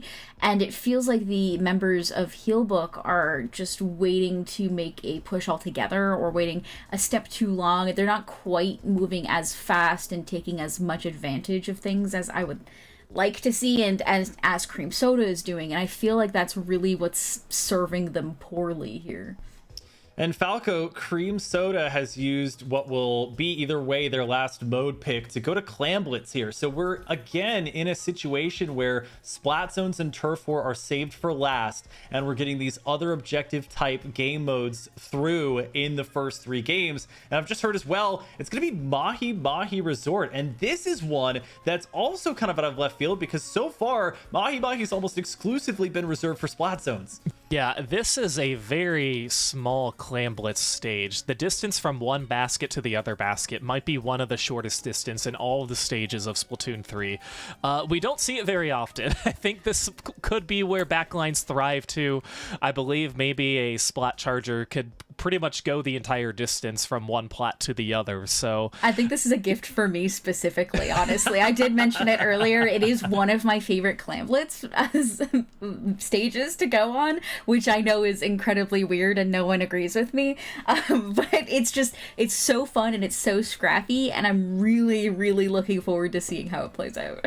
I can confirm that at least through week 3 in top 8s, this is only the second time that we are seeing Clam Blitz on Mahi Mahi Resort specifically. So it's one that is not often pulled out. However, it is something where we really need to see a change from Healbook. They've had trouble getting off the ground. It feels like JJ, they've had this strategy of, even if you're backed into a corner, just stay alive. You have your Inkjet as a way to sort of get elevation, played it well in a couple of instances, but it's just not been enough. Prosper, I think, has constantly been pressured when they've been playing, in particular, the Snipe Rider, when they've been getting pushed back. Adapt, didn't really make it work in game 1 with the Slosher, went back to the Tri-Slosher Nouveau and wasn't able to lock things down that way. We wanted to see them, to Lily's point earlier about support players also need to be aggressive. We'll have to see if that can continue here as we go now to game 3, Clam Blitz on Mahi Mahi Resort. Thunder gonna have the custom blaster to Lynn's regular blaster, and Falco, I'm seeing a couple weapons here that I haven't seen all day today from Prosper and Adapt. Yeah, it's going to be the Heavy Edit Splatling and the Dread Ringer, so we're going to have some Reef Slider action happening. And the Heavy Edit Splatling, this is one of the weapons that traditionally used to be played for a Tacticooler for support on their team. We don't see it as much anymore. And we talk about how short this stage is. Thunder already getting a Power Clam too, putting members down on their side, opting to jump out just to stay alive. But this is exactly what I expected to see right away in Clam Blitz on Mahi Mahi. Is just action right in the first 10 seconds. Well, it's not a bad opening for Healbook, who gets temporarily custody of mid here as Adapt goes forward with the Reef Slider. Are they able to find anybody? They at least get a couple low. JJ was just a little bit of a path, but definitely multiple members of their team down. They're having to back off. Of course, because Lily, we've not seen any push. That water has not gone down yet, as both of these teams mostly prioritizing Clam Collection over anything. Which I'm not surprised to see, honestly. We're probably going to see a lot more of the Clam Collection and the Special Collection, because I think in order to make any kind of opening up that left-hand ramp into the basket, we're going to need something like a Reef Slider or the Ink Vac like we're seeing from Cream Soda now. And it was the Ink Vac used offensively this time, where before Cream Soda used it defensively to get the first push of the game here. That's going to get them down to 80, but it doesn't look like there's much follow-up or any pressure for follow-up. Thunder did try on the right there, a little cheeky flank, but it was quickly spotted out by Healbook. And Falco, we go back to a mostly neutral game with a minute and a half gone by. Yeah, a one and done for Cream Soda, just to kind of get the layup in, score, regroup here in mid. And you know what? If this game goes the distance, well, that was a good Reef Slider, by the way. If it goes the distance, then that's going to give Cream Soda the win, because they broke the basket open. But look at this, Healbook able to score with some Power Clams, has the bubble right under the basket and the triple Ink Strikes as well to help push some of their players out. And they still have the Mercy Claim. JJ, I believe, is going back to get it, but it's going to jump to Adapt. Are they going to be able to get it in? Yes, all the way down to 24. So a fantastic push here for Healbook, able to score all those clams, go back, regroup in mid without any of their players going down that would allow Cream Soda to really take advantage of them. This is what we talk about when we say you need to try and get progress on the objective while using as few resources as possible. The fact that they had a triple Ink Strike that they were able to build up and not having to use to get to the point where they can get that first Power Claim in the basket is a major advantage for them. We saw Goss just a little bit ago using that Ink Vac once again and not on a push. The only time that they've been successful so far has come off of this now, where they used the Ink Vac and the triple splashdown to get the second push online. But Lily, both pushes, despite Cream Soda holding 17, 19, 20 clams now, have led to just the Power Clam going in. I mean, they're coming in with a lot of tools available to them, but unfortunately just not being able to take full advantage of them. Healbook also has those tools to counter, and like we talked about earlier with Healbook, picking stages and opportunities that are a little more straightforward, this is another one of them. You kind of have to come straight in, honest, and without too many flanks, and it just feels like Cream Soda is struggling with that. What about that for a strategy we don't see too often anymore? The jump in into the triple splashdown, and they will go down shortly after, but that could have been a lot worse against Healbook. But Cream Soda maintains the momentum and the pressure. Tactical are online and Wavebreaker online. They don't really have the boxes that they can jump on, as both Lin and Thunder doing everything they can to catch the other off guard with the blaster here. Zenith goes down here, Falco. So Healbook losing some members, but putting up a bit of a defense. Yeah, they're doing a pretty good job, and Cream Soda's making sure that they're making it difficult for Healbook because they're so quick to gather some of these clams and to try and figure out how they want to approach this. And again, a minute left. Tactical is going to be out right now, so there's going to be one more opportunity for Cream Soda. They're taking it much slower this time, and they are working with 2 power claims, but Hexen's going to go in alone, and they're going to get the power claim to follow up, so just one more claim will do it. Goss is going to be the one who's holding it, and no, they can't get it done. You know, that's a very risky play for Cream Soda. I don't blame them for doing it. You have your 2 players who are alive, getting both of those power claims, but you needed one more to follow up to take the lead. Oh, so close for Cream Soda, but Healbook really has to hold on for the next 30 seconds. What a heartbreaker. Is there one clam away from gaining the lead? They just needed 1 point for the tie and 2 for the lead, which of course 1 clam will give you both with 20 seconds left to go now. Cream Soda wasting no time in building up this momentum again. Hexen with the power clam online, waiting to see if they have an entry point, but getting the tacticaler down first. Looks like they're grouped up with Zenith as the Wavebreaker's already out on the box, and Healbook bunkering down to make sure that they can take it all over. Len just barely survives. This Thunder is going to get on top of the box, and Zenith's going to try and join them as we enter overtime. JJ gets one, looking for the second, and finds it onto Hexen. Can they get the third? They're under a flanking Zenith. They're looking to back them off. They jump through. They're going to try and break the basket before Cream Soda can. They drop the power clam. Prosper picks it up. Oh my goodness, the triple ink strikes come out as well, and so many plays at the last minute trying to come through, but ultimately Healbook survives. Don't even need to put in the power clam themselves, and they will no longer have 0 game wins in this match, Lily. It's absolutely beautiful. It's exactly what I wanted to see and exactly how I wanted to see it. Mahi is just such a strange way to play Clam Blitz. And you do have to play it so much more honest. There's a flank opportunity if you have a blaster or if you have a slosher available to you. But honestly, most of their pushes are going to be straight up that ramp, and it was exactly what Healbook needed. At the very end of that game, they even held it for 30 seconds. They had the Reef Slider available to them, and they were just waiting because they knew it was going to be one of their opportunities to completely shut down a push from Cream Soda, even though Cream Soda just needed 1 power clam and 1 regular clam to take lead. Falco, you had a visceral reaction to what was going on in that overtime. Kind of walk me through what you were seeing. Well, I was watching JJ the whole time because they were the ones who were pushing Cream Soda back. They were being, number one, aggressive and making sure that they were so far forward, but they're also the player that made sure Cream Soda had to backtrack to go back to defense. JJ is the single player who made that happen, who all the players from Cream Soda who are alive had to immediately go and rush back to defense. It doesn't matter they didn't score the claim to get the win.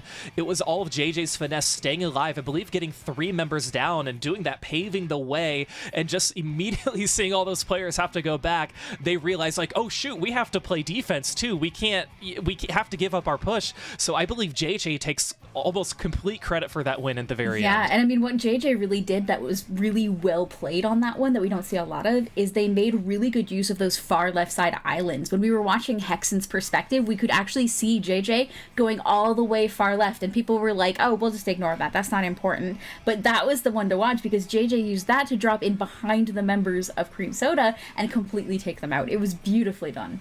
Finding a way to get to those not often used areas could be so critical when you're doing things like pulling off a pincer or flanking or sharking around. And so now we have Healbook making technically the selection for both games if needed, for both games 4 and if necessary game 5. And game 4, Falco, will be on turf war. So their selection out of the 2 remaining is their preference of order being turf war first, and if we go to a game 5, it will be splat zones coming in second. Yeah, it's very interesting to see splat zones now being the mode that a lot of players aren't really grasping to play first. Typically, we'd seen Splat Zones be the mode that a lot of these players are comfortable with, but if Splat Zones is also the mode where we don't really have a preference on which stage it's going to be, we're fine playing it last. And of course, it's always a chess match if we want to choose the mode that we think the other team might not be excelled at, so we want to try and capitalize on that. But here we're only debating between Turf War and Splat Zones, and I don't blame Healbook for this pick one bit. Lily, for Cream Soda, their stage selection still pending. Most popular coming into this week's top 8 were Mako Mart, then Scorch Gorge, and then a tie between Hagglefish and Crab Leg. We've seen some of those already. Any preferred venue that you think they might take it to? Urchin. Absolutely. I think we're going to see Urchin Underpass. We've already seen Cream Soda do some incredible work there. We've already seen how scrappy they are in those hills, and it's one of those wide open stages that isn't going to do well for Healbook. I think they're going to struggle a lot more because there's so many dips and dives and avenues and alleys. So if I were them, I'd take them to Urchin Underpass. And Falco, Urchin is where we saw that, I think I called it the Orion's Belt, where JJ was the one kind of set up in the top right of the alleyway. That's where they were getting a lot of their inkjets to make sure that they were relatively safe when they came back down. You position 1 or 2 in mid, you position 1 to the left, but Cream Soda certainly has their ways of breaking through blockades like that. They do, and Cream Soda is one of the most aggressive teams that we have here today, and they're not afraid to make those plays, even if it's sacrificing some of their players. That's a team that's able to do so, and again, for this particular stage, I don't blame Cream Soda for choosing it, because it's just harder to predict where players are going to go, and it allows you to make some of those more riskier plays. And again, it's a pretty closed off stage with a lot of walls, and you can get some key picks just on some of these ledges without being attacked on too. So I think this is going to be a good pick here for Cream Soda, and it's really just going to be about the weapon compositions that they choose for Turf War. Lily, we often look at the team that is losing in a Game 4 situation about what they need to take it to a Game 5. I want to flip that on its head. What does Cream Soda need to do to secure this one in 4 to avoid going to a Game 5? Let Goss and Thunder go wild. I think that's really going to be it. We need to bring back that scrappy rat presence that we saw them play so well. And we need to unsettle and put Healbook on the back foot, and I think that's really going to come down to that. We need to see our Slayers and our people going in on the back, and we're going to have to see them do it and do it successfully. Well, the stage pick is officially in. It will not be Urchin Underpass this time around. It's Museum de Alfonsino. So, Falco, we've exhausted Rainmaker and Clam Blitz already. I guess Turf War is the next logical place for Museum? You know, that's a thought process that you could go with. And again, this prevents it from being Splat Zones at the very end. I think that could be something that a lot of these teams are really more of Cream Soda's considering, like, okay, if we do go to zones, we don't want it to be this stage, so we want to take up the whole stage and play Turf War. And, you know, we typically don't see Turf War here played on Museum d'Alfonsino because, like we mentioned, it's typically reserved for a mode like Rainmaker or Clam Blitz. And, again, it's going to be taking control of these spinners. No matter the mode, you're going to want to try and take control of the spinners. I mean, that's going to be the name of the game for this stage. But, again, how well these teams can leverage that is going to be very important. Lily, Falco mentioned the spinners and getting to, you know, the otherwise inaccessible parts of the stage that your opponent controls. Will special weapons also factor into that? Will we be seeing special weapons that can aim to take parts of the enemy's sort of spawn and extended area later in the game, especially? I think we're going to see them more played around holding on to that spinner area, making sure that you could stay up on that elevated side and not cede control of it is going to be the name of the game. And I think instead of just trying to push them into spawn, we're going to be trying to just maintain that ground. It's a Game 4 in losers finals. Cream Soda up 2-1, trying to close things out. Meanwhile, Healbook trying to take us to a Game 5 situation. Falco, we see the NZAP 89 once again, and we also on the other side see that Claws 96 scout coming out. Yeah, that's a weapon we don't see all the time, but again, sometimes we do see it in Turf War. And like you mentioned, the 89 and Zap that is a Turf War bread and butter now if you are playing a traditional shooter. We're actually seeing a lot of members go down. We're not used to seeing wipeouts happen that early on Turf War, and that's going to be Cream Soda getting the better of it with Hexen already able to get to Healbook's spinner. Now it's just a matter of, are the members of Healbook going to try and take out Hexen and prioritize that, and they are, or was Hexen going to try and figure out how long they could stay alive with the rest of their teammates getting in control of mid. But yeah, with all that being said, Cream Soda taking what I would seem to be an early lead. Cream Soda trying to prove that they want to lock this one down in 4 games, as they have really gotten into the business of Healbook here and are trying to make it impossible for them to get back to mid. I mean, this is the point at which I would start taking my flank out into mid. We see JJ trying to peek out a little bit. We just need to go all the way around. There's, at some point, you kind of just got to say, okay, that's yours now. I'm going to go take the rest of the map. I mean, you have point sensors, angle shooters, specials from Cream Soda, all trying to target where Healbrook is going to come out to next. They do have a bit of a counter. We will see the Wavebreaker come out, and JJ has gotten around. Goss, I think, has spotted them and is trying to get into an opportune way to fight them. Both players marked. Some reinforcements, though, for Cream Soda here, Falco, as it will be JJ as Adapt as well, trying to back off, and Healbrook just cannot maintain entry with Cream Soda's relentless pace. No, and that flank from JJ was very difficult to push forward from too. You already have a height disadvantage, and then as soon as one player sees you, they're going to call you out to all the remaining players. So that unfortunately did not work out for JJ, and Cream Soda really has not let up this lead since that wipeout that happened in the first 20 seconds of the game. They are having a few of their players go down, and remember how important some of these wipeouts are later on, especially with JJ now trying to stay alive. Members of Cream Soda are going down, but again, you look at Healbook's composition. You have a Blaster that doesn't paint super well, a Tri-Slosher that doesn't paint super well as well, so you're really going to have to rely on your NZAP 89 and your heavy Splatling to do a lot of the dirty work. Thunder, as we hit 30 seconds remaining, trying to spot anyone from Healbook trying to get out of their spawn, and they spot JJ. That's going to activate the Flow Aura State. A teammate going to clean up the Healbook player behind them, and they're advancing forward to try and get Prosper and Adapt, who are getting behind and into this big bubbler and behind the Tacticooler here. Thunder trying to see if they can find Len, but they're actually able to get the pick. Healbook coming back a little bit. They do get multiple picks onto Cream Soda. Will this be enough? Goss fighting Prosper. Prosper falls, but so does Hexen. With 1 second left, Healbook has really put on a show. We talk about this last 30 seconds being so important, and it may have just saved Healbook if they did enough. Yes! 50-46. Healbook forces a game 5 against Cream Soda, Lily. I did not expect that at all. Things were looking really rough there near the end of the game, and then just all of a sudden we still had our members up and we were painting more than I thought we would. I feel like, man, those chumps came out right at the very end too, and I think that just put a little bit of icing on the cake. I feel like it was going to be a close game anyway, but wow, I don't know even what to say. That was wild. Falco, this is as stereotypical to the mantra of only the last 30 seconds supposedly matter that we may have ever seen on a broadcast. That was 2 minutes and 30 seconds of Cream Soda just getting in Healbook's face and not letting go. And it is the last 30 seconds where Healbook turns it on, finds a way into mid, and is able somehow to take down Cream Soda.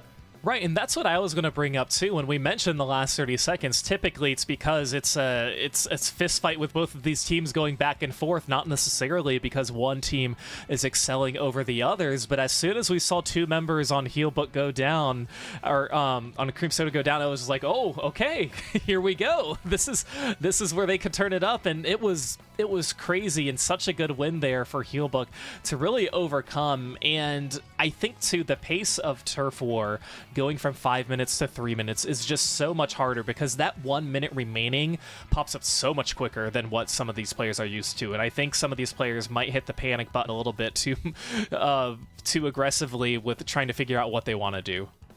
Well, Lily, there wasn't really a mode choice to be made. It was basically made in Game 4. It was already and will be confirmed as Splat Zones, but we are going to Mako Mart as our stage for Game 5. It's got that funky plush-shaped zone that everybody loves to talk about. Tell me about these two teams and how they'll play on this stage and mode. I mean, I feel like we're just going to keep seeing Cream Soda try to pull off those off angles, and we're going to have to see a heel book try to narrow it down. I wouldn't be surprised if we brought back our Reef Slider on this one. It's just such a good entry point, and I feel like that's where heel book is really going to struggle. So as long as we can get some of our good entry specials in, and maybe heel book does a little flank as a treat, I feel like that's something that they should consider. Well, Falco, Heelbook has to be riding a bit of a high, or at least catching their breath a bit as they come through, but it all comes down to a deciding Game 5. It's between Cream Soda and Heelbook. Who will come away and go to our grand finals against Forfeit? Falco, what are you looking at from the weapons? Yeah, well, it's the other Brella that's coming out from JJ with the triple ink strikes this time around. Zenith's still sticking with some of the same weapons.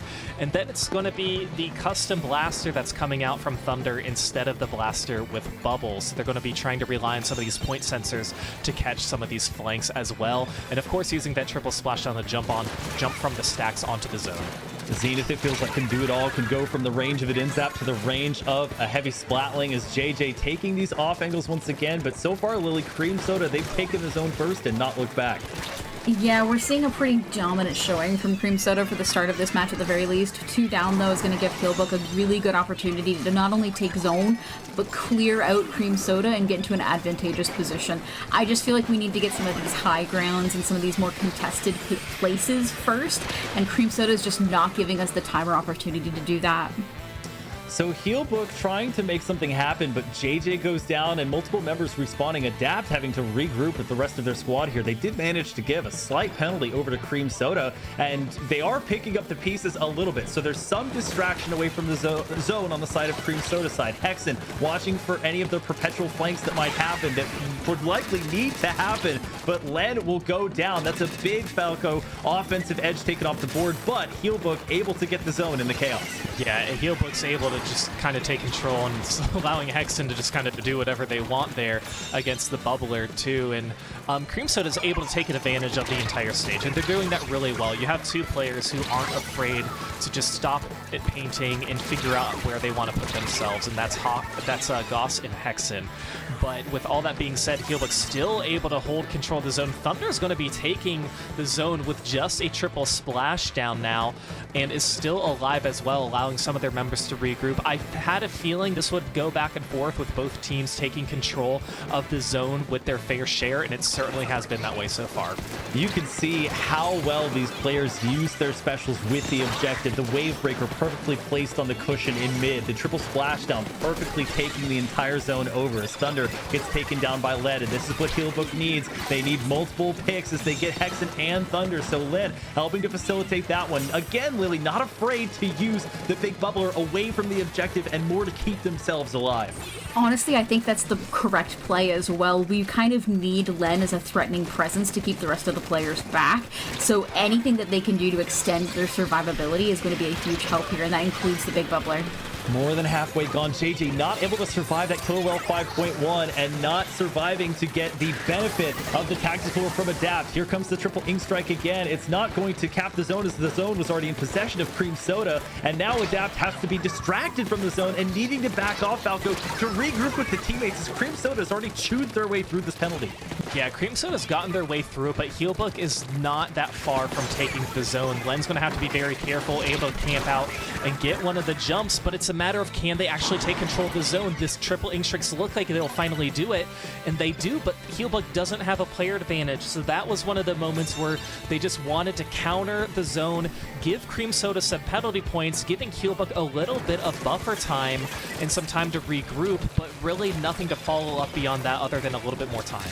It's not a bad cost. It's one special that buys you an entire team fight's worth of time as Goss unleashes the Killer Well 5.1 again. Multiple specials thrown their way. I think the triple ink strike was one of them as Hexen tries to build up another tactical with Healbook, having possession of the zone but needing to get through the penalty of their own. And Lily were again in that sort of neutral state where there's maybe 1 or 2 fights left, maybe a third if we get into overtime, where there will be lots of specials, but for now it's small skirmishes breaking out across the board.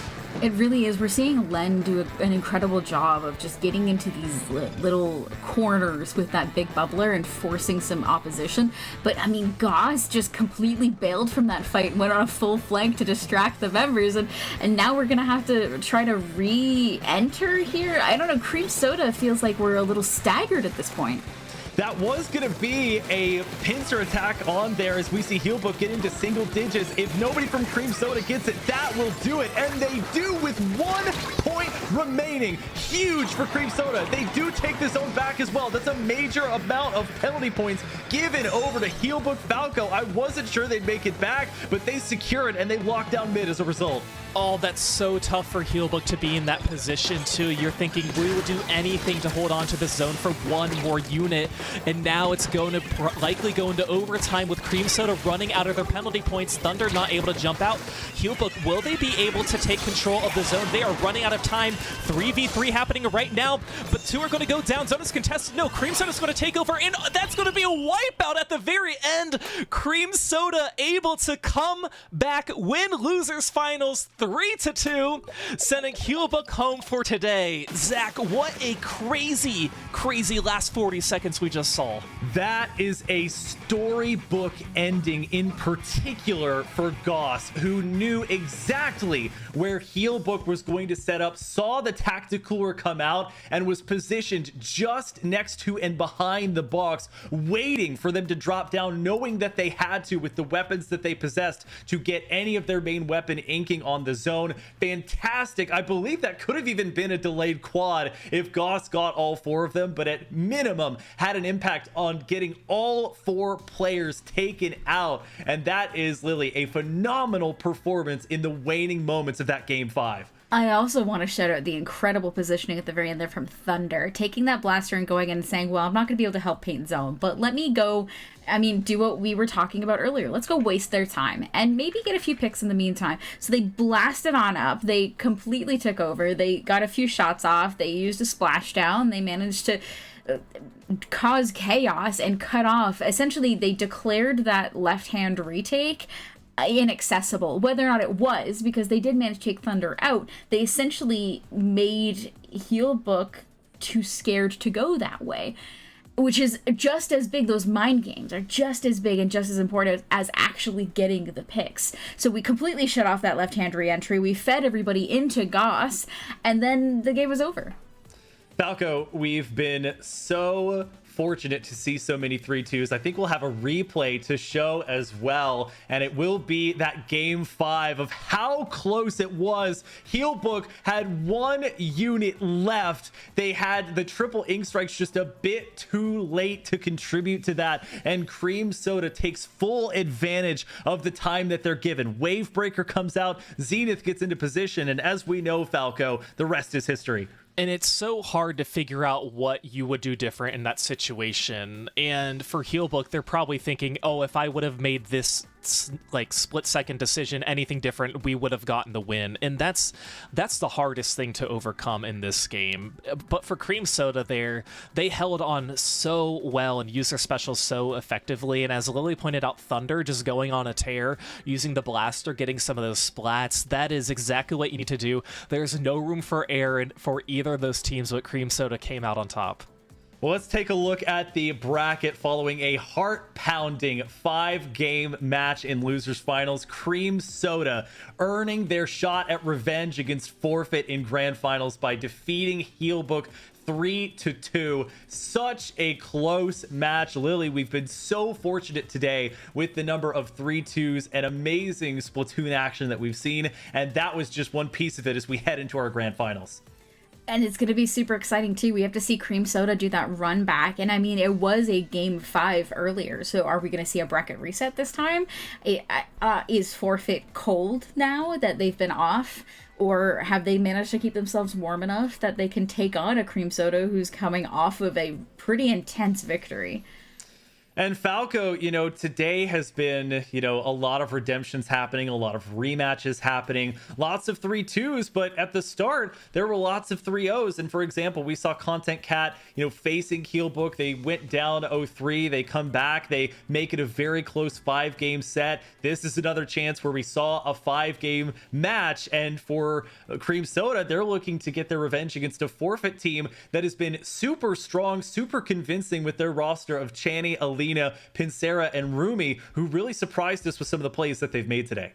Yeah, they've done such a fantastic job getting some of their wins, and like you mentioned too at the beginning of the bracket, starting off with some 3-0s, then some 3-2s, and again, they could be teams that were very similar in skill, and it just really depends on what stages and modes that we're playing, which team is going to show up for that particular match. And everything that we have seen so far today has been a coin flip. And we mentioned again, looking at the bracket, there's no Milky Way, there's no FT win. They did not choose to play in this week, and all these teams did eliminate some really tough teams who finished in that 9th through 6th seed as well. So you could reorganize any of these 8 teams and the outcome could be very different. It just really depends on how it plays out over the course of these 3.5 hours that we've had so far.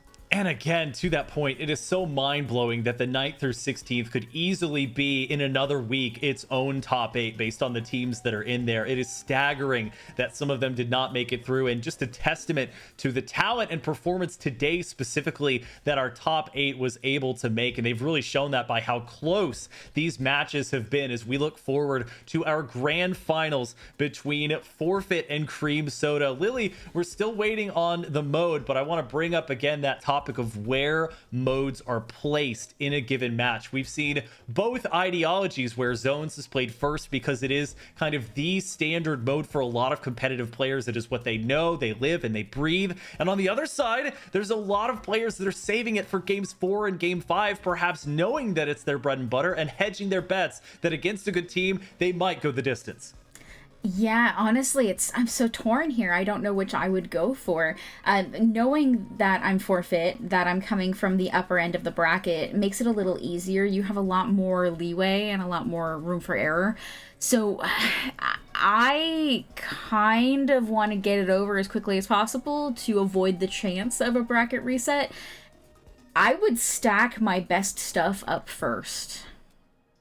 And it is going to be Forfeit that will be selecting the latter seeds do hold over for the beginning of these. So it is going to be Forfeit choosing the mode, which we're still waiting on here, in Cream Soda choosing the stage. Falco, I'll take it to the other side now. We just talked about and heard from Lily about Forfeit, what they might want to do, and their diagnosis was maybe have them play their best stuff first. Is that the same advice you would give to Forfeit that's coming off of being cold, or the same advice you might give to Cream Soda? Which way do you see it for these teams? Yeah, I would prioritize not having that bracket reset, but the question is, what is going to be the best stage and mode that we want to play? Because the last 2 times these 2 teams played, they played every single mode.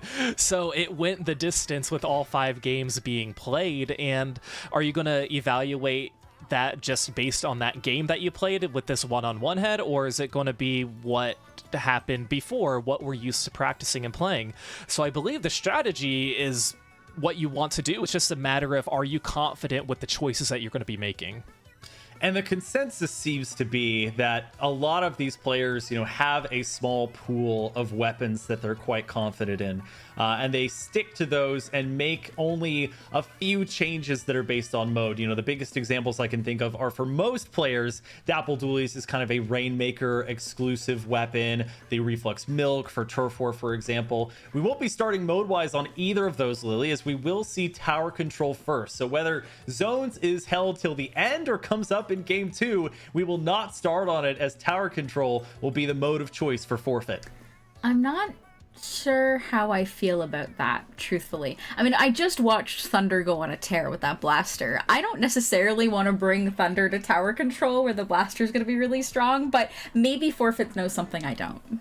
Well, and that's a great point because Forfeit doesn't, Falco, seem to have a dedicated blaster player. They have Channy, who's on Splatlings, and then when they need more ink output, they get the NZAP 85 and Reflux. They have Alina, who's mainly on Snipe Rider or maybe E-Leader or Splatterscope. You have Pincera on the Splatanas, and then you have Ruby on the Dualies, the Gal, or the Slosher. You don't have a blaster in the mix there. Unless someone has one in their pocket that we haven't seen yet, that is an uncontested weapon class or category that you're going to have to figure out a consistent answer for.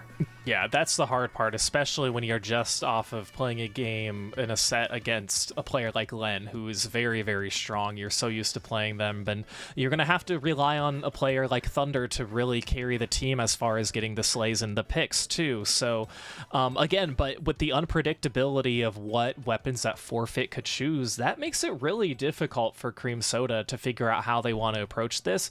Now, the blessing for them, though, is Cream Soda, they are going to be choosing the stage. It will be Inkblot Art Academy, so a lot went into this, which I'm sure was, okay, what's the most common stage that Tower Control's played on, but it's still a good pick for them, I think, just to get the ball rolling.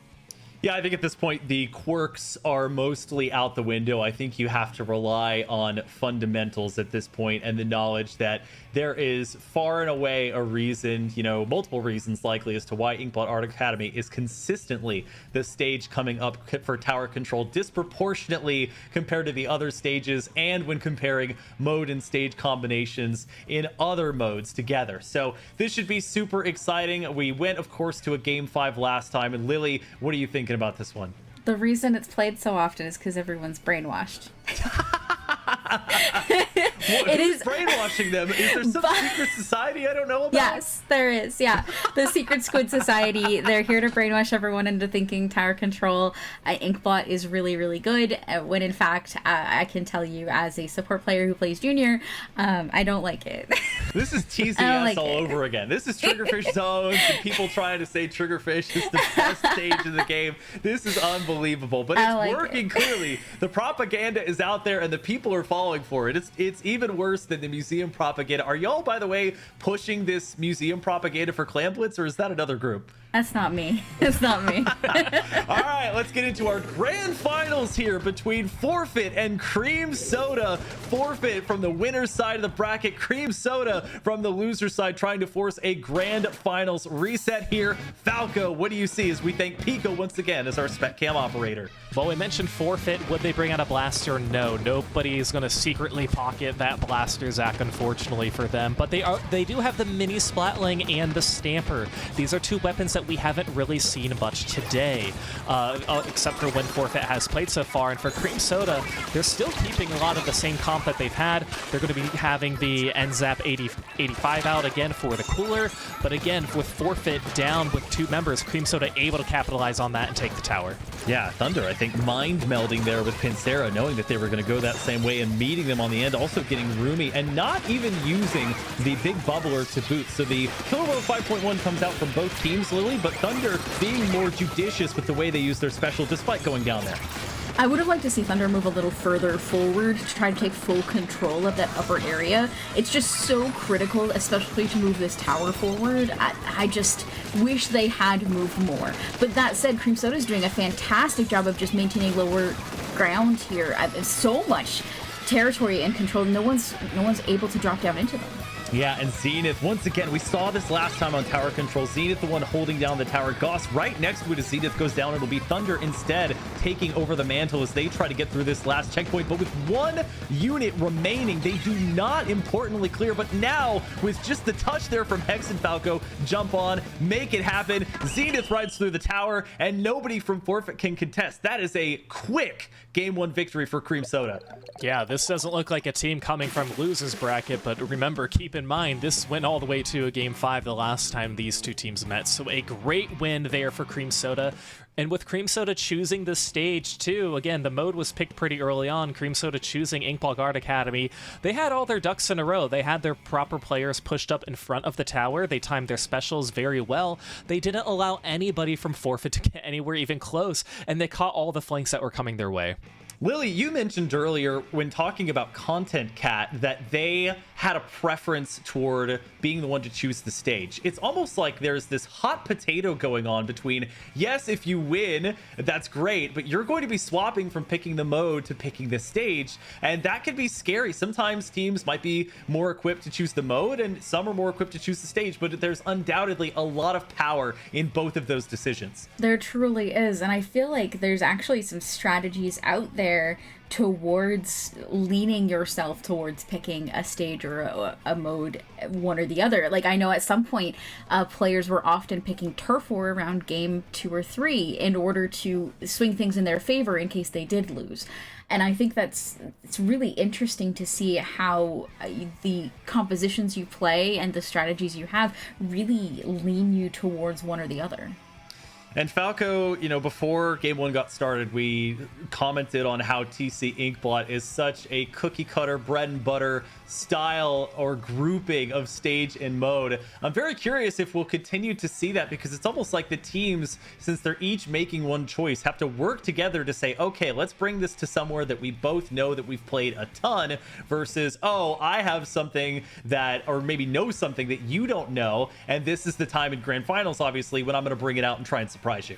Yeah, something tells me these teams aren't waiting for grants to to make sure that they show their cards. They're going to be showing them a little bit earlier to make sure they get themselves in this position too. But I think what Lily mentioned too is very accurate as far as the logistics of how teams want to go about this, and that's why we don't see Turf War reserved for Game 5. They want to be in control, so it's typically Game 3.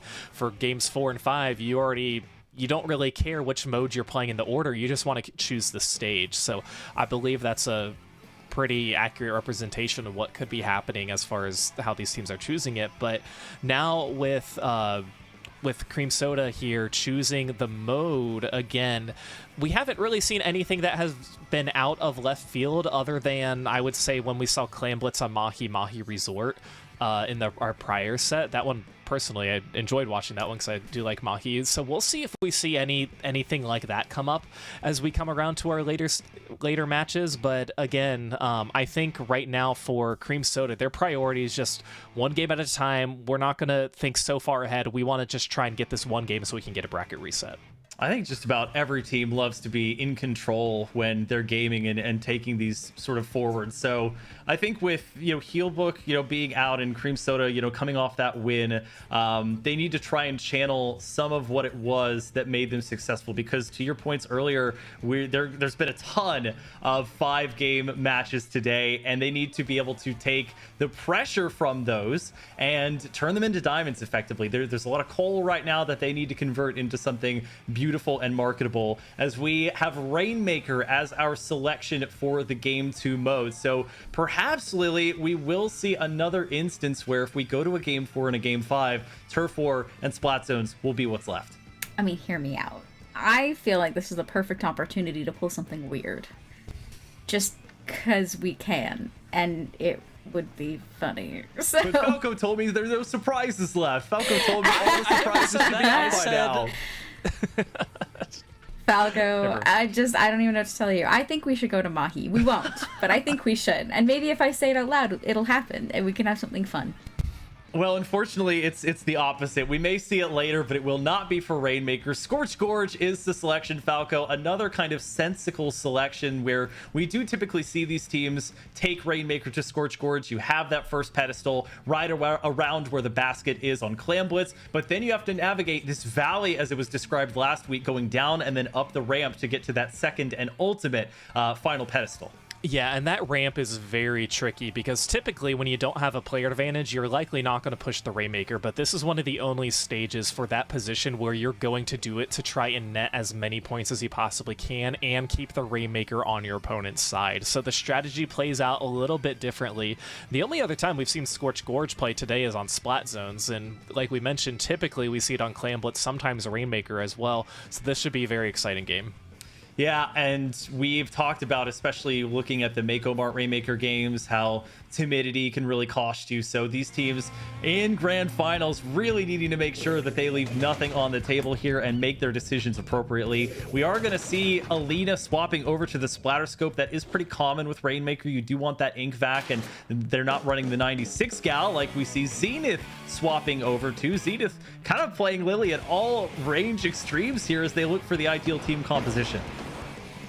Yeah, I'm a little shocked to see the splatter scope come out, to be quite honest with you. Not because of the back, just because of a charger. Bringing a charger onto Rainmaker is just not your typical go-to.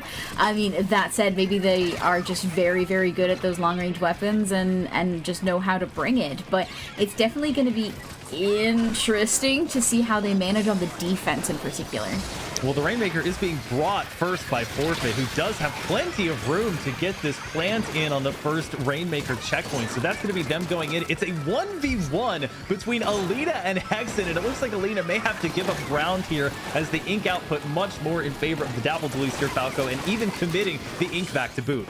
Right, and as Lily mentioned, even though this might be an unconventional choice, Alina's playing the Splat Charger perfectly for the situation that they were given. Wisely backed up and then used the ink back to try and push some of their players forward, and then is grabbing the Rainmaker. And typically it's going to be the longer range weapon that's going to grab the Rainmaker to try and see how far they can push forward. But they're going to have to drop down because Zenith is using the ink back, and the Killer Whale's coming out as well. Look how far back Alina is pushed here.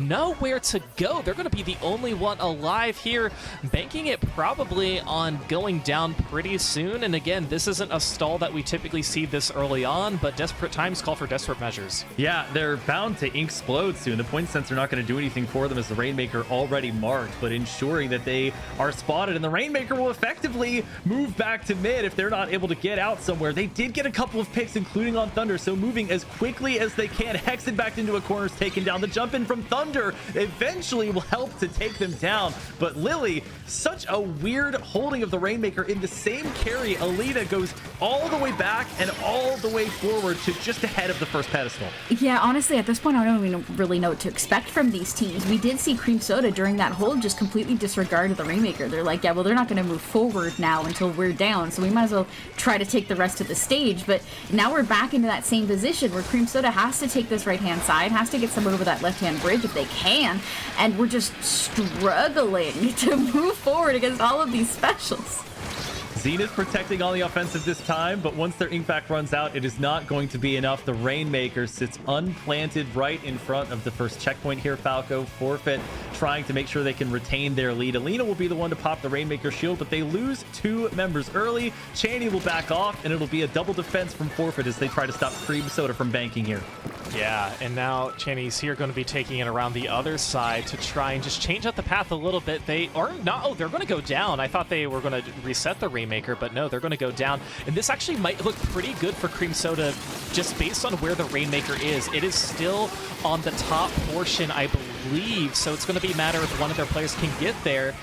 But no, a lot of players are going to go down. Chaney's going to be picking it up once again, too, so this is more of an unconventional type of momentum that we're seeing from both of these teams here. But again, it's still not out of the realm of winnable for either of these teams, considering Cream Soda has been very close to that first checkpoint. This is like math class when you get the answer right, but your work is completely wrong. Like they're doing the right things ultimately. We're just seeing wipeouts traded back and forth, but it's so unconventional the way they're playing. Like the Rainmaker with a minute 15 left is just sitting in the same spot unpopped. That's normally a strategy you employ in the final, say, 20 to 30 seconds. They will eventually pick it up and keep the pressure on, as Lily 64 still not a safe push to hold back on. I mean, not even remotely. 64 is just barely touching that pedestal.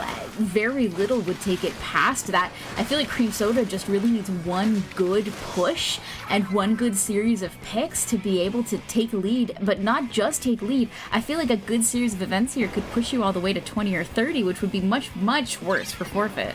Yeah, and these random skirmishes are breaking out. Like the Stamper was able to get one upon jumping back down. I think it was Hexen that they took down. Hexen already back now and has the Rainmaker protected there by Zenith on the Inkback, and it will be Cream Soda taking that first checkpoint. So they just need to try and break it, but the Inkback is now blocking their way. That's going to be Channing going down. The Rainmaker shield was blocked. Can they have somebody pick it up with 18 seconds left to go? Hexen moving forward, gets to the assist on the third, and will throw the Tacticooler out, but they're going to need to pick up the Rainmaker here as they have gotten this lead to 53. They advance forward again all the way to 30, and Falco, it's going to be tough for Forfeit to make an overtime push here.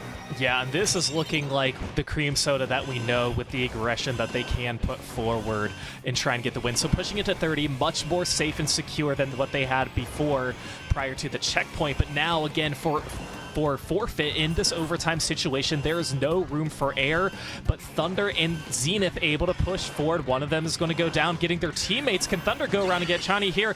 Yes, they can. So unfortunately, they had nowhere to go with that Rainmaker. Couldn't drop it down. Cream Soda is going to be taking this game too.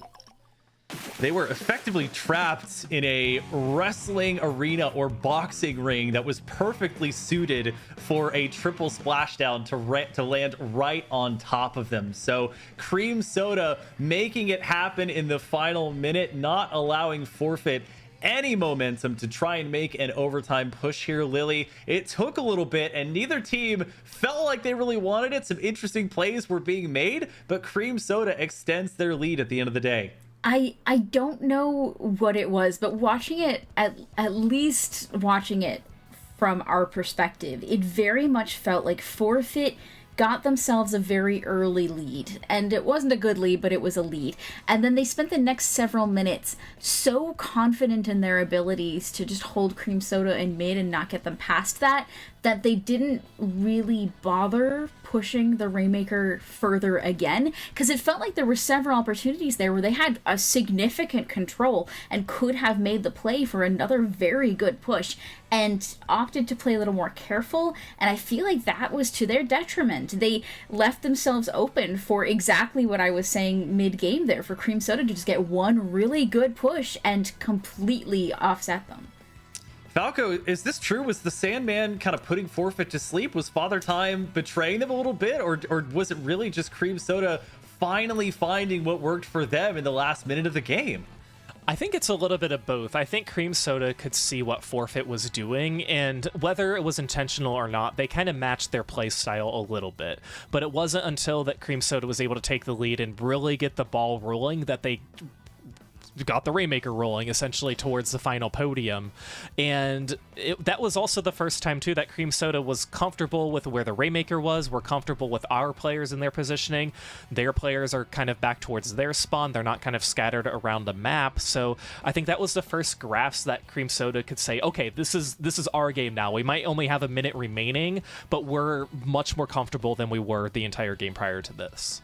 So Lily, we've done a ton of mold breaking today, and that continues here. We fell into this lull for a bit of seeing Tower Control, Rainmaker, and Clam Blitz, and then going into Turf War and Splat Zones. We're now going to see Splat Zones for Game 3. So that leaves Clam Blitz and Turf War available if Game 4 and 5 are needed here. But Cream Soda looking for a chance to force a Grand Finals reset if they can get it done on Splat Zones. And honestly, I feel like that's a good play for them. Now, the question is going to be where they're going to take it. Because here, as opposed to our previous sets, we do have to worry about Alina on that charger. If they're going to bring it back out, that is, for the zones play, I want to pick something that's a little less long-range friendly and a little more friendly to our players like Goss and Thunder.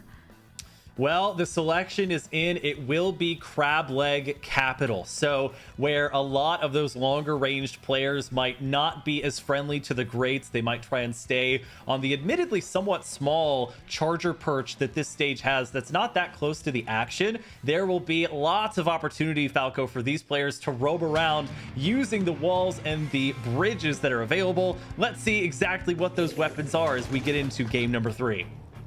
Yeah, taking a look at the comps, not much here is changing.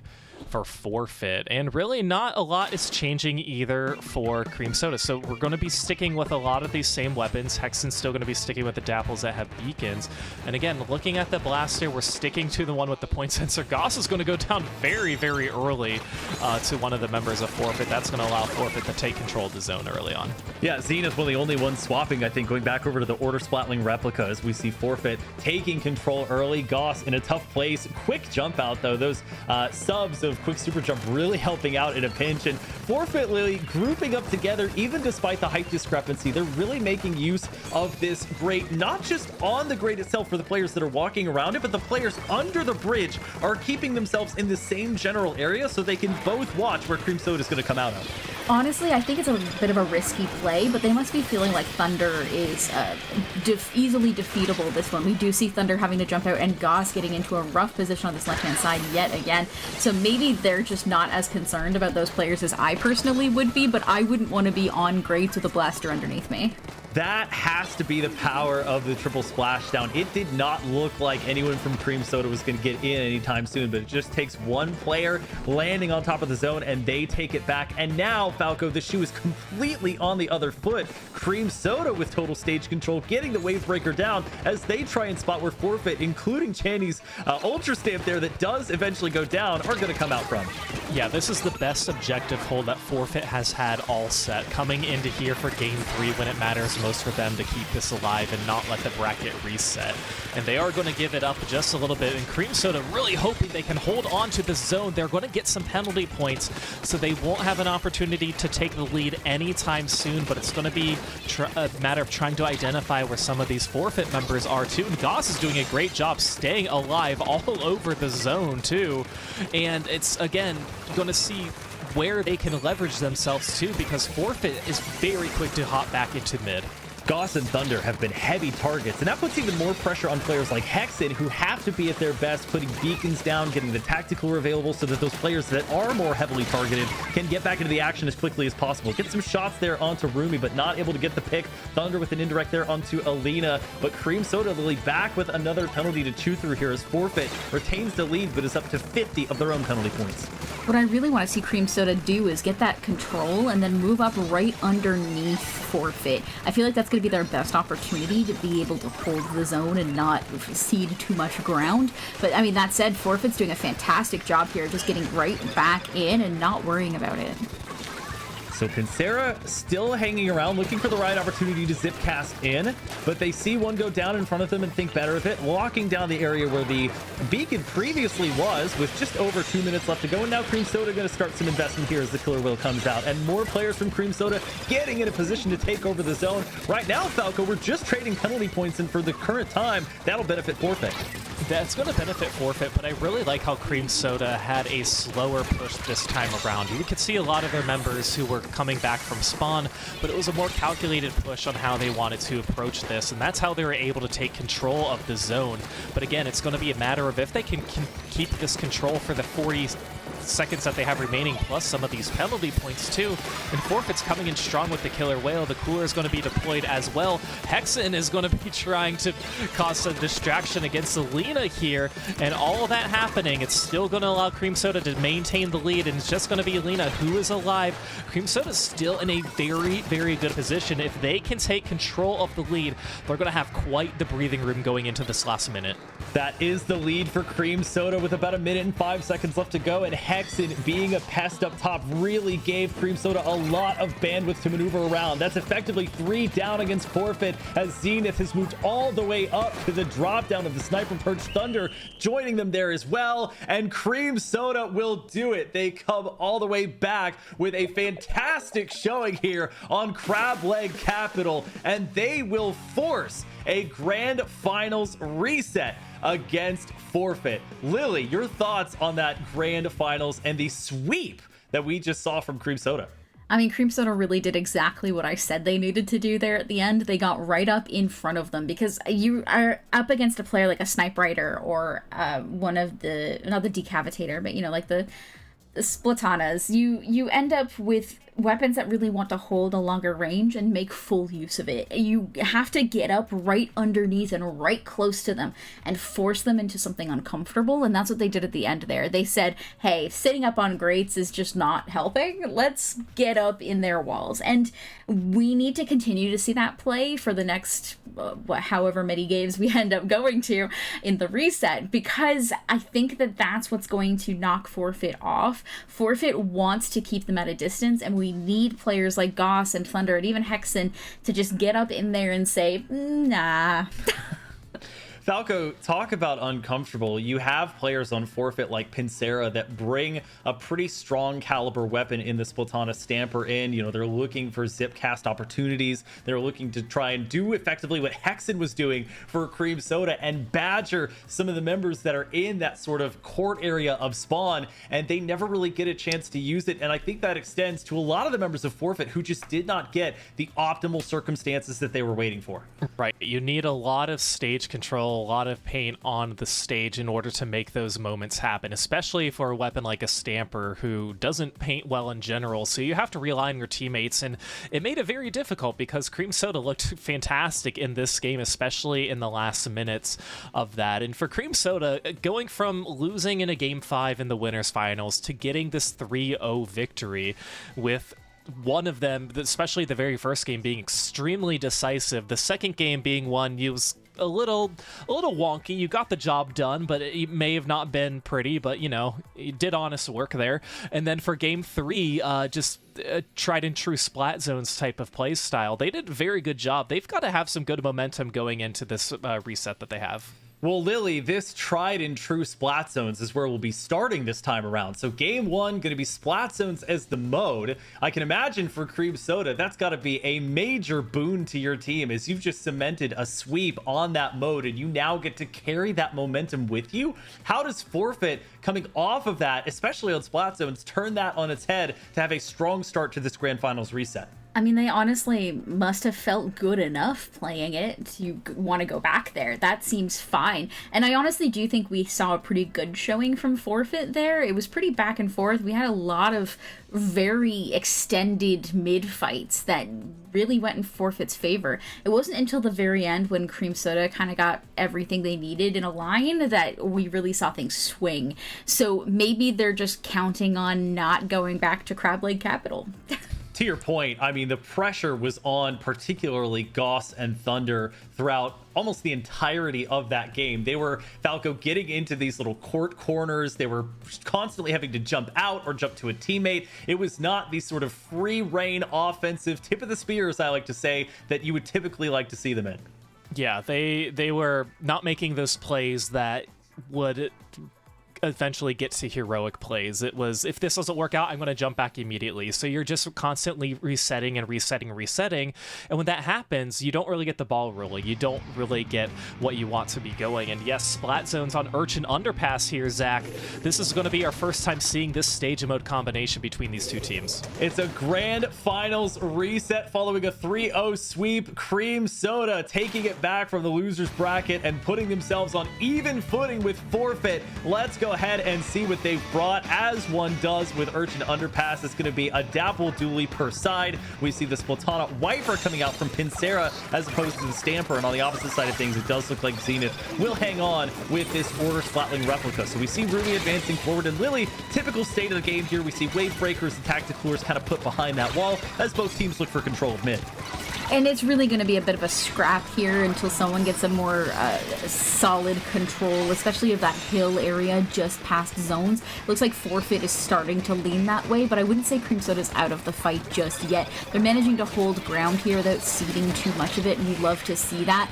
But they're going to have to pop a few more specials like that splashdown to be able to push Forfeit fully out of mid. Zenith and Channy, who are playing the same weapon, are playing at opposite corners of the stage, basically both trying to do the same job without getting in each other's hair. You can see Hexen using the minimal range that they have to bug Pincera, ends up in a trade. It's a 2v2 now, as Falco, both teams have traded control of the zone, and this one's looking a little bit more even so far. Yeah, definitely a different change of pace from what we saw before. And you mentioned trading the zone. We'll talk about trading players who are alive when all those fights were breaking out over there on the left side. And again, And we talk about how that typically benefits the team who's holding the zone, but there's been so much of the zone that has been flipping and flopping all over the place. But right now, Forfeit has the leverage, trying to control, identifying where Goss is in particular, and Thunder making the flanking plays with their blaster, opting to jump down into the zone, helping to keep control of that zone with the triple splashdown. Will it be enough for them to run out of their penalty points? Again, they want to try and keep that player advantage, and they are doing so. I believe this might be enough for them to take the lead, but not anymore with 2 of their members going down. Man, that's tough. They get so close. Thunder barely even needing the full triple splashdown, so they play it pretty smartly. They don't triple splashdown on top of the zone. They use the little lift that's right next to it in order to make that work. Pincera goes down. Great splash wall placement there by Goss, as Forfeit going to continue to expand this lead. The Killer Whale 5.1 coming out as Rumi going to be the one on top of the zone. Takes down Thunder, looks for a second, gets it onto Hexen, goes into the full Aura State, will look for a third, but it's being body blocked, Lily, by the Wavebreaker. That's some good placement there by Zenith, but Forfeit getting what they want in the end, a huge push of their lead. And Forfeit is managing to maintain the control of zone for so long. And this isn't our typical kind of push and lockout we typically see on this stage.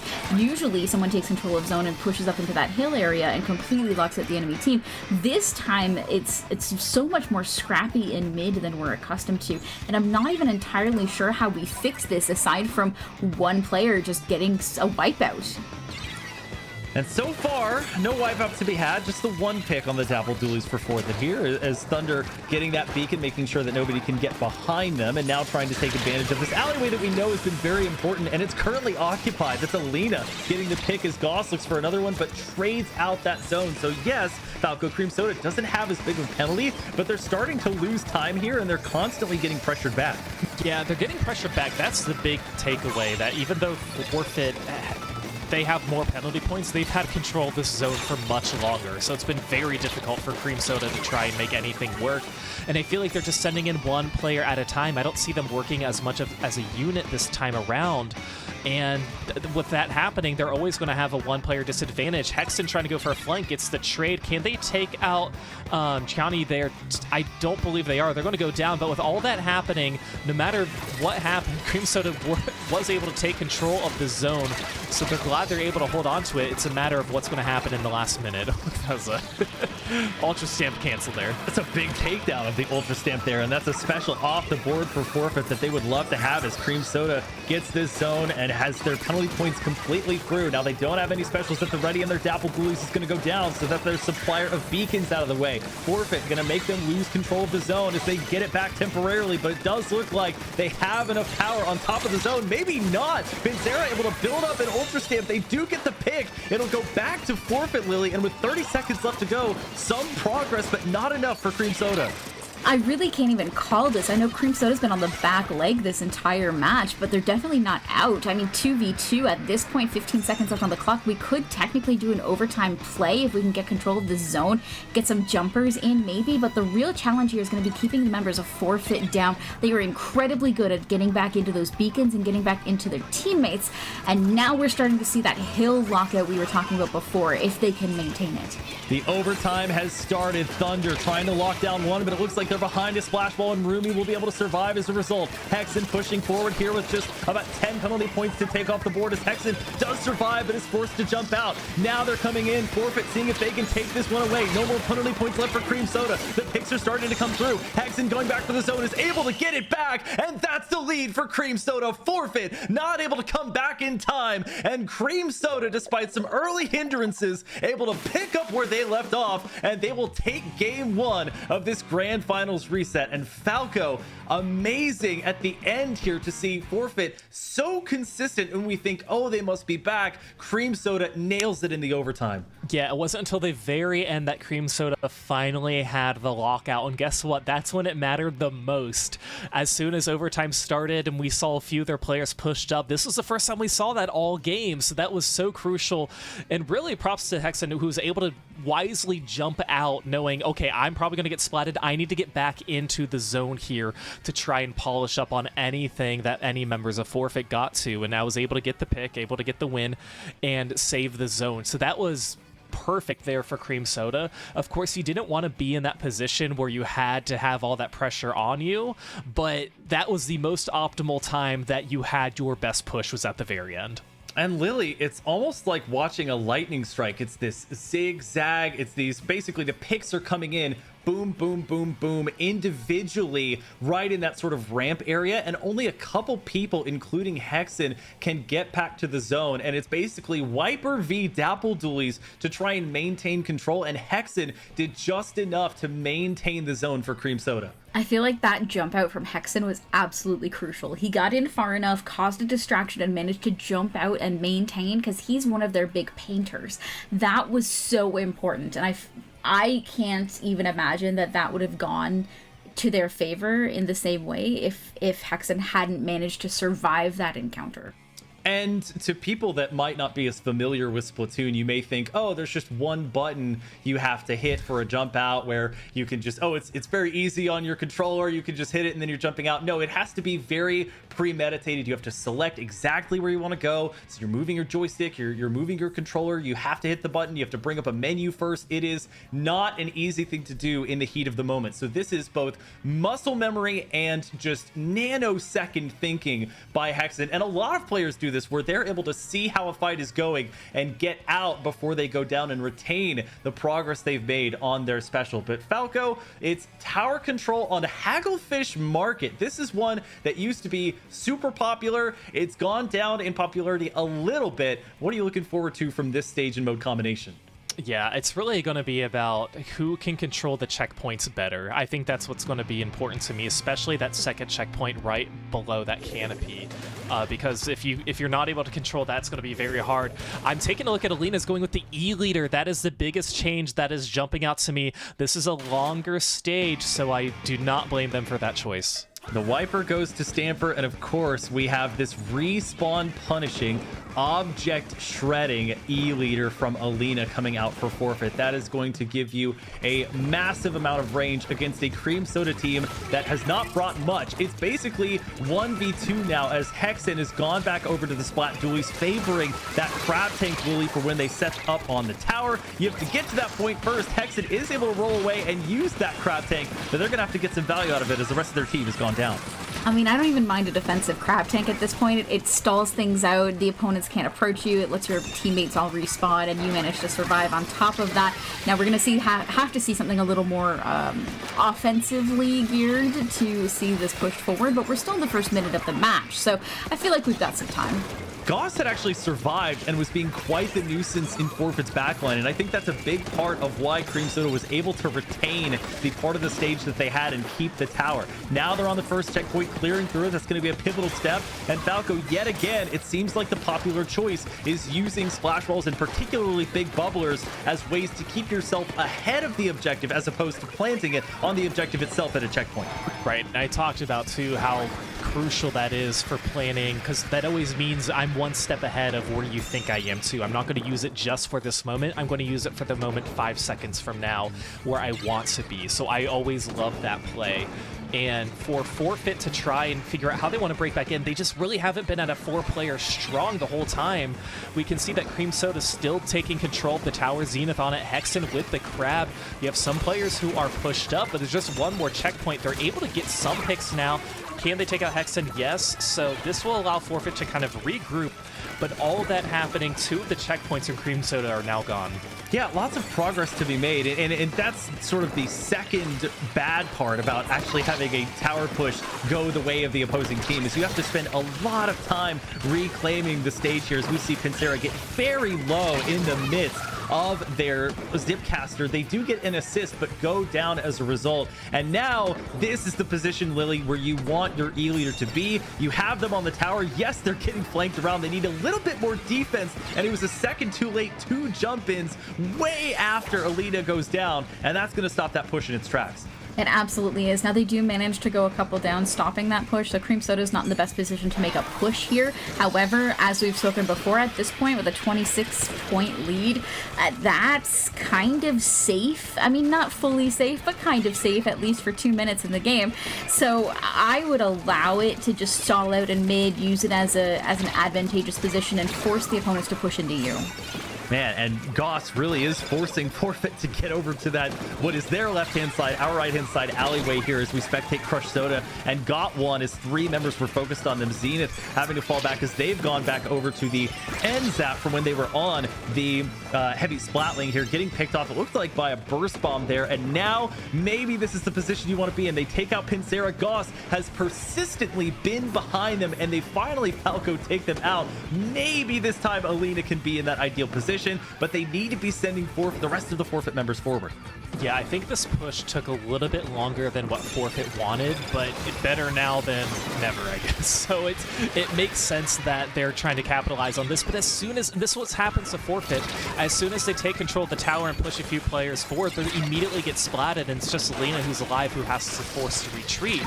So Cream Soda is just banking on that this 26 mark is pretty good. We're going to play this pretty light defensive game. We're not going to try anything too risky here to push the tower, and I think they can get away with it for the next minute or so because, again, Forfeit still has those 2 checkpoints they have to get through. And Lily, it seems like a lot of the actual team engagement portion of it has been pretty close. Consistent 2 downs on both sides, maybe a 3 down on one side, 2 on the other. But Cream Soda has taken such better advantage of the space that they're given, and Forfeit feels like they just stall out in mid. Well, a lot of the difference, too, is that all of the players on Cream Soda have weapons that can hold their own, whereas we're looking at Forfeit, they do have an E-leader, which the long-range advantage is very good, especially on offense and defense, but when in a team fight, it's a lot less useful, so if you only have 2 players left up against their 2 players, but one of those is an E-leader that's stuck in mid, it's a lot less of a fair fight than it feels. And now Cream Soda staying as close to the tower as they can. They've got the tactical up with 10 seconds left to go. Forfeit with a long way to go. And now they're getting in position, but Cream Soda's going to lose their blaster. Zenith having to get out of position as well. And Forfeit will get on the tower. Zenith trying to flank around, but gets taken down by Ruby. So they were doing everything right, but behind the play on top of the tower, Cream Soda able to get on. And Falco, it's back to that situation of too little too late for Forfeit as Cream Soda takes game 2. Yeah, Cream Soda did a much better, more fluid job taking that game as well, and just allowing a slower but more steady push. And now for Cream Soda, they've just won 5 in a row games against Forfeit, a team that beat them a few hours earlier in the winners finals. And some of these games have been pretty close, and others have been a little bit more in favor of Cream Soda. And there's really only one more opportunity for Forfeit to try and get a win to keep this set going on. So for Cream Soda, they've really got to be proud of these wins and just take in what is giving you these wins over these 5 games. They have 5 to look back on to figure out how did we do this, and we've played pretty much every mode now at this point against this team and got a win. So what did we do then? What can we do now to make sure that we win tonight? And what a run Cream Soda's been on. You factor in that Game 5 victory against Heelbook that sent them to the losers, or sent them to the finals there, and they get a 3-0 victory coming off of that. So it's an absolute heater. And Lily, we go now finally in the grand finals reset, we come back to a little bit of normalcy where we have this more natural trifecta of modes come through. We saw zones and tower control, and now we go to Rainmaker, and it will be on Museum to Alfonsino for this one. I don't dislike it, honestly. I feel like every single time we see Cream Soda struggle, it's when they're sending in one player or another and not having any follow-up. And every time we see them succeed, it's when a player like Hexen is pulling off a flank, but Zenith is coming in from another direction, and they manage to pull off something together. Every single time they succeed, they're doing something like that. And I feel like this is going to be another stage and another opportunity, as well as another mode that favors that kind of play style. So as long as they keep doing that, as long as we don't forget how to play as a team, I think we should be okay. Game 3 between Cream Soda and Forfeit, a chance for Cream Soda to go back-to-back sweeps against the team that sent them down to the loser side of the bracket and to win regular season week 4. For Forfeit, a chance to extend this series. As we take a look at the compositions here, Falco, and I've already seen Alina going over to that splatter scope, and we've talked about how it's a popular choice for Rainmaker. Is this maybe a better stage for a splatter scope? Yeah, you're still going to have the distance from one plat to the other, the parts that are next to the spinner. So I think that's going to be a good choice. Where I'm looking for Cream Soda's comp, though, you have 2 gals and you have your blast. You don't have a lot of paint at your disposal, so you want to make sure that you rely on getting some of those picks. But speaking of picks, it's going to be Forfeit, who's quickly past their first checkpoint, able to push very far. This is the best push that they've had so far in a Grand Finals reset against Cream Soda, and still have a player advantage. Can they get this knockout right now, Zach? That was so close. It is effectively a 1v1. Channy jumped in and Hexen locking it down. Hexen, one of the only things standing between a knockout here for Forfeit. That would have been a huge confidence booster. And now Cream Soda trying to make a push before the rest of Forfeit can get back. The Killer Whale 5.1 coming out as Hexen is able to get up top. Does get eventually sniped Lily, but not before they break that first checkpoint. I mean, getting the checkpoint there was the important part. Usually you break that checkpoint, then you have to back off and push again. You're going to lose players in that fight. But what Cream Soda's really done well is managed to maintain control of this spinner area. So as long as we don't lose too much ground right here against these specials, we should be still okay. Now we are 3 players down, so this might be the full reset that Forfeit is looking for to maintain their lead. Ooh, nice shot, though. I think that was by Zenith, and they're trying to keep it in. Now, it is the 2 cushions that seems like the main portion you have to get through on this stage in order for your push to be considered pretty solid. And Cream Soda able to do that not quite actually, just to the first one and not quite to the second one. So that's Forfeit's advantage, being able to get basically up to that ramp. But Cream Soda doing a good job, Falco, of keeping this Rainmaker close. And with beacons at your disposal and teammates to jump to, that's the thing you want to make sure you can have as a teammate that's constantly allowing the respawners to get back into the action. Right, you want to make sure that you have all 4 of your players alive, or at the very least close to trying to get where all the action is, because so they don't have very far to run. Hexen still staying alive through all of this. This splashdown trying to come in as well. I wasn't sure if that was going to try and cancel out the ink vac, but a crazy sequence of plays there. And for Cream Soda too, this is a pretty good push. Again, like you mentioned, Zach, if they can get their players regrouped here where the Rainmaker is, pick it up right now. That's going to be Thunder, but they're going to be contested and go down and have it 3 players go down. Now, just Zenith, that's the wipeout. That was a very good attempt for Cream Soda, but the position where it happened was just so hard, and Forfeit always had the advantage. That's that double-edged Splatana of you're being patient and waiting for the right opportunity to pick up the Rainmaker until you start losing the team fight. And then, as soon as possible, becomes the best time to pick up the Rainmaker, and Thunder basically beholden to that rule and went down as a result, as there was sufficient defense coming out from Forfeit, as now they try and set up. Alina has the ink back, will survive the triple ink strike coming down. They were not able to save Channy there, and now Alina back into a corner. This is one of the best ways, Lily, to take on an ink back, which you know most often is going to be when you're playing Rainmaker. It really is, and you do have to just back it into a corner and try to get behind it. Now we see the members of Cream Soda all stacking up for another attempt at this, but we did lose their VAC player, which unfortunately is going to be one of their few chances, unless they get several players down, to be able to take that. So I think Hexen here has recognized that, is stalling things out a little more until we have a little bit more of an advantageous position. We need either a couple picks or a couple specials, preferably that ink back. I guess Sarah not expecting that Rainmaker shot to go over the spinners. They go down. Hexen moving forward despite the ink back. That's the protection coming out from Zenith, but they go the other way. So Zenith is on the left-hand side and the Rainmaker's on the right. The counter ink back came out from Forfeit there, and it's now a 3v2 situation. The jump-ins coming through from Cream Soda as Zenith helping to break this Rainmaker shield, and they do have some things backing them. The Killer Whale 5.1 and also the triple ink strike coming through, or sorry, the splashdown, as Zenith with 14 seconds left, the last surviving member of Cream Soda has to try and stay alive. They go down. Will anybody from Cream Soda be able to come back? It seems like Forfeit has put on quite the show here, is playing the defense. They pick up the Rainmaker, and Falco, this one will not be a sweep as Forfeit takes game 3. It took 6 games for them to do it, but they got the job done to keep their hopes alive. And again, pushing it to the match point to get it done. Forfeit's defense was fantastic in that game too. You know, anytime Cream Soda tried to push it forward, they made sure that Cream Soda just wasn't comfortable with how their players were getting back into the Rainmaker area and trying to pick up the Rainmaker, and even contesting the Rainmaker barrier. There were times where Forfeit didn't have a lot of their players that were close, but they still attempted to try and push all their players towards the barrier so it wouldn't get popped earlier on, and that's what I think Forfeit did a fantastic job on.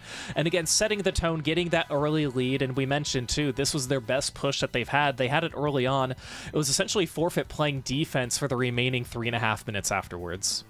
And we know how dangerous that can be, and yet they still pulled it off. And Lily, the area where most of those team fights after the winning push from Forfeit happened when Cream Soda was trying to come back. They happen in this tenuous area next to the spinner that's besides that first Rainmaker pedestal, where you don't have a ton of room. You have to choose between going left or going right. If you go right, you have this alleyway, this sort of high ground that the team can shoot down on you from. If you go left, you have this sort of pitfall that you can go down. You have very little room to maneuver around, so it makes it so difficult to maneuver forward. And we will be going next to one of your favorite modes here, Clam Blitz on Inkblot Art Academy, to maybe decide this one or see if we'll see a game 5. Not my absolute favorite stage to play Clam Blitz on, but it'll do, especially for the purposes of Cream Soda. If they want to lock this out, there are worse places they could have taken it, and this one is going to play really well into that kind of scrappy play style we've been seeing, while also kind of interrupting the sightlines of the longer range charger player. No matter what, if they're pulling a sniper rider or a charger back out on this one, they're going to have a harder time. I do notice a little bit of a trend here, where it seems at the start of every single game, Forfeit comes out really strong, and Cream Soda forgets how to play as a team for about a minute. About a minute. And then they pull things back together, and I'm just going to need them to shorten that to about 30 seconds to prevent the kind of big push we saw in the last couple games that made things a little more difficult. If we can just shorten that to about 30 seconds, there's not a ton of damage you can do at the start of a clams game in 30 seconds, because you have to spend some time picking up those clams. So yeah, just 30 seconds is what I'll give them, and we should be okay. It's game 4, Clam Blitz on Inkblot Art Academy. Cream Soda still trying to close it out, while Forfeit attempts to force a game 5 that would be on Turf War as the mode. Taking a look at the weapons here, a mirrored composition with the exception, Falco, of Pincera on that Splatana Stamper and a Blaster on the opposite side of things. Yeah, essentially serving the same purpose at this point, with Pincera maybe having a little bit more range. So again, mirror match going into this one, and Cream Soda has pretty decent control here of mid, trying to figure out how they want to push forward. Goss is going to be taking out Rumi there. Can they identify Alina? And no, they're going to go down, falling for the jump there. Hexen's going to wisely back up now. Forfeit forming that power clam, and I think, Lily, Cream Soda's playing a little bit more together as a unit during this game. We love to see it, honestly. Yeah, and that could have been huge for Goss. I think Goss was in a position to get 2 or maybe 3 there, but they go down, get back into the action here, and Forfeit has amassed 17 clams. But Lily, they're taking their time here. They are now finally starting to invest some specials. Some wave breakers go out, the tacticaler is out, but every time it seems like they build up a large pool of clams, they can never seem to get to where they're in a position to push. And now Cream Soda looks like they're the next team to advance. Yeah, I mean, I talked a bit about how this isn't my favorite one to play clams on, and part of the reason is that you really, really have to have 3 players down or a couple of really good specials in order to make a push up to that basket. You have to have kind of these perfect circumstances, which are so difficult to do. So this is one of those stages that can stall out for such a long time. Have to imagine it's also pretty tough to make a Killer Whale 5.1 work because of the kind of boxy nature of it. It makes traveling to get the player that it's targeting so much more difficult, as that's 2 down, now 3 down for Forfeit. Channy doing whatever they can. They are backed into a corner and finally have to jump out, and that's the barricade broken. Important pick there onto Goss on the side. That gives them more of an overview on the high ground. Pincera will fall to Hexen, but Alina cleans them up, and Falco just a couple of additional clams going in to end the first push of the game. Yeah, I think for Cream Soda, they set the tone, they set the momentum. They didn't allow Forfeit to get the first push, and that is pretty crucial. I was watching Goss there, and I was thinking, if they stay alive, this could be pretty dangerous if they can get some picks and allow some of their teammates to go back and get more clams. But, you know, that didn't happen. That's okay. And Cream Soda is still trying to figure out how they want to get back into here, and it looks like they're doing a pretty good job. Pincera's going to be picking up that power clam alone, and the rest of the members are now respawning in, but it looks like Cream Soda is about ready to take control of mid. Yeah, good trade there by Pincera, and I guess importantly too, taking some of the clams off the board. They built up that power clam, sort of threw it back to make sure that nobody from Cream Soda could guard it until it disappears. And we're in this stalemate once again. And Lily, I don't want to be fooled again by the fact that Forfeit has more clams on the board, because it seems like their MO to put a heavier focus on it. Cream Soda is just trying to stay alive at this point, because there's heavy investment going into the pre-fights for Forfeit, and they still have not gotten a break on the barricade yet, as they do right now. Forfeit managing to get in and throwing in a couple more on top of that additional. So we do have a technical lead here, but a lead by one isn't what I would consider safe by any means. We do have a few more players trying to break back in with a few more clams, but having to back up a little bit further. Now, I think what we're seeing here that's really benefiting Cream Soda is that we talked about that team play that they really excel at, and this is one of those stages where it takes so long to be able to get to one of your teammates to help them out that if you aren't doing it preemptively, you're going to have a hard time, and they seem to be doing such a good job of it in that preemptive sense. Hexen with a great in there to get that power clam in. All the way to 29 is Cream Soda, and they've built up a sizable lead for themselves with about a minute 15 left to go. Zenith one clam away from the power. They decide not to build it up as there is almost zero follow-up remaining. Forfeit cleaning up the rest of the members there, Falco, but this is a drastic change. Yeah, this is exactly what Cream Soda needed, especially after that last game, keeping up this momentum. They just don't want the momentum to shift in favor of Forfeit now with this minute remaining. And with these two power claims of Pincera going up towards the basket, getting that score, this is going to start, but I don't think there's going to be any follow-up here unless Rumi can make some miracle plays with some of their teammates getting into the basket as well, so that's not going to happen. But for Cream Soda, they just been awarded another power claim. That is going to be really crucial. If the basket opens, they decide to jump this power clam in, they're going to further diminish some of their points remaining, and Forfeit's going to have to find a way to get back into mid.